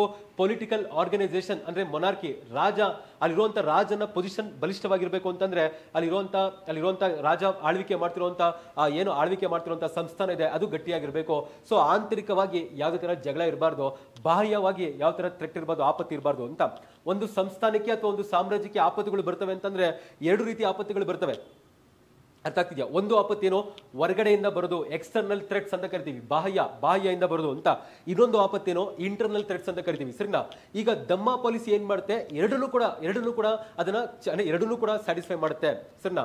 ಎಕ್ಸ್ಟರ್ನಲ್ ಥ್ರೆಟ್ ಇರ್ಬೋದು, ಇಂಟರ್ನಲ್ ಥ್ರೆಟ್ಸ್ ಇರ್ಬೋದು ಅಂತ. ಅದರಲ್ಲಿ ಬಹಳ ಪ್ರಮುಖವಾಗಿರೋ ಅಂಶ ಏನು, ಇಂಟರ್ನಲ್ ಥ್ರೆಟ್ಸ್. ಸರಿನಾ? ಅದಕ್ಕೆ ಮೌರ್ಯನ್ ಸಮಾಜ ಅಂತ ಏನ್ ಕರಿತೀವಿ. ಸೊ ಮೌರ್ಯನ ಸಮಾಜದಲ್ಲಿ ಇರುವಂತಹ ವಿಭಿನ್ನತೆ ಹೋಗ್ತಾ ಏನಾಗುತ್ತೆ, ಆಂತರಿಕ ಆಪತ್ತುಗಳನ್ನ ಉಗಮವಾಗೋ ರೀತಿ ಮಾಡುತ್ತೆ. ಅದನ್ನ ತಡೆಯೋಕ್ಕೋಸ್ಕರ ಸಮಾಜದಲ್ಲಿ ಒಂದು ಏಕತೆ ತರಕೋಸ್ಕರ, unity and integrity of empire ನ ಮೇಂಟೈನ್ ಮಾಡೋಕ್ಕೋಸ್ಕರ ಏನ್ ಮಾಡ್ತಾರೆ, ದಮ್ಮ ನೀತಿ ತಗೊಂಡ್ಬರ್ತಾರೆ ಅಂತ. ಅದನ್ನೆಲ್ಲ ಎಕ್ಸ್ಪ್ಲೇನ್ ಮಾಡ್ತೀನಿ ನೋಡಿ. ಸರ್ ಹೆಟ್ರೋಜಿನಸ್ ಎಲಿಮೆಂಟ್ಸ್ ಇದೆ. ಯಾವ್ದ್ರಲ್ಲಿದೆ ಹೆಟ್ರೋಜಿನಸ್ ಎಲಿಮೆಂಟ್ಸ್ ಅನ್ನೋದು, ವೈವಿಧ್ಯವಾಗಿರುವಂತಹ ಅಂಶಗಳನ್ನ ಕಾಣ್ತೀವಿ. ಎಲ್ಲೆಲ್ಲಿ ಕಾಣ್ತೀವಿ ನಾವು, ಒಂದು ಎಕನಾಮಿಕಲಿ ಅಂದ್ರೆ ಆರ್ಥಿಕವಾಗಿ, ಸಾಮಾಜಿಕವಾಗಿ, ಧಾರ್ಮಿಕವಾಗಿರುವಂತಹ ಶಕ್ತಿಗಳು ಅವುಗಳ ನಡುವೆ ಆಗುವಂತಹ ಸಂಘರ್ಷಣೆ ಆಗುವಂಥದ್ದು ಬಹಳ ಹೆಚ್ಚಿನ ರೀತಿಯಲ್ಲಿ ಕಾಣಿಸುತ್ತೆ. ಈಗ ನಾನು ದಮ್ಮ ನೀತಿನ ಎಕ್ಸ್ಪ್ಲೇನ್ ಮಾಡಿದ್ರೆ ನಿಮ್ಗೆ ಗೊತ್ತಾಗುತ್ತೆ. ಅದೆಲ್ಲವೂ ಕೂಡ ಪರಿಗಣಿಸಿ ಒಂದಷ್ಟು ಪ್ರಿನ್ಸಿಪಲ್ಸ್ ಅನ್ನ, ಆದರ್ಶಗಳನ್ನ ಕೊಟ್ಟಿದ್ದಾರೆ. ಅದರಲ್ಲಿ ಇದೇ ಪ್ರಮುಖವಾಗಿರುವಂತಹ ಅಂಶಗಳು ಯಾಕೆ ಬೇಕಾಗಿತ್ತು ಅಂತ. ಇದೆಲ್ಲ ಏನ್ ತೆಗಬೇಕು, ಯಾಕೆಂದ್ರೆ ಮೌರ್ಯನ್ ಸಾಮ್ರಾಜ್ಯ ಅನ್ನೋದು ಕೇವಲ ಎಲ್ಲೋ ಒಂದು ಪಾಟಲಿಪುತ್ರದಲ್ಲಿ ಒಂದು ಗುಂಪಲ್ಲಿ ಇಲ್ಲ, ಒಂದು ಮೂಲೆ ಗುಂಪಾಗಿಲ್ಲ. ಸೊ ಮೌರ್ಯನ್ ಸಾಮ್ರಾಜ್ಯ ಇಡೀ ಭಾರತದ ಉದ್ದಗಲಕ್ಕೂ, ಅಫ್ಘಾನಿಸ್ತಾನದಿಂದ ಹಿಡಿದು ಕರ್ನಾಟಕದವರೆಗೂ ಏನಿದೆ ಭೂ ವಿಸ್ತಾರ ಇದೆ, ಟೆರಿಟೋರಿಯಲ್ ಬೌಂಡ್ರಿ ಇದೆ ಸರಿನಾ. ಪೊಲಿಟಿಕಲ್ ಅಡ್ಮಿನಿಸ್ಟ್ರೇಷನ್ ಕೊಡಬೇಕು, ರಾಜಕೀಯವಾಗಿ ಆಡಳಿತ ಮಾಡಬೇಕು. ಅವರು ಇಷ್ಟು ವಿಸ್ತಾರವಾಗಿರುವಂತಹ, ಇಷ್ಟು ವಿಶಾಲವಾಗಿರುವಂತಹ ಸಾಮ್ರಾಜ್ಯನ ಹಿಡಿತದಲ್ಲಿ ಇಟ್ಕೋಬೇಕು ಅಂತಂದ್ರೆ ಅದಕ್ಕೆ ಏನ್ ಬೇಕು ನಮಗೆ ಅಂದ್ರೆ ಎಲ್ಲಾದ್ರೂ ಒಂದ್ ಕಡೆ ಯುನೈಟೆಡ್ ಸೆಂಟ್ರಲೈಸ್ಡ್ ಫೋರ್ಸ್ ಬೇಕು. ಆ ಸೆಂಟ್ರಲೈಸ್ಡ್ ಫೋರ್ಸ್ ಅಲ್ಲಿ ಇರುವಂತಹ ಕಾನ್ಫ್ಲಿಕ್ಟ್ಸ್ ಅನ್ನು ಅವಾಯ್ಡ್ ಮಾಡಬೇಕು ಅಂತಂದ್ರೆ ನಮಗೆ ಇದು ಬಹಳ ಬಹಳ ಇಂಪಾರ್ಟೆಂಟ್ ಆಗುತ್ತೆ. ದಮ್ಮ ನೀತಿ ಇಂಪಾರ್ಟೆಂಟ್ ಆಗುತ್ತೆ, ಅದನ್ನೇ ಬರ್ಕೊಂಡಿದೀವಿ, ಅದನ್ನೇ ಇಲ್ಲಿ ಎಕ್ಸ್ಪ್ಲೈನ್ ಮಾಡಿರೋದು. ಯಾಕೆ therefore need some binding ಅಂದ್ರೇನು ಅಂದ್ರೆ ಎಲ್ಲವನ್ನು ಹಿಡಿದಿಟ್ಕೊಳ್ಳುವಂತ ಒಂದು ಶಕ್ತಿ ಬೇಕು. ಆ ಶಕ್ತಿ ಏನಾಗುತ್ತೆ, ದಮ್ಮ ನೀತಿ ಆಗುತ್ತೆ. ಯಾಕೆ ಹಿಡಿದಿಟ್ಕೋಬೇಕು ಅಂದ್ರೆ ಸೆಕ್ಯೂರಿಟಿ ಅಂದ್ರೇನು ಅಂದ್ರೆ ರಾಜ್ಯದ ಭದ್ರತೆ ಸರಿನಾ. ವಿಸ್ತಾರವಾಗಿರುವಂತ ಇಷ್ಟು ವಿಶಾಲವಾಗಿರುವಂತ ಸಾಮ್ರಾಜ್ಯದ ಭದ್ರತೆ ಇಂಪಾರ್ಟೆಂಟ್ ಆಗಬೇಕು. ಪ್ಲಸ್ ಸ್ಟೆಬಿಲಿಟಿ, ಆರ್ಥಿಕವಾಗಿ ಎಕನಾಮಿಕ್ ಸ್ಟೆಬಿಲಿಟಿ, ಪೊಲಿಟಿಕಲ್ ಸ್ಟೆಬಿಲಿಟಿ ಸರಿನಾ. ಸ್ಟೆಬಿಲಿಟಿ ಸ್ಥಿರತೆ, ಆರ್ಥಿಕ ಸ್ಥಿರತೆ, ರಾಜಕೀಯ ಸ್ಥಿರತೆ, ಜೊತೆಗೆ ಆಮೇಲೆ ಇಂಟಿಗ್ರಿಟಿ ಅಂತ ಕರಿತೀವಿ ಅಥವಾ ಯೂನಿಟಿ ಅಂತ ಕರಿತೀವಿ, ಸಮಗ್ರತೆಯನ್ನು ಕಾಪಾಡ್ಕೊಳ್ಳೋಕೋಸ್ಕರ ನಮಗೆ ದಮ್ಮ ನೀತಿ ಬೇಕಾಗಿತ್ತು ಅಂತ. ನಾನು ಏನ್ ಮಾಡ್ತೀನಿ, ಒಂದು 5 to 6 ಲೈನ್ಸ್ ಅಲ್ಲಿ ಹೇಳ್ತಾ ಇದ್ದೀನಿ ಅಷ್ಟೇ. ಅಂದ್ರೆ ಇಷ್ಟೊಂದು ವೈವಿಧ್ಯತೆ ಇದೆ, ಇದರಿಂದ ಸಂಘರ್ಷ ಆಗಿ ಅಲ್ಲಿ ಏನಾಗುತ್ತೆ, ಸ್ಥಿರತೆ ಹಾಳಾಗುತ್ತೆ. ಅದಾದ್ಮೇಲೆ ಏನಾಗುತ್ತೆ, ಆಮೇಲೆ ಅಲ್ಲಿರುವಂತ ಏಕತೆ ಹಾಳಾಗುತ್ತೆ. ಸೊ ಸಾಮ್ರಾಜ್ಯ ಅಂದ್ರೆ ಕಾನ್ಫ್ಲಿಕ್ಟ್ ಆಗಿ ಏನಾಗುತ್ತೆ, ಡಿಸ್ಇಂಟಿಗ್ರೇಟ್, ವಿಭಜನೆ ಆಗ್ಬಿಡುತ್ತೆ. ಇದೆಲ್ಲವೂ ಆಗ್ಬಾರ್ದು ಅಂತಂದ್ರೆ ನನಗೆ ಒಂದು ಶಕ್ತಿ ಬೇಕು, ಆ ಶಕ್ತಿನೇ ದಮ್ಮ ಶಕ್ತಿ ಅಥವಾ ದಮ್ಮ ನೀತಿ. ಅದಕ್ಕೋಸ್ಕರ ಅಶೋಕ ದಮ್ಮ ನೀತಿನ ಇಂಟ್ರೊಡ್ಯೂಸ್ ಮಾಡಿದ್ದಾರೆ. ಇದನ್ನ ಒಂದು 3 ಲೈನ್ಸ್ ಅಲ್ಲಿ ಬರೆದೇನಾಗುತ್ತೆ, ನಿಮ್ದು ನೆಕ್ಸ್ಟ್ ಬಾಡಿಗೆ ಇದೊಂಥರ ನೀವು ಒಂದು ಸೆಂಟ್ರಲ್ ಕನ್ಕ್ಲೂಡ್ ಮಾಡ್ದಂಗೆ ಆಗುತ್ತೆ ಸರಿನಾ. ಸೆಂಟ್ರಲ್ ಒಂದು ಕನೆಕ್ಟ್ ಮಾಡ್ದಂಗೆ ಆಗುತ್ತೆ ಅಂತ. ಇದು ಸೆಕೆಂಡ್ ಪಾಯಿಂಟ್ ತರ. ಫಸ್ಟ್ ಇಂಟ್ರೊಡಕ್ಷನ್ ಬರ್ದಿದ್ದೀರಾ, ನೆಕ್ಸ್ಟ್ ಏನ್ ಮಾಡ್ತೀರಾ, ಕನೆಕ್ಟ್ ಇಂಟ್ರೊಡಕ್ಷನ್ಗೂ ಬಾಡಿಗೂ ಒಂದು ಕನೆಕ್ಟಿಂಗ್ ಪ್ಯಾರಾಗ್ರಾಫ್ ತರ ಅಥವಾ ಕನೆಕ್ಟಿಂಗ್ ಲಿಂಕ್ ತರ ಇದನ್ನು ಬರ್ದಿದ್ದೀರಾ.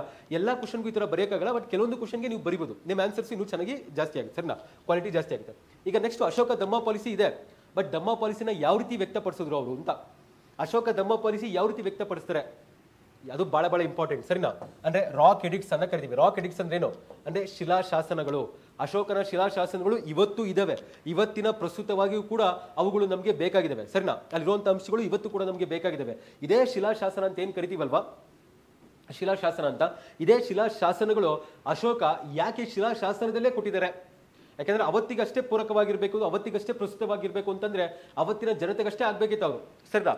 ಆ ರೀತಿ ಮಾಡಿಲ್ಲ ಅವರು. ಅಂದ್ರೆ ಅಶೋಕ ಇರಬೇಕಾದ್ರೆ ಅಶೋಕದ ನಂತರ ಸಾವಿರಾರು ವರ್ಷಗಳಾದ್ರೂ ಕೂಡ ಈ ದಮ್ಮ ನೀತಿಗಳು ಇರಬೇಕು ಅನ್ನೋ ರೀತಿ ಶಿಲಾಶಾಸನಗಳಲ್ಲಿ ಪ್ರತಿಯೊಂದು ಕೂಡ ಕೊಟ್ಟಿದ್ದಾರೆ. ಅರ್ಥ ಆಗ್ತಲ್ವಾ. ಸೊ ಈ ದಮ್ಮ ನೀತಿ ಎಲ್ಲಿ ವ್ಯಕ್ತಪಡಿಸಿದ್ದಾರೆ, ಎಲ್ಲಿ ಕೊಟ್ಟಿದ್ದಾರೆ ದಮ್ಮ ನೀತಿ ಅಂತಂದ್ರೆ ಶಿಲಾಶಾಸನಗಳಲ್ಲಿ ಕೊಟ್ಟಿದ್ದಾರೆ. ಅದನ್ನೇ ನಾವು ಹೇಳ್ತಾ ಇದೀವಿ. ನೆಕ್ಸ್ಟ್ ಪಾಯಿಂಟ್ ಈಗ ಬಾಡಿನ ಹೇಳ್ತಾ ಇದೀವಿ. ಹೌದು, ಅಶೋಕನ ದಮ್ಮ ನೀತಿ ಅನ್ನೋದು ಎಲ್ಲಿ ವ್ಯಕ್ತಪಡಿಸಿದ್ದಾರೆ, ಎಲ್ಲಿ ಕೊಟ್ಟಿದ್ದಾರೆ ಅಂದ್ರೆ ಅಶೋಕಸ್ ದಮ್ಮ ಪಾಲಿಸಿ ಫಾರ್ಮುಲೇಟೆಡ್ ಇನ್ ರಾಕ್ ಎಡಿಕ್ಟ್ಸ್, ಶಿಲಾಶಾಸನಗಳಲ್ಲಿ ರೂಪಿಸಲಾಗಿದೆ ಅಂತ. ಅರ್ಥ ಆಯ್ತಾ, ಎಷ್ಟು ಗೊತ್ತಾಗಿದೆ ನಿಮಗೆ. ಇಲ್ಲಿ ನಿಮಗೆ ಕಂಟೆಂಟ್ ಇರಲಿ ಅಂತ ಸ್ವಲ್ಪ ಎಕ್ಸ್ಟ್ರಾ ಇನ್ಫಾರ್ಮೇಶನ್ ಕೊಟ್ಟಿದ್ದೀವಿ. ಏನಂತ, ಈಗ ಆ ಶಿಲಾಶಾಸನದ ನಂಬರ್ಸ್ಗಳು, ಸಂಖ್ಯೆಗಳು ಸರಿನಾ. ಅಂದ್ರೆ ಮೇಜರ್ ರಾಕ್ ಎಡಿಕ್ಟ್ಸ್ ಅಂತ ಕರಿತೀವಿ. ಮೇಜರ್ ರಾಕ್ ಎಡಿಕ್ಟ್ಸ್ ಅಂತ ಏನಂತ ಅರ್ಥ, ಪ್ರಮುಖ ಶಿಲಾಶಾಸನ. ಈಗ ಶಿಲಾಶಾಸನ 1, ಶಿಲಾಶಾಸನ 2 ಅದರಲ್ಲೇನಿದೆ, ಇದರಲ್ಲೇನಿದೆ ಅಂತ. ಅಂದ್ರೆ ಇದು ನೀವು ಎಕ್ಸಾಮ್ ಅಲ್ಲಿ ನೆನ್ಪಿಟ್ಕೊಂಡು ಬರೆಯಕ್ಕಾಗಲ್ಲ,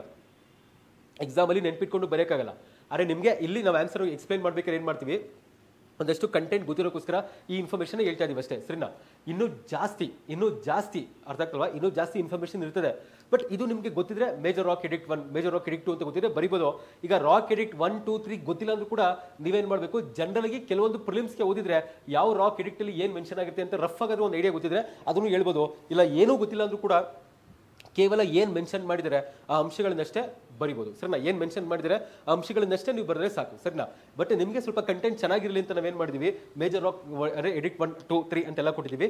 ಈಗ ದಮ್ಮ ನೀತಿನ ವ್ಯಕ್ತಪಡಿಸಬೇಕಲ್ಲ, ಏನೆಲ್ಲ ವ್ಯಕ್ತಪಡಿಸಿದ್ದಾರೆ. ಈಗ ಫಸ್ಟ್ ಒನ್ ಅಲ್ಲಿ ಏನ್ ಹೇಳಿದರೆ, ಅನಿಮಲ್ ಸ್ಯಾಕ್ರಿಫೈಸ್ ಮಾಡಬಾರ್ದು ಅಂತ ಹೇಳಿದ್ದಾರೆ ಸರಿನಾ. ಅಂದ್ರೆ ಪ್ರಾಣಿ ಬಲಿ ಸರಿನಾ, ಪ್ರಾಣಿ ಬಲಿ ಮಾಡಬಾರ್ದು. ಅದಾದ್ಮೇಲೆ ಹಬ್ಬಗಳಿರ್ಬೋದು, ಸಭೆಗಳಿರ್ಬೋದು, ಅಲ್ಲಿ ರಜಾ ದಿನಗಳನ್ನ ನಿಷೇಧಿಸಲಾಗಿದೆ ಅಂತ. ಈಗ ನಾನು ಇದು ಪ್ರತಿಯೊಂದು ಅನಾಲಿಸಿಸ್ ಎಲ್ಲ ಮಾಡಕ್ ಹೋಗಲ್ಲ, ಅದು ರೆಗ್ಯುಲರ್ ಕ್ಲಾಸಲ್ಲಿ ಆಗುತ್ತೆ. ಬಟ್ ಏನ್ ಬರಬೇಕು ಅಂತ ಅಷ್ಟೇ ಹೇಳ್ತೀವಿ ಸರಿನಾ. ಯಾಕೆ ಈ ತರ ಮಾಡಿದರೆ, ಏನ್ ಕತೆ ಅದೆಲ್ಲ ಇಲ್ಲಿ ಎಕ್ಸ್ಪ್ಲೈನ್ ಮಾಡೋದಿಲ್ಲ. ಬಟ್ ಈ ರೀತಿ ಹೇಳಿದ್ದಾರೆ, ದಮ್ಮ ನೀತಿಲಿ ಈ ತರ ಹೇಳಿದ್ದಾರೆ ಸರಿನಾ. ಅನಿಮಲ್ ಸ್ಯಾಕ್ರಿಫೈಸ್ ಮಾಡಬಾರ್ದು ಅಂದ್ರೆ ಒಂದೇನು, ಎಕನಾಮಿಕ್ಸ್ ಅಂದ್ರೆ ಪ್ರಾಣಿಗಳನ್ನ ಬಲಿ ಕೊಟ್ಟಿಲ್ಲ ಅಂತಂದ್ರೆ ಪ್ರಾಣಿಗಳನ್ನ ಅಗ್ರಿಕಲ್ಚರ್ಗೆ ಬಳಸ್ಕೋಬಹುದು. ಅಗ್ರಿಕಲ್ಚರ್ಗೆ ಬಳಸ್ಕೊಂಡು ಏನಾಗುತ್ತೆ, ಟ್ಯಾಕ್ಸ್ ಜಾಸ್ತಿ ಸಿಗುತ್ತೆ ಅಂತ. ಅದು ಒಂದು ಲಾಜಿಕ್ ಇದೆ. ಇನ್ನೊಂದು ಲಾಜಿಕ್ ಏನಿದೆ, ಪ್ರಾಣಿಗಳನ್ನ ಸ್ಯಾಕ್ರಿಫೈಸ್ ಮಾಡಬಾರ್ದು ಅಂತಂದ್ರೆ ನಾನ್ ವೈಲೆನ್ಸ್ ಅಂದ್ರೆ ನಾನ್ ವೈಲೆನ್ಸ್ ಇದೆ, ಶಾಂತಿ ಕಾಪಾಡಬೇಕು, ನಾನ್ ವೈಲೆನ್ಸ್ ಇರುತ್ತೆ, ಯಾವ್ದಾರ ಹಿಂಸಾಚಾರ ಮಾಡಬಾರ್ದು ಅಂತ. ಇದು ಒಂದಿದೆ ಸರಿನಾ. ಸೊ ಫಸ್ಟ್ ಪಾಯಿಂಟ್ ಏನಿದೆ, ಅನಿಮಲ್ ಸ್ಯಾಕ್ರಿಫೈಸ್ ಮಾಡಬಾರ್ದು, ಹಬ್ಬ ದಿನಗಳಲ್ಲಿ ರಜೆ ಅದೆಲ್ಲ ಮಾಡಬಾರ್ದು ಅಂತ, ಫೆಸ್ಟಿವ್ ಗ್ಯಾದರಿಂಗ್ ಇಲ್ಲ ಅಂತ ಹೇಳಿದೆ. Next point number 2, major rock addict. So ಇದು ಯಾವ್ದ್ರ ಬಗ್ಗೆ ಮಾತಾಡುತ್ತೆ ಅಂತಂದ್ರೆ ಸಾಮಾಜಿಕ ಕಲ್ಯಾಣ ಚಟುವಟಿಕೆಗಳು ಸರಿನಾ. ಸಮಾಜ ಕಲ್ಯಾಣ ಚಟುವಟಿಕೆಗಳು ಅಂತ ಹೇಳ್ತೀವಲ್ವಾ. ಸೊ ಜನರಿಗೆ ಎಸ್ಪೆಷಲಿ ಪಬ್ಲಿಕ್ಗೆ ಏನೋ ಮೆಡಿಕಲ್ ಟ್ರೀಟ್ಮೆಂಟ್ ಸರಿನಾ, ಮೆಡಿಕಲ್ ಟ್ರೀಟ್ಮೆಂಟ್ ಅರ್ಥ ಆಗ್ತಿಲ್ವಾ. ಸೊ ಆರೋಗ್ಯಕ್ಕೆ ವಿಚಾರಕ್ಕೆ ಅಂತ ಬಂದಾಗ ಅವರಿಗೆ ಸರಿದ ರೀತಿಯಲ್ಲಿ ಚಿಕಿತ್ಸೆ ಕೊಡಿಸಬೇಕು. ಸೊ ಅದು ಮೆಡಿಕಲ್ ಟ್ರೀಟ್ಮೆಂಟ್. ಆಮೇಲೆ ಇಲ್ಲಿ ಮೆನ್ ಅಂತ ಪಬ್ಲಿಕ್ ಎಲ್ಲರಿಗೂ, ಸಾರ್ವಜನಿಕ ಮೆನ್ ವುಮೆನ್ ಎಲ್ಲರಿಗೂ ಇದೆ. ಸೊ ಪಬ್ಲಿಕ್ಗೆ. ಅದಾದ್ಮೇಲೆ ನೆಕ್ಸ್ಟ್ ಏನು, ಕನ್ಸ್ಟ್ರಕ್ಷನ್ ಆಫ್ ರೋಡ್ಸ್ ಅಂದ್ರೆ ಎಲ್ಲಿ ರೋಡ್ಸ್ ಇದೆ ಆ ರೋಡ್ಸ್ ನ ಕನ್ಸ್ಟ್ರಕ್ಷನ್ ಮಾಡಬೇಕು. ಇದು ರಾಜ ಕನ್ಸ್ಟ್ರಕ್ಷನ್ ಮಾಡೋ ರೋಡ್ಸ್ ಇದೆ ಏನಾಗುತ್ತೆ ಆದಷ್ಟು ಜನರಿಗೆ ಭಯ ಇರ್ತದೆ, ಜನ ಅದನ್ನ ಸ್ಟ್ರಿಕ್ಟ್ ಆಗಿ ಫಾಲೋ ಮಾಡ್ತಾರೆ. ಅದಾದ್ಮೇಲೆ ಎಷ್ಟು ಟ್ರೀ ಪ್ಲಾಂಟಿಂಗ್ ಬಹಳ ಬಹಳ ಇಂಪಾರ್ಟೆಂಟ್, ಟ್ರೀ ಪ್ಲಾಂಟಿಂಗ್ ಸರಿನಾ. ಸೊ ಇಲ್ಲೂ ಕೂಡ ನೀವು ಎನ್ವಿರಾನ್ಮೆಂಟಲ್ ಆಂಗಲ್ ಕೂಡ ತರಬಹುದು, ಇಲ್ಲೂ ಕೂಡ ಎನ್ವಿರಾನ್ಮೆಂಟಲ್ ಆಂಗಲ್ ಕೂಡ ತರಬಹುದು ಸರಿನಾ. ಸೊ ಅಶೋಕನ ದಮ್ಮನ್ ನೀತಿಲಿ ಯಾವೆಲ್ಲ ಪರಿಗಣಿಸಿದ್ದಾರೆ ಅಂದ್ರೆ ಏನೆಲ್ಲ ಅಂಶಗಳು ಕಾಣಿಸುತ್ತೆ ಅಂತ ಕೇಳಿದ್ರೆ ನಾವು ಬೇರೆ ತರ ಬರಿತಾ ಇದ್ವಿ, ಎನ್ವಿರಾನ್ಮೆಂಟ್ ಬಗ್ಗೆ, ಎಥಿಕ್ಸ್ ಬಗ್ಗೆ, ಸೋಷಿಯಲ್ ನಾರ್ಮ್ಸ್ ಬಗ್ಗೆ ಅಂತ ಬರಿತಾ ಇದ್ವಿ. ಅಲ್ಲಿ ಕೇವಲ ಎಕ್ಸ್ಪ್ಲೇನ್ ಅಂತ ಅಷ್ಟೇ ಕೇಳಿದರೆ, ಅದಕ್ಕೆ ನಾವು ಅಶೋಕ ದಮ್ಮನ್ ನೀತಿಲಿ ಏನಿದೆ ಫಸ್ಟ್ ಅದನ್ನು ಬರಿಬೇಕು ಸರಿನಾ. ಯಾವ ರೀತಿ ಇದೆ ಅಂತ ಕೇಳ್ತಿಲ್ಲ ಅವರು, ಯಾವ ರೀತಿ ಇದೆ ಅಂತ ಕೇಳಿದ್ರೆ ನಾವು ಪ್ರತಿಯೊಂದು ಕೂಡ ಬರಿಬೋದಿತ್ತು ಸರಿನಾ, ಬೇರೆ ಬೇರೆ ಆಂಗಲ್ಸ್ ಅಲ್ಲಿ ಹೇಳ್ಬೋದಿತ್ತು. ಬಟ್ ಫಸ್ಟ್ ಈ ಅಂಶಗಳನ್ನ ಬರೀರಿ ಸರಿನಾ. ಸೊ ಮೇಜರ್ ರಾಕ್ ಎಡಿಕ್ಟ್ 1 ಅಲ್ಲಿ ಅನಿಮಲ್ ಸ್ಯಾಕ್ರಿಫೈಸ್ ಇರಬಾರ್ದು. ಅದಾದ್ಮೇಲೆ ಎಷ್ಟು ಹಾಲಿಡೇಸ್ ಅಂದ್ರೆ ಹಾಲಿಡೇಸ್ ಅಲ್ಲಿ ರಜಾ ಕೊಡಬಾರ್ದು. ಸೆಕೆಂಡ್ ಒನ್ ಏನ್ ಕೇಳಿದರೆ ಅಂದ್ರೆ ಸಾಮಾಜಿಕ ಕಲ್ಯಾಣ ಚಟುವಟಿಕೆಗಳಲ್ಲಿ ಅಂದ್ರೆ ಆದಷ್ಟು ತೊಡಗಿಸ್ಕೊಂಡಿದ್ದಾರೆ, ಎಸ್ಪೆಷಲಿ ಮೆಡಿಕಲ್ ಟ್ರೀಟ್ಮೆಂಟ್, ಸಾರ್ವಜನಿಕರಿಗೆ ಆರೋಗ್ಯ ಚಿಕಿತ್ಸೆ ಕೊಟ್ಟಿರಬಹುದಾಗಿರಲಿ. ಅದಾದ್ಮೇಲೆ ನೆಕ್ಸ್ಟ್ ಇಂಪಾರ್ಟೆಂಟ್ ಸ್ಟೇಟ್ಮೆಂಟ್ ಬಂದು ಕನ್ಸ್ಟ್ರಕ್ಷನ್ ಆಫ್ ರೋಡ್ಸ್ ಸರಿನಾ, ರೋಡ್ಸ್ ನ ಅಲ್ಲಿರುವಂತಹ ರಸ್ತೆಗಳನ್ನ ಕನ್ಸ್ಟ್ರಕ್ಷನ್ ಮಾಡಿದ್ದಾರೆ. ಅದಾದ್ಮೇಲೆ ನೆಕ್ಸ್ಟ್ ಇಂಪಾರ್ಟೆಂಟ್ ಪ್ರಾಣಿಗಳಿಗೂ ಕೂಡ ಅಂದ್ರೆ ವೈದ್ಯಕೀಯ ಚಿಕಿತ್ಸೆ ಪುರುಷರಿಗೆ, ಆಮೇಲೆ ಎಲ್ಲರಿಗೂ ಅಷ್ಟೇ, ಸಾರ್ವಜನಿಕರಿಗೆ ಪ್ಲಸ್ ಅನಿಮಲ್ಗೂ ಕೂಡ ಇಲ್ಲೂ ಕೂಡ ಎನ್ವಿರಾನ್ಮೆಂಟಲ್ ಪರ್ಸ್ಪೆಕ್ಟಿವ್, ಎನ್ವಿರಾನ್ಮೆಂಟಲ್ ದೃಷ್ಟಿಕೋನ ನಾವು ಸೇರಿಸ್ಕೋಬಹುದಾಗುತ್ತೆ. ಅದ್ ಬಿಟ್ರೆ ನೆಕ್ಸ್ಟ್ ಏನ್ ಹೇಳಿದ್ರೆ ಟ್ರೀ ಪ್ಲಾಂಟೇಶನ್. ಸೊ ಇದು ಕೂಡ ಇಂಪಾರ್ಟೆಂಟ್ ಆಗುತ್ತೆ. ಇದು 2 ಪ್ರಿನ್ಸಿಪಲ್ ಆಯ್ತು. ಈಗ ನೆಕ್ಸ್ಟ್ ಥರ್ಡ್ ಒನ್ ನೋಡೋಣ, major rock addict 3, major rock addict 4 ಸರಿನಾ. ಅಂದ್ರೆ ಅಶೋಕ ಇರುವಂತಹ ಸಮಾಜನ ಗಮನಿಸಿದ್ರೆ ಅವಾಗಿರುವಂತಹ ಧರ್ಮಗಳು, ಆ ಧರ್ಮಗಳಲ್ಲಿ ಬರುವಂತ 2 ಬಹಳ ಮುಖ್ಯವಾಗಿರೋ ಅಂಶಗಳು ಅಂತಂದ್ರೆ ಒಂದು ಬ್ರಹ್ಮಣ ಸಂಪ್ರದಾಯ ಅಂತ ಕರಿತೀವಿ ಸರಿನಾ. ಬ್ರಹ್ಮಣ ಸಂಪ್ರದಾಯ ಅಂದ್ರೆ ಬ್ರಹ್ಮನಿಕ್ ಟ್ರೆಡಿಷನ್ ಅಂತ ಕರೀತಾರೆ, ಇನ್ನೊಂದು ಶ್ರಮಣ ಟ್ರೆಡಿಷನ್ ಅಂತ ಕರೀತಾರೆ. ಈ ಬ್ರಹ್ಮನಿಕ್ ಟ್ರೆಡಿಷನ್ಸ್ ಅಲ್ಲಿ ಏನ್ ಬರುತ್ತೆ ಅಂದ್ರೆ ಈ ರೀತಿ ವರ್ಣ ಸಿಸ್ಟಮ್ ಬರುತ್ತೆ, ಅಂದ್ರೆ ವರ್ಣ ವ್ಯವಸ್ಥೆ. ಲೇಟರ್ ವೇದಿಕ್ ಏಜ್ ಸರಿನಾ, ಲೇಟರ್ ವೇದಿಕ್ ಏಜ್ ಅರ್ಥ ಆಗ್ತಿದ್ಯಾ? ಅಂದ್ರೆ ಲೇಟರ್ ವೇದಿಕ್ ಏಜ್ ಅಂದ್ರೆ ಏನು ಅಂದ್ರೆ ವೈದಿಕ ಕಾಲದಲ್ಲಿ ಬರುವಂತ, ನಂತರ ವೈದಿಕ ಕಾಲದಲ್ಲಿ ಬರುವಂತ ಧರ್ಮ, ಆ ಧಾರ್ಮಿಕ ಚಟುವಟಿಕೆಗಳು ಏನಿದಾವೆ ಅಲ್ಲಿ ಜಟಿಲವಾಗಿರುವಂತ ಧಾರ್ಮಿಕ ಚಟುವಟಿಕೆಗಳಿದಾವೆ, ಅದಕ್ಕೆ ವಿರುದ್ಧವಾಗಿ ಬರುವಂತ ಇನ್ನೊಂದು ಸಂಪ್ರದಾಯ ಅಂತಂದ್ರೆ ಶ್ರಮಣ ಸಂಪ್ರದಾಯ. ಈ ಶ್ರಮಣ ಸಂಪ್ರದಾಯದಲ್ಲಿ ನಮ್ಗೆ ಏನ್ ಬರುತ್ತೆ, ಬುದ್ಧಿಸಂ ಬರುತ್ತೆ, ಜೈನಿಸಂ ಬರುತ್ತೆ, ಅಜೀವಿಕ ಬರುತ್ತೆ, ಚಾರ್ವಾಕ ಬರುತ್ತೆ. ಇದನ್ನೆಲ್ಲ ಏನಂತ ಕರಿತೀವಿ, ಶ್ರಮಣ ಸಂಪ್ರದಾಯ ಅಂತ ಕರಿತೀವಿ. ಸೊ ಈಗ ಅಶೋಕನ ಸಮಾಜದಲ್ಲಿ ಶ್ರಮಣ ಸಂಪ್ರದಾಯ ಇದೆ, ಇನ್ನೊಂದ್ ಕಡೆ ಬ್ರಹ್ಮಣಿಕ್ ಸಂಪ್ರದಾಯ ಇದೆ. ಸೊ ಇಬ್ರಿಗೂ ಜಗಳ ಆಗೋ ತರ ಕಾನ್ಫ್ಲಿಕ್ಟ್ ಅಂದ್ರೆ ಒಂಥರ ಟೆನ್ಷನ್ ಇದೆ. ಇದು ಅಶೋಕನಿಗೆ ತುಂಬಾ ಚೆನ್ನಾಗಿ ಗೊತ್ತಲ್ವಾ. ಅಶೋಕ ಹೇಳೋದು ಏನು ಅಂತಂದ್ರೆ, ಸೊ ಸಾರ್ವಜನಿಕರು ಅಂದ್ರೆ ಸಾಮಾನ್ಯ ಜನರು ನೀವು ಇಬ್ಬರಿಗೂ ಕೂಡ ಈಕ್ವಲ್ ಆಗಿ ರೆಸ್ಪೆಕ್ಟ್ ಕೊಡಬೇಕು, ಸೊ ಬ್ರಹ್ಮಣ ಸಂಪ್ರದಾಯದವರೆಗೂ ಕೂಡ ನೀವೇನ್ ಕೊಡ್ಬೇಕು, ಅತ್ಯಂತ ಹೆಚ್ಚಿಗೆ ಗೌರವ ಕೊಡಬೇಕು, ಶ್ರಮಣ ಸಂಪ್ರದಾಯದವರೆಗೂ ಕೂಡ ಅತ್ಯಂತ ಹೆಚ್ಚಿಗೆ ಗೌರವ ಕೊಡಬೇಕು, ನಿಮ್ಮ ಮಧ್ಯೆ ಜಗಳ ಇರಬಾರ್ದು. ಅದನ್ನು ಕೂಡ ಶಿಲಾಶಾಸನದಲ್ಲಿ ಹೇಳಿದ್ದಾರೆ. ಯಾವ್ದ್ರಲ್ಲಿ, major rock addict 3, major rock addict 4 ಅದರಲ್ಲಿ ಹೇಳ್ತಾರೆ. ಏನಂತ ಹೇಳ್ತಾರೆ, ಉದಾರವಾಗಿರ್ಬೇಕು. ಅದಾದ್ಮೇಲೆ ಏನ್ ಕೊಡ್ಬೇಕು, ರೆಸ್ಪೆಕ್ಟ್ ಇರಬೇಕು ಅಂತ ಬ್ರಾಹ್ಮಣ್ಸ್ಗೂ ಅಂದ್ರೆ ಬ್ರಾಹ್ಮಣಿಯರಿಗೂ ಕೂಡ ರೆಸ್ಪೆಕ್ಟ್ ಕೊಡಬೇಕು, ಶ್ರಮಣರಿಗೂ ಕೂಡ ರೆಸ್ಪೆಕ್ಟ್ ಕೊಡಬೇಕು ಅಂತ ಬಹಳ ಇಂಪಾರ್ಟೆಂಟ್ ಪಾಯಿಂಟ್ ಇದು.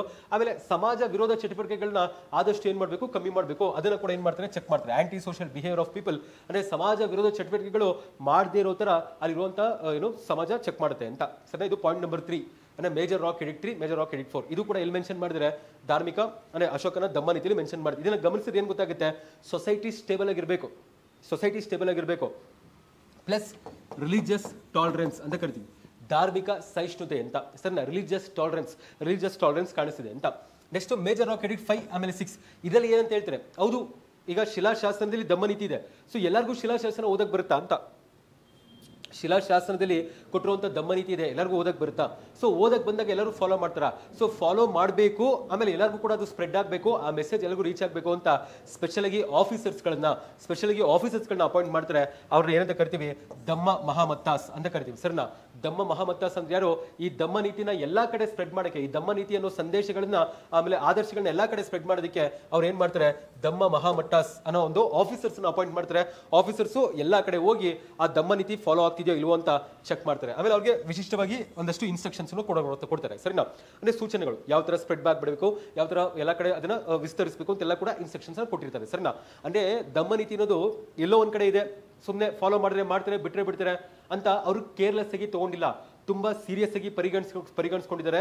ಆಮೇಲೆ ತುಂಬಾ ಹೆಚ್ಚಿನ ರೀತಿಯಲ್ಲಿ ಮಹತ್ವವನ್ನ ಕೊಟ್ಟಿದ್ದಾರೆ. ಅದಕ್ಕೆ ಇಷ್ಟೊಂದೆಲ್ಲ ಏನ್ ಮಾಡಿದ್ದಾರೆ ಅಂದ್ರೆ ಇಷ್ಟೊಂದೆಲ್ಲ ಅಂಶಗಳನ್ನ ಪರಿಗಣಿಸ್ಕೊಳ್ತಿದ್ದಾರೆ. ಏನೆಲ್ಲ, ದಮ್ಮ ಮಹಾಮತ ಸ್ಪೆಷಲ್ ಆಗಿ ಆಫೀಸರ್ಸ್ ನ ಕ್ರಿಯೇಟ್ ಮಾಡಿದ್ದಾರೆ. ಇದು ಕೂಡ ಬಹಳ ಇಂಪಾರ್ಟೆಂಟ್ ಪಾಯಿಂಟ್ ಆಗುತ್ತೆ ಸರಿನಾ. ಎಷ್ಟು ಮೇಜರ್ ರಾಕ್ ಎಡಿಕ್ಟ್ 7 ಅಲ್ಲಿ ಈಗಾಗಲೇ ಒಂದ್ ಕಡೆ ಹೇಳಿದೆ. ಸೊ ಒಂದ್ ಕಡೆ ಬ್ರಹ್ಮಣ ಸಂಪ್ರದಾಯ ಇದೆ, ಶ್ರಮಣ ಸಂಪ್ರದಾಯ ಇದೆ ಅಂತ. ಸೊ ಅವರ ನಡುವೆ ಏನಿರಬೇಕು, ಒಂದು ಟಾಲರೆನ್ಸ್ ಇರಬೇಕು, ಸಹಿಷ್ಣು ಮನೋಭಾವ ಇರಬೇಕು. ಅದನ್ನು ಕೂಡ ಸ್ಪೆಷಲ್ ಆಗಿ ಮೆನ್ಷನ್ ಮಾಡಿದರೆ.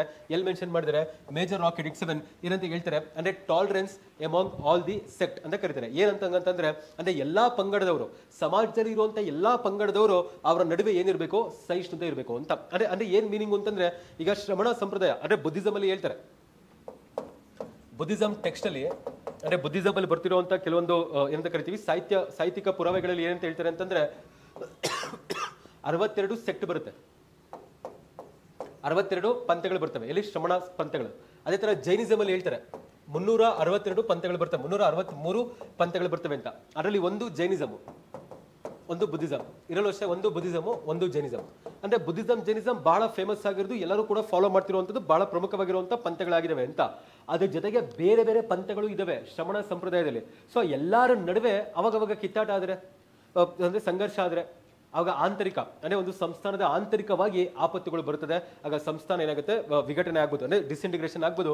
ಅದಕ್ಕೆ ಹೇಳ್ತಾರೆ ಮತ್ತೆ ಮತ್ತೆ ಮತ್ತೆ ಮತ್ತೆ ಕೇಳ್ಕೊಳ್ತಿದ್ದಾರೆ ಧಮ್ಮ ನೀತಿಯಲ್ಲಿ ಏನಂತ, ರಿಲಿಜಿಯಸ್ ಟಾಲರೆನ್ಸ್ ಇರಬೇಕು, ಅಂದ್ರೆ ಎಲ್ಲಾ ಪಂಥಗಳ ನಡುವೆ ಟಾಲರೆನ್ಸ್ ಇರಬೇಕು ಅಂತ. ಅದೇನಾಯ್ತು? ಪಾಯಿಂಟ್ ನಂಬರ್ 7 ಆಯ್ತು. ಅದಾದ್ಮೇಲೆ ನೆಕ್ಸ್ಟ್ ಪಾಯಿಂಟ್ ನಂಬರ್ 8 ಚೆಕ್ ಮಾಡಿ. ಈಗ ನಾವು ಹೇಳಿದ್ವಿ ಧಮ್ಮ ಮಹಾಮತ್ತ ಸಂಧ್ಯಾರು ಅಂದ್ರೆ ಧಮ್ಮ ನೀತಿನ ಎಲ್ಲಾ ಕಡೆ ಸ್ಪ್ರೆಡ್ ಮಾಡಬೇಕು, ಧಮ್ಮ ಸಂದೇಶನ ಎಲ್ಲಾ ಕಡೆ ಸ್ಪ್ರೆಡ್ ಮಾಡಬೇಕು ಅಂತ ಸ್ಪೆಸಿಫಿಕಲಿ ಆಫೀಸರ್ಸ್ ಅಪಾಯಿಂಟ್ ಮಾಡಿದ್ದಾರೆ. ಈಗ ರಾಜ ಏನ್ ಮಾಡಬೇಕು? ಆಫೀಸರ್ಸ್ ಕಳಿಸಿ ಸುಮ್ಮನಾಗ್ಬಿಡ್ಬೇಕಾ ರಾಜ ಅಂತ. ಸೊ ರಾಜ ಹೇಳ್ತಾ ಇದೀವಲ್ವ, ರಾಜ ಬಹಳ ಇಂಪಾರ್ಟೆನ್ಸ್ ಪ್ರಮುಖತೆ ಮಹತ್ವವನ್ನು ಕೊಡ್ತಿದ್ದಾರೆ. ಅದಕ್ಕೆ ರಾಜ ಏನ್ ಮಾಡ್ತಿದ್ದಾನೆ, ಧಮ್ಮಕ್ಕೋಸ್ಕರನೇ, ಧಮ್ಮ ನೀತಿನ ಸ್ಪ್ರೆಡ್ ಮಾಡೋಕ್ಕೋಸ್ಕರನೇ ರಾಜ ಏನ್ ಮಾಡ್ತಿದ್ದಾನೆ, ಸ್ಪೆಷಲ್ ಆಗಿ ಧಮ್ಮ ಟೂರ್ಸ್ ಅಂತ ಫಾಲೋ ಮಾಡ್ತಿದ್ದಾರೆ. ಬಹಳ ಇಂಪಾರ್ಟೆಂಟು. ಏನಂತ ಕರಿತೀವಿ? ಧಮ್ಮ ಯಾತ್ರಾಸ್ ಅಂತ ಕರಿತೀವಿ, ಧಮ್ಮ ಟೂರ್ಸ್ ಅಂತ ಕರಿತೀವಿ, ಸರಿನಾ? Dhamma yatras. Major rock edict 8 ಹೇಳ್ತಿದೆ. ಏನಂತ ಹೇಳ್ತಿದೆ? ಒಬ್ಬ ರಾಜ ಅಂದ್ರೆ ಅಲ್ಲಿರುವಂತಹ ಸಾಮ್ರಾಟ ಏನ್ ಮಾಡ್ತಿದ್ದಾರೆ, ಧಮ್ಮ ಯಾತ್ರೆಗಳನ್ನ ಕೈಗೊಳ್ತಿದ್ದಾರೆ, ಧಮ್ಮ ಯಾತ್ರೆಗಳನ್ನ. ಬಹಳ ಇಂಪಾರ್ಟೆಂಟು. ಸೊ ರಾಜ ಧಮ್ಮ ನೀತಿನ ಸಾರ್ವಜನಿಕರಲ್ಲಿ ಅತ್ಯಂತ ಹೆಚ್ಚಿಗೆ ಗಮನ ಹರಿಸ್ಕೋಬೇಕು, ಸಾರ್ವಜನಿಕರು ಫಾಲೋ ಮಾಡಬೇಕು ಅಂತಂದ್ರೆ ಸೊ ರಾಜನ್ನೇ ನೇರವಾಗಿ ಧಮ್ಮ ಯಾತ್ರೆಗಳಿಗೆ ಹೋಗ್ತಾನೆ. ರಾಜ ಬೇಟೆ ಆಡಕ್ ಹೋಗ್ತಿಲ್ಲ, ಹಂಟಿಂಗ್ ಮಾಡಕ್ ಹೋಗ್ತಿಲ್ಲ, ರಾಜ ಎಲ್ಲಿಗೆ ಹೋಗ್ತಿದ್ದಾನೆ? ಧಮ್ಮ ಯಾತ್ರೆಗಳಿಗೆ ಹೋಗ್ತಿದ್ದಾನೆ. ಅವಾಗ ಜನ ಕೂಡ ಸೀರಿಯಸ್ ಆಗಿ ತಗೊಳ್ತಾರೆ. ಜನ ಸೀರಿಯಸ್ ಆಗಿ ತಗೊಂಡ್ರೆ ಏನಾಗುತ್ತೆ, ಅಂದ್ರೆ ಅಲ್ಲಿರುವಂತ ಸಾಮ್ರಾಜ್ಯ ಇನ್ನೂ ಗಟ್ಟಿಯಾಗುತ್ತೆ, ಇನ್ನೂ ಗಟ್ಟಿಯಾಗುತ್ತೆ ಅಂತ. ಇದು ಪಾಯಿಂಟ್ ನಂಬರ್ 8 ಆಯ್ತಲ್ವಾ. ನೆಕ್ಸ್ಟ್ ಪಾಯಿಂಟ್ ನಂಬರ್ 9 ಚೆಕ್ ಮಾಡಿ. ಮೇಜರ್ ರಾಕ್ ಎಡಿಕ್ಟ್ಸ್ 9 ಇದರಲ್ಲೂ ಕೂಡ ಹೇಳ್ತಿದ್ದಾರೆ ಅತ್ಯಂತ ಜಟಿಲವಾಗಿರುವಂತಹ ಆಚರಣೆ ಬೇಡ, ವೈಭವವಾಗಿರುವಂತಹ ಆಚರಣೆ ಬೇಡ, ಅಂದ್ರೆ ಧಾರ್ಮಿಕವಾಗಿ ವೈಭವವಾಗಿರುವಂತಹ ಆಚರಣೆ ಬೇಡ. ಅದೇನ್ ಮಾಡ್ತೇವೆ, ಸೊಸೈಟಿಲಿ ಇನ್ಇಕ್ವಾಲಿಟಿ ಪ್ರಮೋಟ್ ಮಾಡ್ಬಿಡುತ್ತೆ ಅಂತ. ಸಮಾಜದಲ್ಲಿ ಅಸಮಾನತೆ ಇರುತ್ತೆ. ಈಗ ನಮ್ಮ ಹತ್ರ ಇದೆ, ಇನ್ನೊಬ್ರ ಹತ್ರ ಇಲ್ಲ.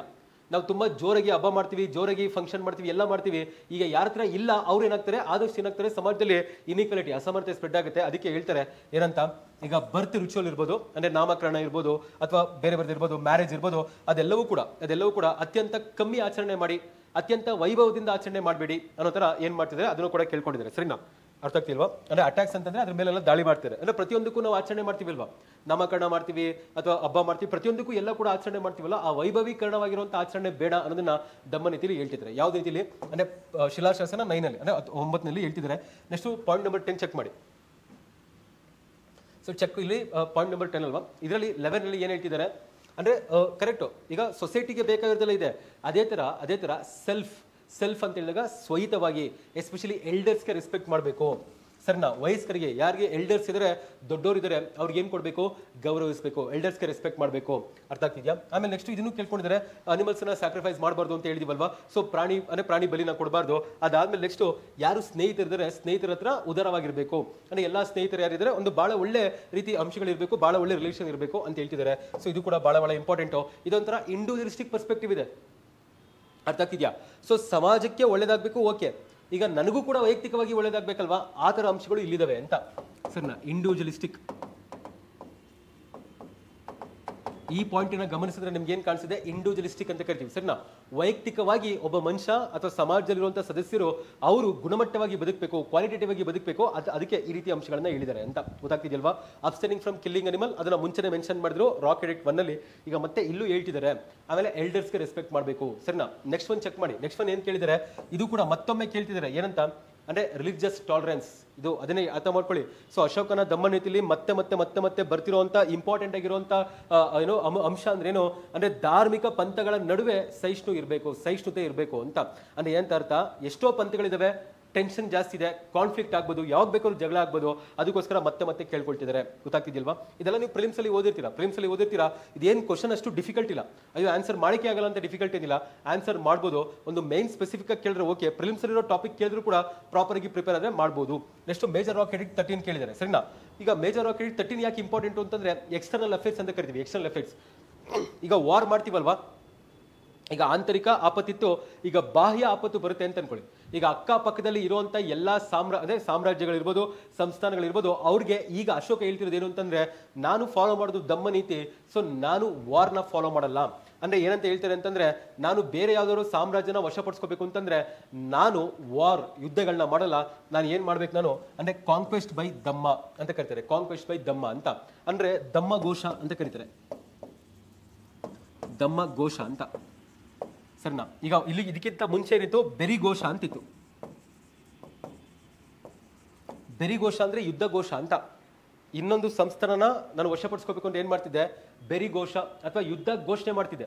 ಈಗ ಅಶೋಕ ಹೇಳ್ತಿರೋದೇನೋ, ಇಲ್ಲ ಅದು ಯುದ್ಧ ಘೋಷಣೆ ಮಾಡಲ್ಲ, ವಾರ್ ಮಾಡೋದಿಲ್ಲ, ನಾ ಏನ್ ಮಾಡ್ತೀನಿ ಅಂತಂದ್ರೆ ನನಗೆ ಎಲ್ಲರೂ ಬೇಕು, ಕಲ್ಚರಲಿ ಸಾಂಸ್ಕೃತಿಕವಾಗಿ ನಮಗೂ ಇನ್ನೊಂದು ಸಾಮ್ರಾಜ್ಯಕ್ಕೂ ಒಂದು ನಂಟಿರ್ಬೇಕು ಅಂತ ಹೇಳ್ತಾರೆ, ಪೀಸ್ಫುಲ್ ಆಗಿರ್ಬೇಕು, ಶಾಂತಿಯುತವಾಗಿರ್ಬೇಕು. ಸೊ ದಮ್ಮದ ಮೂಲಕ ನಾನು ಕಾಂಕ್ವೆಸ್ಟ್ ಮಾಡ್ತೀನಿ ಹೊರತು ನಾನು ವಿಸ್ತಾರ ಮಾಡೋದಿಲ್ಲ, ಅಂದ್ರೆ ಎಕ್ಸ್ಪಾನ್ಷನ್ ಮಾಡೋದಿಲ್ಲ, ಯುದ್ಧ ಮಾಡೋದಿಲ್ಲ ಅಂತ ಹೇಳ್ತಾರೆ. ಸರಿನಾ? ಯಾಕೆ ಈ ತರ ಹೇಳ್ತಾರೆ, ಅದಕ್ಕೆ ಬೇರೆ ರೀಸನ್ಸ್ ಇದೆ. ಸರಿನಾ? ಅಂದ್ರೆ ನಾವಿಲ್ಲಿ ಹಿಸ್ಟ್ರಿ ಆಪ್ಷನಲ್ ಆನ್ಸರ್ಸ್ ಅನ್ನ ಡಿಸ್ಕಷನ್ ಮಾಡ್ತಿಲ್ಲ, ನಾವು ಡಿಸ್ಕಷನ್ ಮಾಡ್ತಿರೋದು KS ಮೇನ್ಸ್ಗೆ ಬೇಕಾಗಿರೋದಷ್ಟೇ. ಸೊ ಈ ಅಂಶಗಳು ಈ ತರ ಇದೆ ಅಂತ ಅರ್ಥ ಮಾಡ್ಕೊಳ್ಳಿ. ಯಾಕೆ ಈ ತರ ಇದೆ ಅದೆಲ್ಲ ತುಂಬಾ ಡೀಟೇಲ್ ಇದೆ, ಅನಾಲಿಸಿಸ್ ಇದೆ, ಡೀಟೇಲ್ ಇದೆ. ಯಾಕೆ ಅಶೋಕ ಈ ತರ ಮಾಡ್ತಾರೆ ಅದೆಲ್ಲ ಸ್ಪೆಸಿಫಿಕ್ ಆಗಿರುವಂತ ರೀಸನ್ಸ್ ಇದೆ. ಸರಿನಾ? ಸೊ ಇದಿಷ್ಟು ಅಂಶಗಳು ಏನ್ ಪರಿಗಣಿಸಿದ್ ನಾವು, ಇಷ್ಟು ಅಂಶಗಳೇನು ಅಂದ್ರೆ ಬಾಡಿ, ಅಶೋಕನ ದಮ್ಮ ನೀತಿ ಯಾವ ರೀತಿ ಇದೆ, ಆಮೇಲೆ ಎಲ್ಲಿ ಶಿಲಾಶಾಸನಗಳಲ್ಲಿ, ಯಾವ ಶಿಲಾಶಾಸನಗಳಲ್ಲಿ ಏನೆಲ್ಲ ಅಂಶಗಳನ್ನ ಪರಿಗಣಿಸಿದ್ದಾರೆ ಅಂತ. ಸರಿನಾ? ಇಷ್ಟು ಬರೆಯಕ್ಕಾದ್ರೆ ಓಕೆ, ಇಷ್ಟು ಬರೆಯಕ್ಕಾಗಿಲ್ಲ ಅಂದ್ರೆ ಏನ್ ತಲೆ ಕೆಡ್ಸ್ಕೋಬೇಡಿ. ಅರೆ ಈ ಅಂಶಗಳನ್ನ ಕುರಿತಾಗಿ ನೀವು ಒಂದೊಂದೇ ಪಾಯಿಂಟ್ಸ್ ಗೆ ಬರೀರಿ, ಅಟ್ಲೀಸ್ಟ್ ಒಂದು 7 to 8 ಪಾಯಿಂಟ್ಸ್ ಆದ್ರೂ ಬರೀರಿ. ಈಗ ರಾಕ್ ಎಡಿಕ್ಟ್ 1, ರಾಕ್ ಎಡಿಕ್ಟ್ 2 ಅಂತ ಬರೆಯಕ್ಕಾಗ್ಲಿಲ್ವಾ, ಏನೂ ಪ್ರಾಬ್ಲಮ್ ಇಲ್ಲ. ಅರೆ ಒಂದು 7 to 8 ಪಾಯಿಂಟ್ಸ್ ಅಲ್ಲಿ ಆ ಅಂಶಗಳನ್ನ ಬರೀರಿ. ನಾನ್ ವೈಲೆನ್ಸ್ ಇತ್ತು, ಅನಿಮಲ್ ಸ್ಯಾಕ್ರಿಫೈಸ್ ಇರಲಿಲ್ಲ, ಅರ್ಥ ಆಗ್ತಲ್ವಾ, ಆಮೇಲೆ ರಿಲಿಜಿಯಸ್ ಟಾಲರೆನ್ಸ್ ಇತ್ತು, ಇಂಡಿವಿಜುವಲಿಸ್ಟಿಕ್ ಆಗಿ ಅವರು ಒಂದಷ್ಟು ಅಂಶಗಳನ್ನ ಹೇಳಿದ್ರು, ಆ ಥರದ್ದೆಲ್ಲ ಸೇರಿಸಿ ಒಂದು 8 ಪಾಯಿಂಟ್ ಬರೀರಿ. ಅದಾದ್ಮೇಲೆ ಕನ್ಕ್ಲೂಷನ್ 30 to 40 ವರ್ಡ್ಸ್ ಕನ್ಕ್ಲೂಷನ್ ಆಗಿ ಬರೀ. ಸರಿನಾ? ಇಲ್ಲಿ ಕನ್ಕ್ಲೂಷನ್ ಅಂದ್ರೆ ನಾವು ಏನ್ ಮಾಡ್ಬೇಕು, ಕನ್ಕ್ಲೂಡ್ ಮಾಡ್ಬೇಕು. ಏನ್ ಮಾಡ್ತಾ ಇದ್ವಿ ಕನ್ಕ್ಲೂಷನ್? ಈಗ ಅಶೋಕ ಇಷ್ಟೊಂದೆಲ್ಲ ಟೀಚಿಂಗ್ಸ್ ಅನ್ನ ಮಾಡ್ತಿದಾರಲ್ವಾ, ಇಷ್ಟೊಂದೆಲ್ಲ ಬೋಧನೆಗಳನ್ನ ಮಾಡ್ತಿದಾರಲ್ವಾ, ಇಷ್ಟೊಂದೆಲ್ಲ ಅಂಶಗಳನ್ನ ಪರಿಗಣಿಸ್ಕೊಂಡಿರಲ್ವ ದಮ್ಮ ನೀತಿ, ಏನನ್ನ ಅಚೀವ್ ಮಾಡ್ತಿದ್ದಾರೆ ಅದನ್ನೇ ಬರ್ದಿರೋದು. ಸರಿನಾ? ಅಂದ್ರೆ ಈ ರೀತಿ ಬೋಧನೆಗಳಿಂದ, ದಮ್ಮ ನೀತಿಗಳಿಂದ ಅಶೋಕ ಏನನ್ನ ಮಾಡ್ತಿದ್ದಾರೆ ಅದನ್ನ ಫೈನಲ್ ಆಗಿ ಕನ್ಕ್ಲೂಷನ್ ಮಾಡಿದೀವಿ. ಏನದು ಕನ್ಕ್ಲೂಷನ್ ಇದೆ ನೋಡಿ, ಅಂದ್ರೆ through the concept of Ashoka's dhamma, Ashoka ದಮ್ಮನ ಪರಿಕಲ್ಪನೆಯಿಂದ ಏನಾಗ್ತಿದೆ, ಒಂದು ಸಮಾಜ ಕ್ರಿಯೇಟ್ ಆಗ್ತಿದೆ. ಆ ಸಮಾಜ ಯಾವುದರ ಆಧಾರದ ಮೇಲೆ ನಿಂತಿದೆ?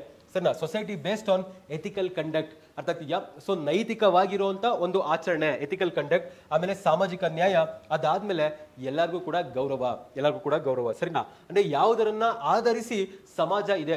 ಅಶೋಕನ ದಮ್ಮ ನೀತಿ ಎಂತ ಸಮಾಜನ ಸೃಷ್ಟಿ ಮಾಡ್ಬೇಕು ಅಂತಿದೆ, ಅಶೋಕನ ದಮ್ಮ ನೀತಿ ಎಂತ ಸಮಾಜ ಸೃಷ್ಟಿ ಮಾಡ್ಬೇಕು ಅಂತಿದೆ, ಅದನ್ನೇ ಕನ್ಕ್ಲೂಷನ್ ಮಾಡ್ತಾ ಇದೀವಿ. ಏನಂತ, ಈ ದಮ್ಮ ನೀತಿಯ ಬೋಧನೆಗಳ ಮೂಲಕ ಅಶೋಕ ಏನ್ ಮಾಡ್ತಿರೋದು ಅಂದ್ರೆ ಒಂದು ನೈತಿಕ ನಡವಳಿಕೆ ಉಳ್ಳಂತ ಸಮಾಜ, ಆಮೇಲೆ ಸಾಮಾಜಿಕ ನ್ಯಾಯ ಉಳ್ಳಂತ ಸಮಾಜ, ಅದ್ರ ಜೊತೆಗೆ ಎಲ್ಲಾ ಜೀವಿಗಳಿಗೆ ರೆಸ್ಪೆಕ್ಟ್ ಫಾರ್ ಆಲ್ ಲೈಫ್, ಇಲ್ಲಿ ರೆಸ್ಪೆಕ್ಟ್ ಫಾರ್ ಹ್ಯೂಮನ್ ಬೀಯಿಂಗ್ಸ್ ಅಂತಲ್ಲ, ಇಲ್ಲಿ ರೆಸ್ಪೆಕ್ಟ್ ಫಾರ್ ಆಲ್ ಲೈಫ್.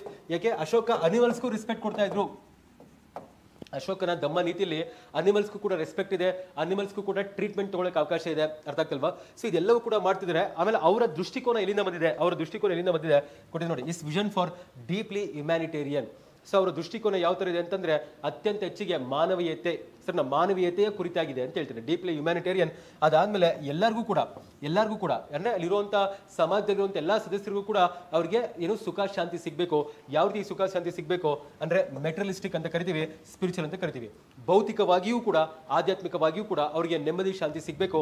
ಆ ರೀತಿ ಸಮಾಜ ನಿರ್ಮಾಣ ಮಾಡಬೇಕು. ಅಂತ ಸಮಾಜ ನಿರ್ಮಾಣ ಆಗಿದ್ರೆ ಅಂದ್ರೆ ಒಬ್ಬ ವೈಯಕ್ತಿಕವಾಗಿರುವಂತ ವ್ಯಕ್ತಿಗೂ ಬೆನಿಫಿಟ್ ಆಗುತ್ತೆ, ಒಂದು ಕುಟುಂಬಕ್ಕೂ ಬೆನಿಫಿಟ್ ಆಗುತ್ತೆ, ಇಡೀ ಸಂಸ್ಥಾನಕ್ಕೂ ಬೆನಿಫಿಟ್ ಆಗುತ್ತೆ. ಈ ರೀತಿ ಪರಿಕಲ್ಪನೆ ಅಶೋಕ ಇಟ್ಕೊಂಡಿದ್ರು. ಯಾವಾಗ ಅಂದ್ರೆ ಅಶೋಕ ರೂಲ್ ಮಾಡ್ಬೇಕಾದ್ರೆ 3rd century BCE ಇಟ್ಕೊಂಡಿದ್ರು. ಸರಿನಾ? ಅಂದ್ರೆ ಹೇಳ್ತಾರೆ ಕೌಟಿಲ್ಯ ಏನಂತ ಹೇಳ್ತಾರೆ ಅಂದ್ರೆ ಒಬ್ಬ ರಾಜ ಖುಷಿಯಾಗಿರ್ಬೇಕು, ಸಂತೋಷವಾಗಿರ್ಬೇಕು ಅಂತಂದ್ರೆ ಆ ರಾಜ ಆಳ್ವಿಕೆ ಮಾಡ್ತಿರುವಂತ ಜನ ಅವರು ಮೊದಲು ಖುಷಿಯಾಗಿರ್ಬೇಕು, ಸಂತೋಷವಾಗಿರ್ಬೇಕು ಅಂತ. ಅಂದ್ರೆ happiness of the king lies in the happiness of the subjects ಅಂತ ಕರಿತೀವಿ. ಸೊ ಪ್ರಜೆಗಳು ಎಲ್ಲಿವರೆಗೂ ಖುಷಿಯಾಗಿರೋದಿಲ್ಲ ಅಲ್ಲಿರುವಂತ ರಾಜ ಖುಷಿಯಾಗಿರೋದಿಲ್ಲ. ಇದೆಲ್ಲವೂ ಕೂಡ ಪ್ರಜೆಯ ಆಧಾರಿತವಾಗೂ ಇದೆ, ಪ್ಲಸ್ ಸಂಸ್ಥಾನದ ಆಧಾರಿತವಾಗಿಯೂ ಇದೆ. ಅಂದ್ರೆ ಪೊಲಿಟಿಕಲ್ ಯೂನಿಟಿ ಅಂದ್ರೆ ಕಂಪ್ಲೀಟ್ ಆಗಿ ಒಂದು ಎಂಪೈರ್ ನ ಮೇಂಟೈನ್ ಮಾಡಕ್ಕೆ ಏನ್ ಬೇಕೋ ಅದೆಲ್ಲವನ್ನು ಪರಿಗಣಿಸಿ ಮಾಡಿದರೆ. ಜೊತೆಗೆ ಅದು ನೀವು ಆ ರೀತಿ ಬರಿಬೇಡಿ, ಅಂದ್ರೆ ನೀವು ತುಂಬಾ ಸ್ಟ್ರಾಟಜಿಕಲಿ ಆಪ್ಷನಲ್ಲಿ ಬರೀತರ ಬರಿಬೇಡಿ. ಸ್ವಲ್ಪ ನಿಮ್ಗೆ ಮೇಜರ್ ಆಗಿ ಜನರಲ್ ಆಗಿ ಬರೀತರ ಬರಬೇಕು ಅಂತಂದ್ರೆ ಈ ಎರಡು ಅಂಶಗಳನ್ನ ಪರಿಗಣಿಸಿ ಬರೀರಿ. Ethical conduct, social justice, respect, ಅದಾದ್ಮೇಲೆ ಇನ್ನೊಂದ್ ಕಡೆ ಹ್ಯುಮ್ಯಾನಿಟೇರಿಯನ್ ಆಸ್ಪೆಕ್ಟ್ ಅನ್ನ, ಆಮೇಲೆ ಇಂಡಿವಿಜುವಲ್ ಲೈಫ್ ಅಲ್ಲಿ ಮೆಟಲಿಸ್ಟಿಕ್ ಪ್ಲಸ್ ಸ್ಪಿರಿಚುವಲಿಸ್ಟಿಕ್ ಆಸ್ಪೆಕ್ಟ್ ಅನ್ನ ಎರಡೂ ಪರಿಗಣಿಸಿಕೊಂಡಿದ್ದಾರೆ ಅಂತ ಈ ತರ ಕೀವರ್ಡ್ಸ್ ಅನ್ನ ಬರೆದು ಇಲ್ಲಿಗೆ ಕನ್ಕ್ಲೂಷನ್ ಮಾಡ್ಬೋದು. ಸರಿನಾ? ಅಂದ್ರೆ ಇದು ಜಸ್ಟ್ ಒಂದು ಮಾಡೆಲ್ ಆನ್ಸರ್ ಅಷ್ಟೇ, 100% ಹಿಂಗೆ ಇರಬೇಕು ಅಂತಲ್ಲ, ಇದೇ ಪರ್ಫೆಕ್ಟ್ ಆನ್ಸರ್ ಅಂತಲ್ಲ. ನಿಮ್ಗೆ ಯಾವ ರೀತಿ ಆಗುತ್ತೆ ಆ ತರ ಬರೀರಿ, ಬಟ್ ಈ ರೀತಿ ಅಂಶಗಳನ್ನ ಪರಿಗಣಿಸ್ಕೊಳ್ಳಿ. ಇವತ್ತಿನ ಕ್ಲಾಸಲ್ಲಿ ಏನೆಲ್ಲ ಏನೆಲ್ಲ ಹೇಳಿದೀವಿ ಅಂತ ನಿಮಗೆ ಎಷ್ಟೊಂದು ಅಂಶಗಳಲ್ಲಿ ಹೇಳಿದೀವಲ್ವಾ, ಆದಷ್ಟು ಅಂಶಗಳನ್ನ ಫಾಲೋ ಮಾಡಿ ಪ್ರಾಕ್ಟೀಸ್ ಮಾಡಿ ಒಂದು ಬುಕ್ಕಲ್ಲಿ ಬರ್ಕೊಳ್ಳಿ. ಈಗ ನೆಕ್ಸ್ಟ್ ಕ್ಲಾಸಲ್ಲಿ ಇದು ಫಸ್ಟ್ ಕ್ವಶನ್ ಅಷ್ಟೇ ಡಿಸ್ಕಷನ್ ಮಾಡಿರೋದು. ಇನ್ನು ನಾವು ಟೋಟಲ್ಗೆ 20 ಕ್ವಶನ್ ಡಿಸ್ಕಷನ್ ಮಾಡಬೇಕು. ಫಸ್ಟ್ ಕ್ವಶನ್ ಅಷ್ಟೇ ಡಿಸ್ಕಷನ್ ಆಗಿರೋದು, ಇನ್ನು 19 ಕ್ವಶನ್ಸ್ ಇದೆ. ಸೊ ಎಲ್ಲ ಕ್ವಶನ್ಸ್ಗೂ ಏನೆಲ್ಲ ಇಂಪಾರ್ಟೆಂಟ್ ಟಾಪಿಕ್ಸ್ ಇದೆ ಎಲ್ಲವೂ ಕೂಡ ಡೀಟೇಲ್ಗೆ ಅನಾಲಿಸಿಸ್ ಮಾಡೋಣ. ಆಮೇಲೆ ಯಾವ ರೀತಿ ಆನ್ಸರ್ ಬರಬೇಕಾಗುತ್ತೆ ಚೆಕ್ ಮಾಡೋಣ ಸರಿನಾ. ಸೊ ನೆಕ್ಸ್ಟ್ ಕ್ಲಾಸಲ್ಲಿ ಸೆಕೆಂಡ್ ಕ್ವಶನ್ ಇಂದ ಈಗ ಡಿಸ್ಕಷನ್ ಮಾಡ್ತಿರೋ ಪೇಪರ್ ಯಾವುದು 2020 KS ಮೇನ್ಸ್. ಸೊ ನೆಕ್ಸ್ಟ್ ಕ್ಲಾಸಲ್ಲಿ ಸೆಕೆಂಡ್ ಕ್ವಶನ್ ಡಿಸ್ಕಷನ್ ಮಾಡೋಣ ಬ್ರಿಟಿಷ್ ಲ್ಯಾಂಡ್ ರೆವಿನ್ಯೂ ಸಿಸ್ಟಮ್ಸ್ ಬಗ್ಗೆ. ಓಕೆನಾ, ಥ್ಯಾಂಕ್ ಯು.